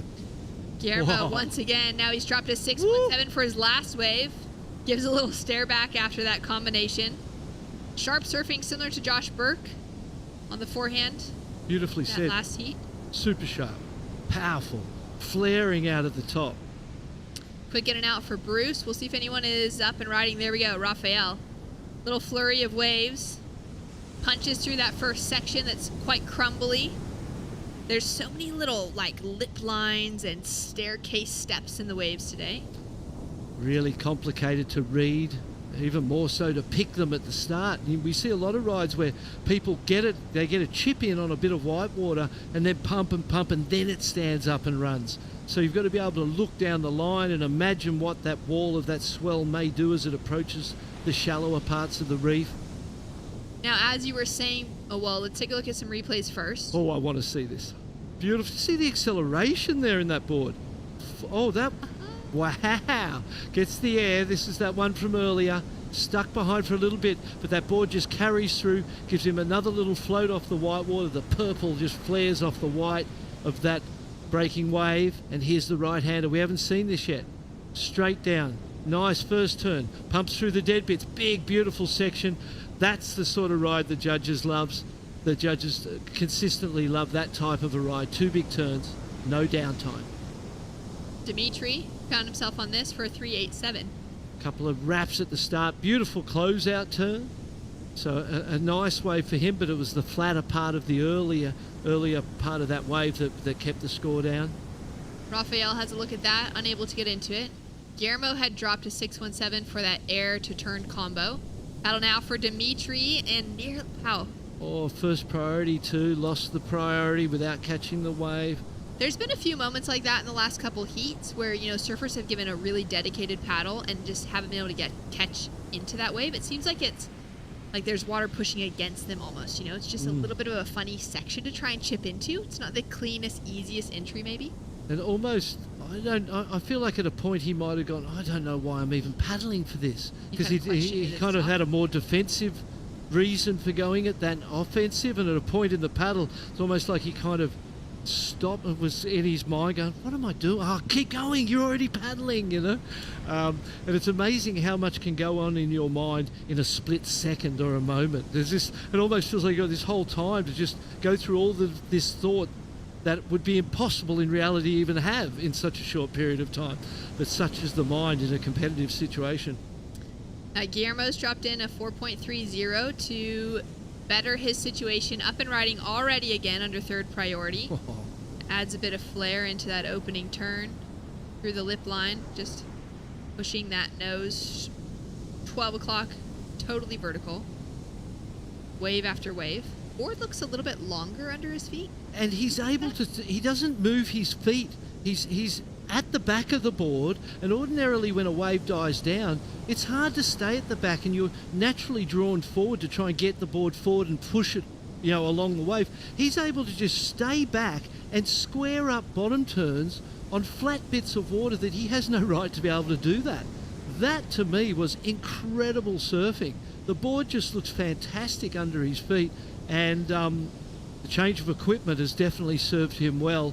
And that board, the way it sits up and the way it squirts and the way it just gives him, it doesn't want to stop. The board encourages him to keep going.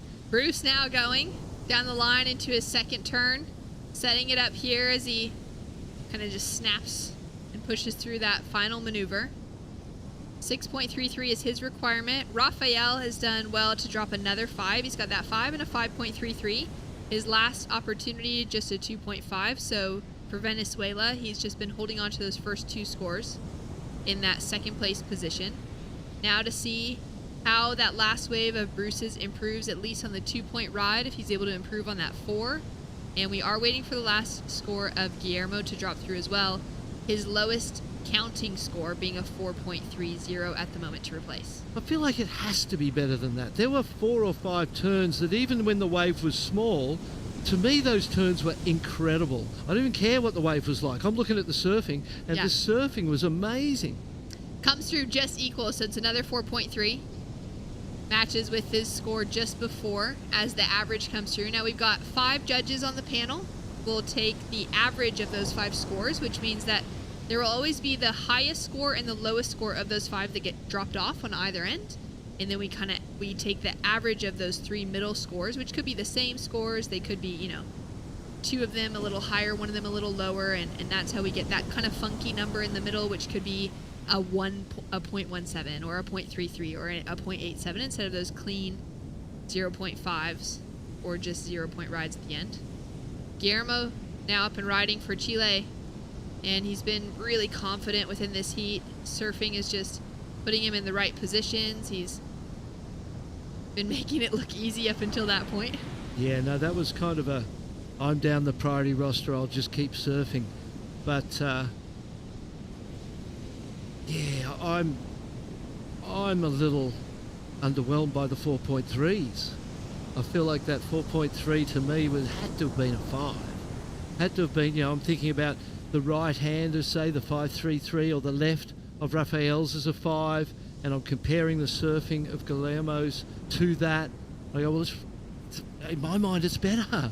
It's most probably right there at the least, and so, while he's got the 6.17 and the 4.3, they average out and get him, maintain his lead. The surfing that he's doing for the little sections that he's doing it on is world class. Beautiful, beautiful stuff from the Chilean. 6 minutes, 30 seconds remaining on the clock. This is our second to last heat of the day. For those of you tuning in back at home, thanks so much for following along with day 3, or day 4 actually, of the ISA World Surfing Games. Guillermo Sot going to the air. Line, looking for it, just wafts it around, heads straight into that kind of cross-shore wind that's coming across the face of the wave. Yep, the wind pretty friendly for an air. Little, push the board onto the back into the wave and under your feet.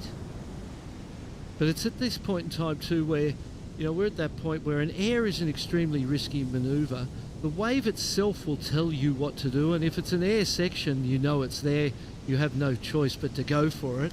But ordinarily, at the start of a heat, you would be focusing more on your wave selection and more basic on the face type of surfing, still trying to flare it and give it as much as we can. Juan Carlos Gonzalez from Panama there, getting ready to enter the water for what is the last heat of the day. And you can see the wind blowing on the jacket there to get an idea of how strong that wind actually is, and the board shorts fluffing around in the wind.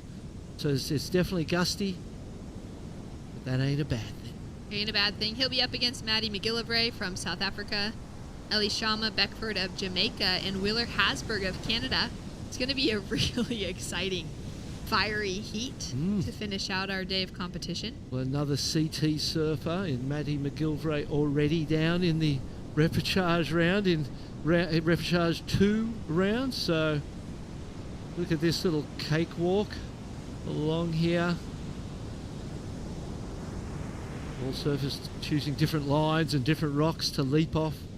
Elishama Beckford there in the green jersey with the dreadlocks hitting the lineup. Ready to see some stylish surfing coming through. This heat, Guillermo's had some great style.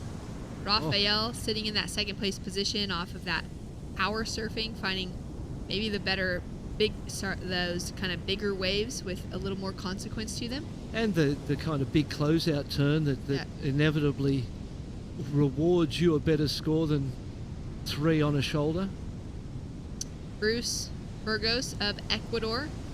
He's got that second place priority next to his name, chasing a 6.33, just slightly less than the 6.46 requirement on Dimitri Papa Vasiliou. As we see Bruce with a quick kick in and out there, so he'll now lose that second priority as well. Rafael as well with the first, loses that, so Dimitri's gone up into first priority, looking for a 6.46. He's only really 3 minutes.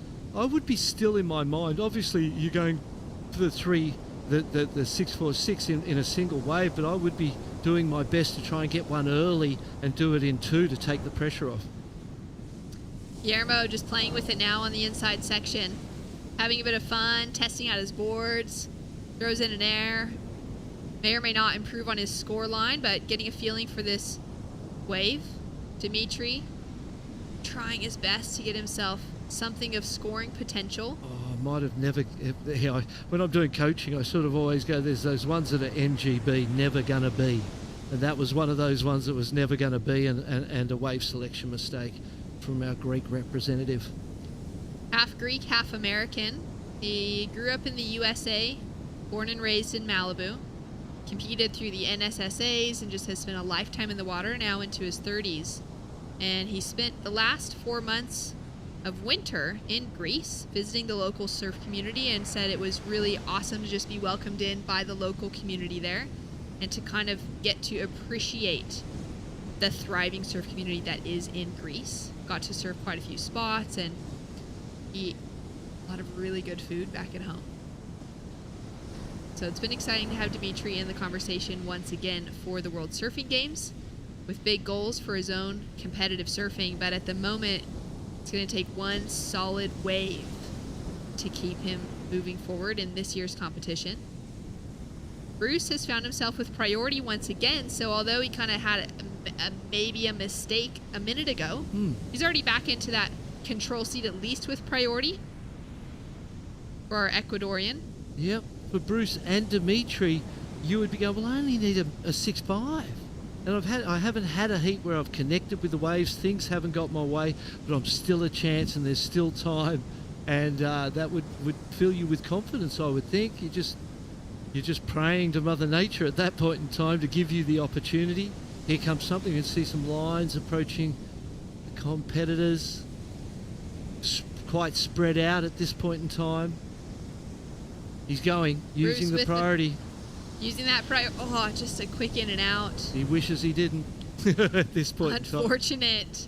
Down the line, Rafael in a better position, but he'll have to kick out as well. Looks like we might have another one of those rain squalls coming through. It's kind of all day long today. A little sunshine for a while, rain again. Sunshine, rain, back and forth. And Bruce might have a turn on this one. 19 years old, started surfing as a 4-year-old, and has turns like that on tap. Now he's got the opportunity. 3-turn combination. He's been looking for a big score throughout this heat. He's had some opportunities, but nothing as good as that. Nothing as good as that. And have we seen anything as good as that? Becomes the question from the judges. Yeah. And they'll be referring to the 617 of Guillermo's. They'll be considering all the rise, the 533s. So we think of the 533 and the 5. Here's Dimitri. Let's stay with that. Dimitri now, a little fade back to start, pumping down the line, trying to find a bit of speed. Just tags the section, goes for the layback. So that will be considered within, the chance to advance. Guillermo getting some work done here. Just kind of putting the hammer in, the nail. And you can see on the last 3 rides of his, he went for airs because he was doing those incredible turns, wasn't getting rewarded, and then was able to digest that and go, okay, I'm just going to stick to the airs because that's where the scores came from. This is the question mark on Bruce Burgos out of Ecuador. Great speed. The last turn was an incredible way to finish, and the judges will have to have a think about it. It could be right there. It was a beautiful, perhaps the first turn didn't have enough lip and might not have been critical enough to kind of get them on board early. Definitely built momentum with the speed in that final turn to get us considering it. But if it doesn't go there, it might be just on the volume of that first turn maybe. There it is. It's a 5.77, so it was shy of the 6.33 requirement by about a half point. Great try, though. Excellent try. Love the opportunity. A lot to be proud of within that finishing performance in that final minute. The loss of priority a couple times, and then to be able to find himself in that position. But he will not be advancing through. Guillermo Sot and Rafael Pereira, Chile and Venezuela, on their way through. We'll be back with a final heat of today's action right after this.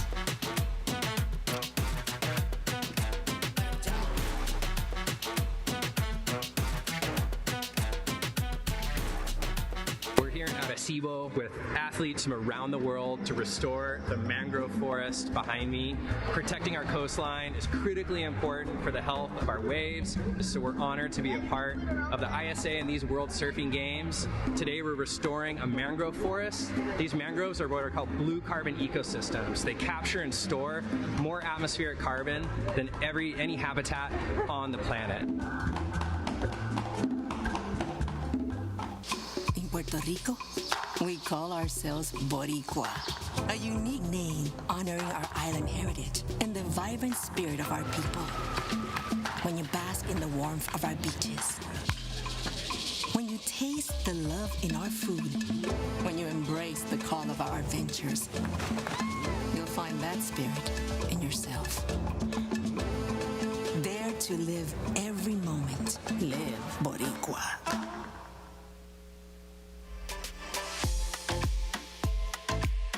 We're back for the final heat of the day. Here for the ISA World Surfing Games. Heat number 18 for men's repechage round 2. Panama, South Africa, Jamaica, and Canada in the water, with Jean Carlos Gonzalez of Panama, Matthew McGillivray of South Africa, Ellie Shama Beckford of Jamaica, and Wheeler Hausberg for Team Canada. And they've got 18 and a half minutes remaining on the clock. We've got a 4.5 on the board so far for Ellie Shama Beckford out of Jamaica for his opening wave. Wheeler Hausberg now having a look at this one. Finds a nice corner to start with. Wave steepens up for him once again on that second turn. And he'll kick out. Now waiting for John and for Matt to get their opening rides. Who would be the two more experienced competitive surfers in the heat? Ellie Sharma's been around for a while too. Matthew McGillivray on the tour. John Carlos has been around a long time, particularly in these ISAs, Pan American Championships. And then Wheeler Hausberg surfing for Canada.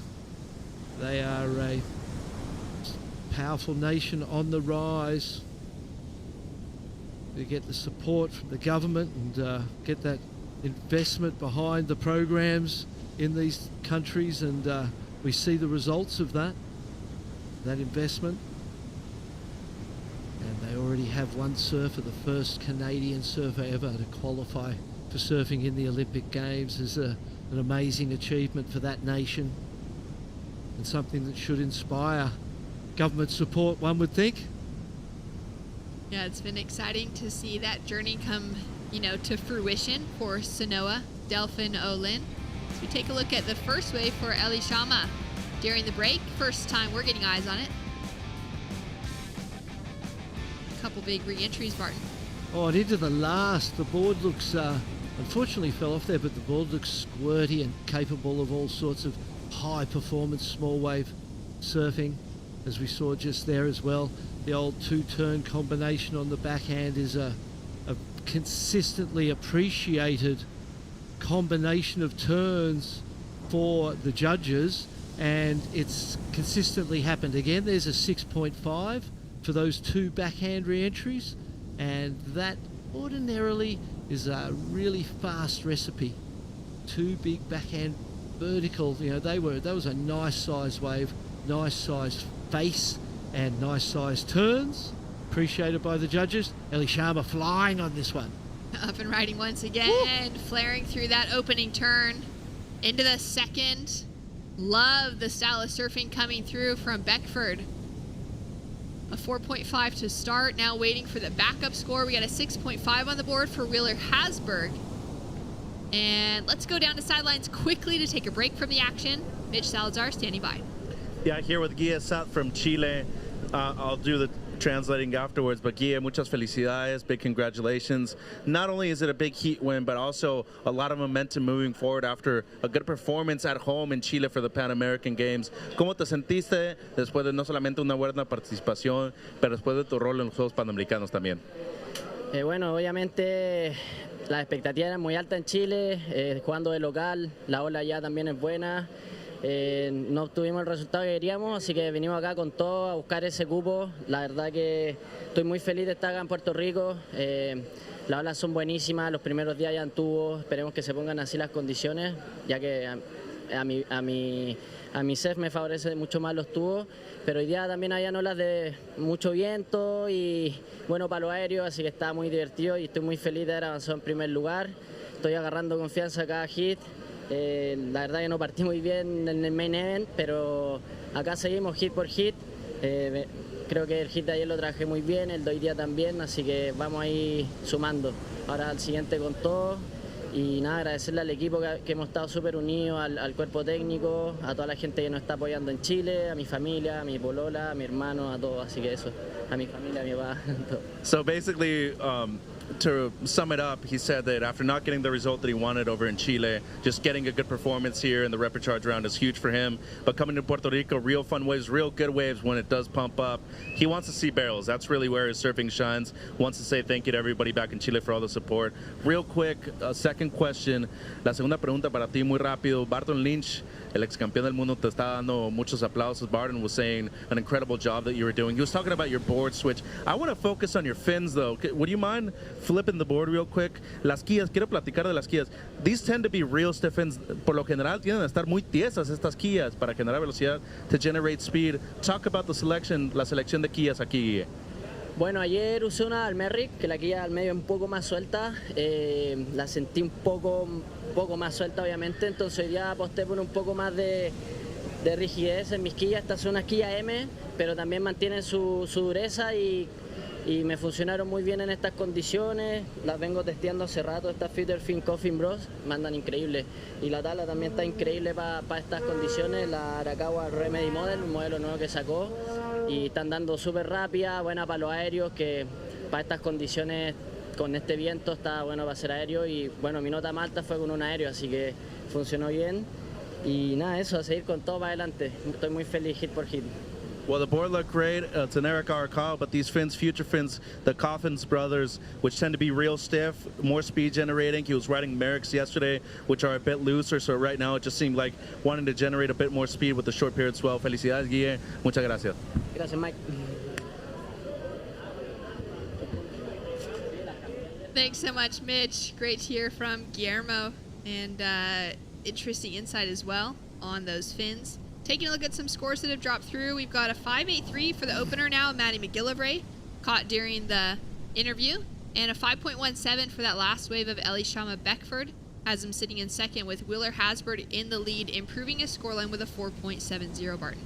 Yeah, some great surfing going on out there. The backhand definitely getting the advantage of the judges' attention. Here we go, driving off the bottom. All right, so wraps it around for that first carve, now sets it up down the line, goes to the air. Won't be able to hold on to it. For Elishama, maybe starting to also question, all right, what else do I need to do? What's something different that he can bring into the conversation to get some better scores on the board? As we see the support crew there, Jamaican flag. And yeah, interesting the scores. 4.7 came in for Wheeler Hasberg's right that we saw during the interview as well. I felt like the 517 and maybe it's the size of the wave. I'd love to see that again if we could. Elishama Beckford's 517 was his second ride. There was those couple of turns down the inside that just had so much. They squared up those bottom turns, hit the lip and just gave it everything out of the top and then straight back into the next one seamlessly. I thought it was just beautiful surfing. It really got me excited. I thought it was going to be more than the 517, but the judges did not. So that's what matters, you know. And I suppose as a coach, as a professional surfer and then as a coach, you're always trying to understand it. Not judge it and go, this is right or wrong, but try to understand it to your own advantage. Now nearly halfway through the heat, and we are getting to see John Carlos Gonzalez open up on his first ride. Deep pocket surfing off the bottom. He is currently chasing a huge 9.67 for the requirement, but he would be now just putting that first wave on the board. Matt McGillivray makes airs look easy on the hardest of days and the easiest of days. Be interesting to see how many more of those he kind of tries, but I liked that approach, although it obviously wasn't successful. He just looked so calm and graceful heading into that. I almost felt like there was a point where he realized it wasn't going to be a wave unless he did something like that. It was the only way to... Oh, hold on. Big set. Wheeler sitting in the lead, trying to keep the hopes alive for Team Canada. And that was a solid opening section. More to play with down the line as well. Canada is an interesting country coming into this year's event because they are so stacked between the Young brothers, Levi and Cody on the men's side alongside Wheeler, the Delphin Olin sisters of Sanoa and Matea alongside the young Aaron Brooks. They're a very powerful group joining into the World Surfing Games this year. We've seen that group, once or twice before already, but a lot of their surfers found themselves in the repechage rounds early, which was a bit of a surprise. Yeah, it really was. They've got some work to do now, that pressure on them to keep themselves moving towards finals day. Yeah, 100%. It's been a 4 or 5 year program that they've been running. I worked with the Canadian team, Elishama, in the early 4 or 5 years ago. Let's see this one. Here we go. Board's looking fun under his feet.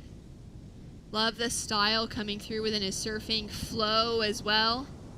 Now, of course, just having to battle with that wave a little bit, but Feel that moment. Great surfing. He's had a, regardless of the results and advancement or not, I've been super impressed by the Jamaican's performance. Short little hot doggy board under his feet, and it just looks so fun to ride. McGillivray now up. He goes for a big throw of the tail as well. And he'll fall out of that one. 8 minutes, 30 seconds on the clock. You could see the South African contingency was down filming, watching the heat, paying close attention. Matt up and riding once again, just trying to kind of figure out the lineup maybe. Things are getting a little loose around the edges with the wave selection for Matty. He needs to just breathe and calm this thing down and just make sure he's on the right waves. That's a few waves there that haven't really contributed or counted and just put him further and further down the rotation of the priority. He is one of those surfers on the list that is already Paris 2024 qualified out of his results on the WSL results from last year's season. He needed to finish off in the top 10 eligible men on that tour. It didn't mean he had to be in the top 10 because there were some double qualifiers for Brazil, USA, Australia, etc. But him and Jordy Smith both finding themselves already in the conversation for Paris. Of course, within this event, between Jordy, Maddie, and Jose Faulkner, they would be very hopeful to find themselves with that third spot, that third allocation, should they take away the highest ranked team this week. And also, as I was saying earlier today, the rankings the seedings heading into Tehubo, into Paris, are actually determined based off of this year's event for the World Surfing Games. Wheeler-Hasberg goes down on that opening. So the seeding doesn't have anything to do with how the surfers qualified. It's literally how they place in this event. Yep. Every heat you make it through farther, you get higher up in that seeding, depending on how everyone else is doing. You want to go into Tahiti with a high seeding. You don't want to be drawing some of those surfers that have wins in Tahiti in your opening round. No, the higher the seed, the better. The higher the score, the better. And Wheeler-Hasberg just dropped a 7.33. We haven't seen a 7-point ride plus of that higher of the 7 in at all for a while now. So that was an incredible wave that he got. And Juan Carlos Gonzalez, 5-point ride for his opener. He's only had the one wave. And you can see from Matthew McGillivray, first wave was the 5.83 and then 3 scores of 1 in that. So, that's an indication that things got a little erratic. Gonzalez now up and riding, chasing down a 4.75. Remember, he was the one that sat for half of the heat before getting his opening ride, but scored a 5. Set himself right up into the conversation. Now Matt relying back on that rail game. He'll slip off. Kind of had a bobble after that opening turn. Opening turn looked really nice. Chasing just a 3.91 right now to get himself into that advancing position. Yeah, it's still close. All of these heats have been so tight. People have, the most we've seen anyone need is a high 6, which shows how competitive and tight the scoring is and the competing is. And rightly so, because this is, the ISA World Surfing Games. 266 of the world's best surfers. It's a lot of surfers in this event. Yeah. It's a lot of people vying for a few spots left. Yeah. And you can see the value when you consider that, and how many, for every surfer, how many other people come along in team members, family members, sponsors, all of that stuff. So, you can see why these ISA games are a financially viable option or opportunity for nations to build themselves and create their position within surfing. And it's great that we get to go to a lot of locations that are outside the normal high profile nations, El Salvador being one. We go there a lot, here in Puerto Rico now, and helping those nations to build themselves off the back of surfing. It's amazing. I love it. 4.5 minutes remaining. Final heat of the day. There's been sunshine, there's been rain, there's been nice, clean, crisp conditions. There's been a lot of wind that has come into the equation. We've kind of seen all the seasons here, although it's remained nice and warm and tropical feeling outside in the water, which is always amazing. Wheeler-Hasberg out of Canada, he's sitting in that leading position right now, the 6.5, the 7 for that massive set wave that rolled through. Eli Shama sitting in second with second priority. He'll be needing, though, an 8.66 to get himself a winning position right now. And at this stage, we would see the rest of the field essentially comboed to take away a win. Those small requirements just to take away that second place position. So with less than 4 minutes on the clock, Barton, and you're sitting in Elishama's position, what would be a good sort of way to play out the final few minutes of this heat? Well, you know, really, he's still in a position where he needs, if he can improve on the 4.57, so your primary focus is on yourself. When it gets down to that 1 minute mark, it may change, and if nothing's ridden, you might go, well, the good news is that you want Juan Carlos to come to you. And then you could have both Matthew and Jean Carlos, you'd have them both covered. Best case scenario. Yeah, that's the best case scenario, is that Red paddles over to you and you've got them both within your sights. Hard to, you know, at the moment, Matthew McGillivray needs less, so that's the right place for Elishama to be.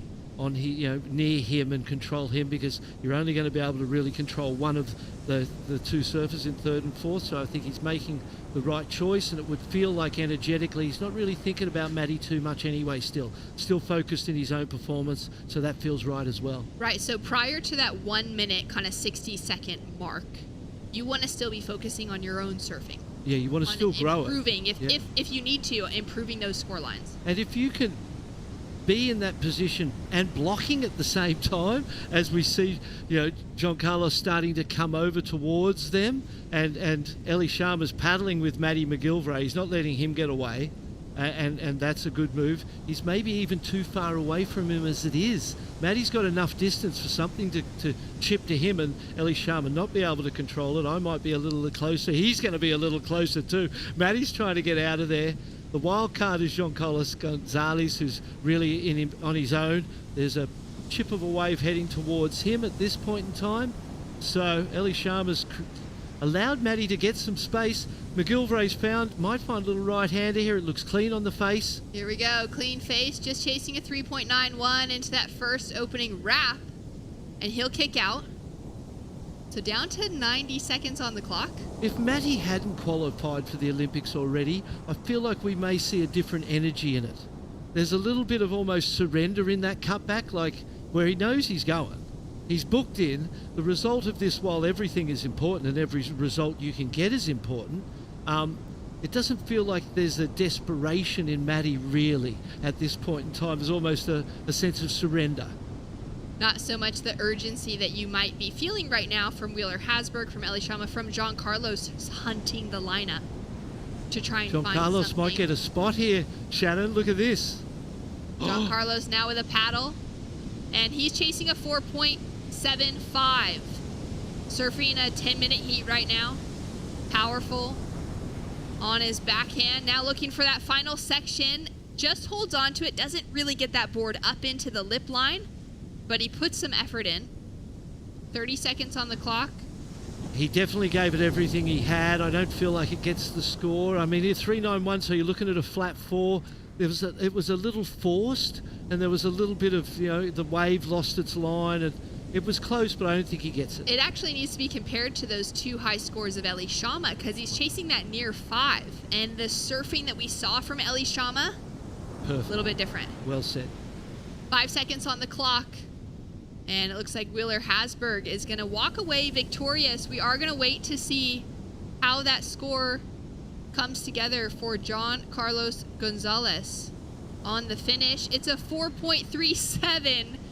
So again, compared to those waves of Elishama, it's not quite enough to take him into second. Wow. It does move him up into third, but it's still shy by about a half point from taking that advancing position. And it's going to be the Jamaican, the style master on a board that just is so flowy under his feet. He was ripping. Absolutely ripping. Takes a second to Hasberg, who found some solid sections out there to attack. And from the start to the end was, you know, he got the 4.5 straight away at 5.17, had his 2-wave total early.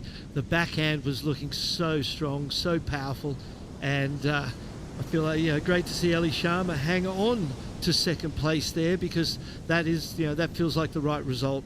Ellie and Wheeler definitely owned that heat. You know, Matty McGillivray, he had plenty of chances, looked a little off his game, wasn't at his best, and the lesser known surfers were able to capitalise. Younger, less experienced, and less known on the international scene, were able to take out the World Championship surfer. He'll be out of the event with Juan Carlos Gonzalez, so congratulations to those two guys on their performances. But this is the repechage round, and we won't be seeing them surf again. Well done to both South Africa and Panama within their efforts in the heat. Wheeler Hasberg with the win. We're going to go to highlights. When we return, we're going to try and catch Wheeler Hasberg for a final word on the day.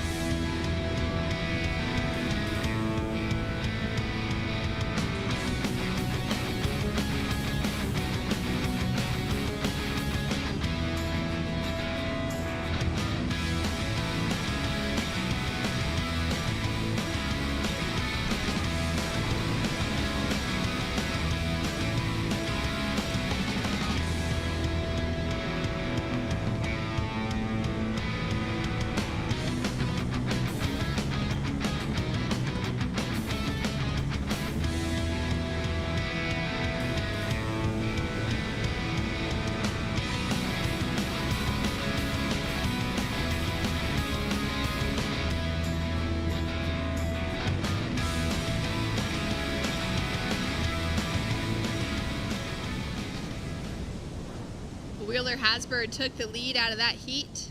A couple solid scores to his name for the kid that was born in the Rocky Mountains of British Columbia. Family moved him to Sayulita, Mexico, learned how to surf there, and spent his Grom years. Now he spends quite a bit of time on the road, and it's been great to see him just come into his own now, 18 years old, and finding a solid heat win against a very tough field in that last pack. Yeah, and greeted by the team, Coach Shannon there, doing a great job with Team Canada. And look at the celebration. Wheeler Hasberg he's a superstar of the future, for sure. Yeah, he's one of those really strong figures for that pack. Well, it's been a huge day of surfing here, Barton. We've been really excited to get to see a lot of this men's repechage round. The women's repechage round was running today as well.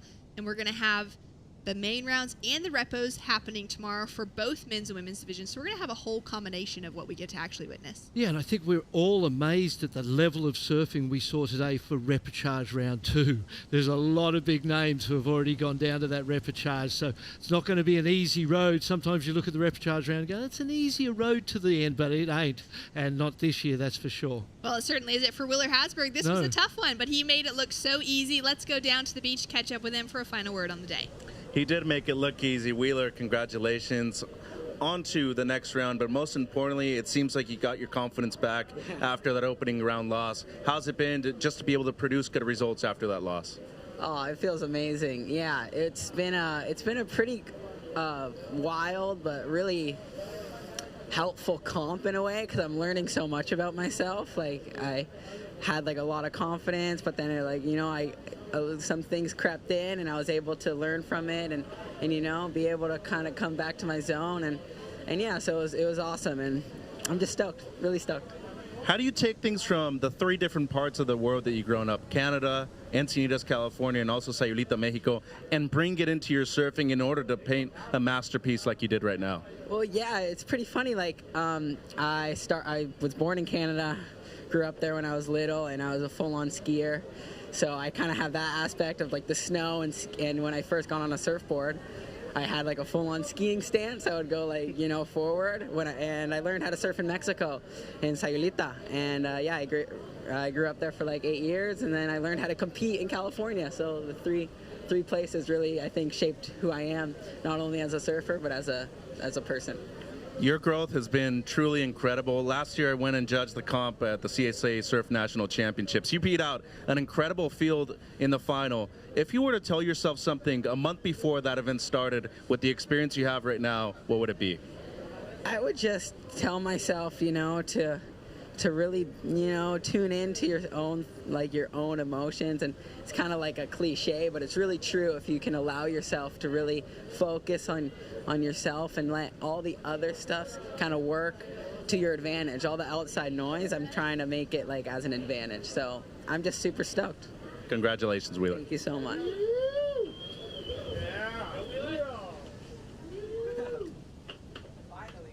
Great to hear from Wheeler. Well-spoken, just growing into such an awesome young man, and what a great surfing performance as well. It really was. It was, and the interview itself, and to hear that, we talked about how being a surfer, being a competitor, is a personal journey of your own development, and you learn so much about yourself if you're aware and if you're looking for those opportunities. And he's such a conscientious young man. He's always looking where he can grow, how he can learn, how he can make himself better, and we see that compounding into future greatness. Well, we're certainly going to see more of that to come throughout the week. There's a lot on the line. There's a lot of surfers that we've unfortunately lost out on today, but we got a lot more surfers to get through before we're into that finals weekend.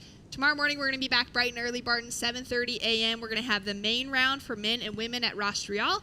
We're going to have Repêchage rounds happening from 7:30 also at El Pico. So full day of surfing. Tune in, and we'll see you then.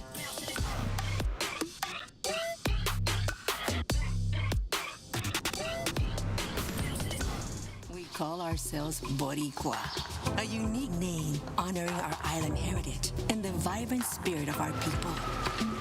When you bask in the warmth of our beaches, when you taste the love in our food, when you embrace the call of our adventures, you'll find that spirit in yourself. Dare to live every moment. Live Boricua.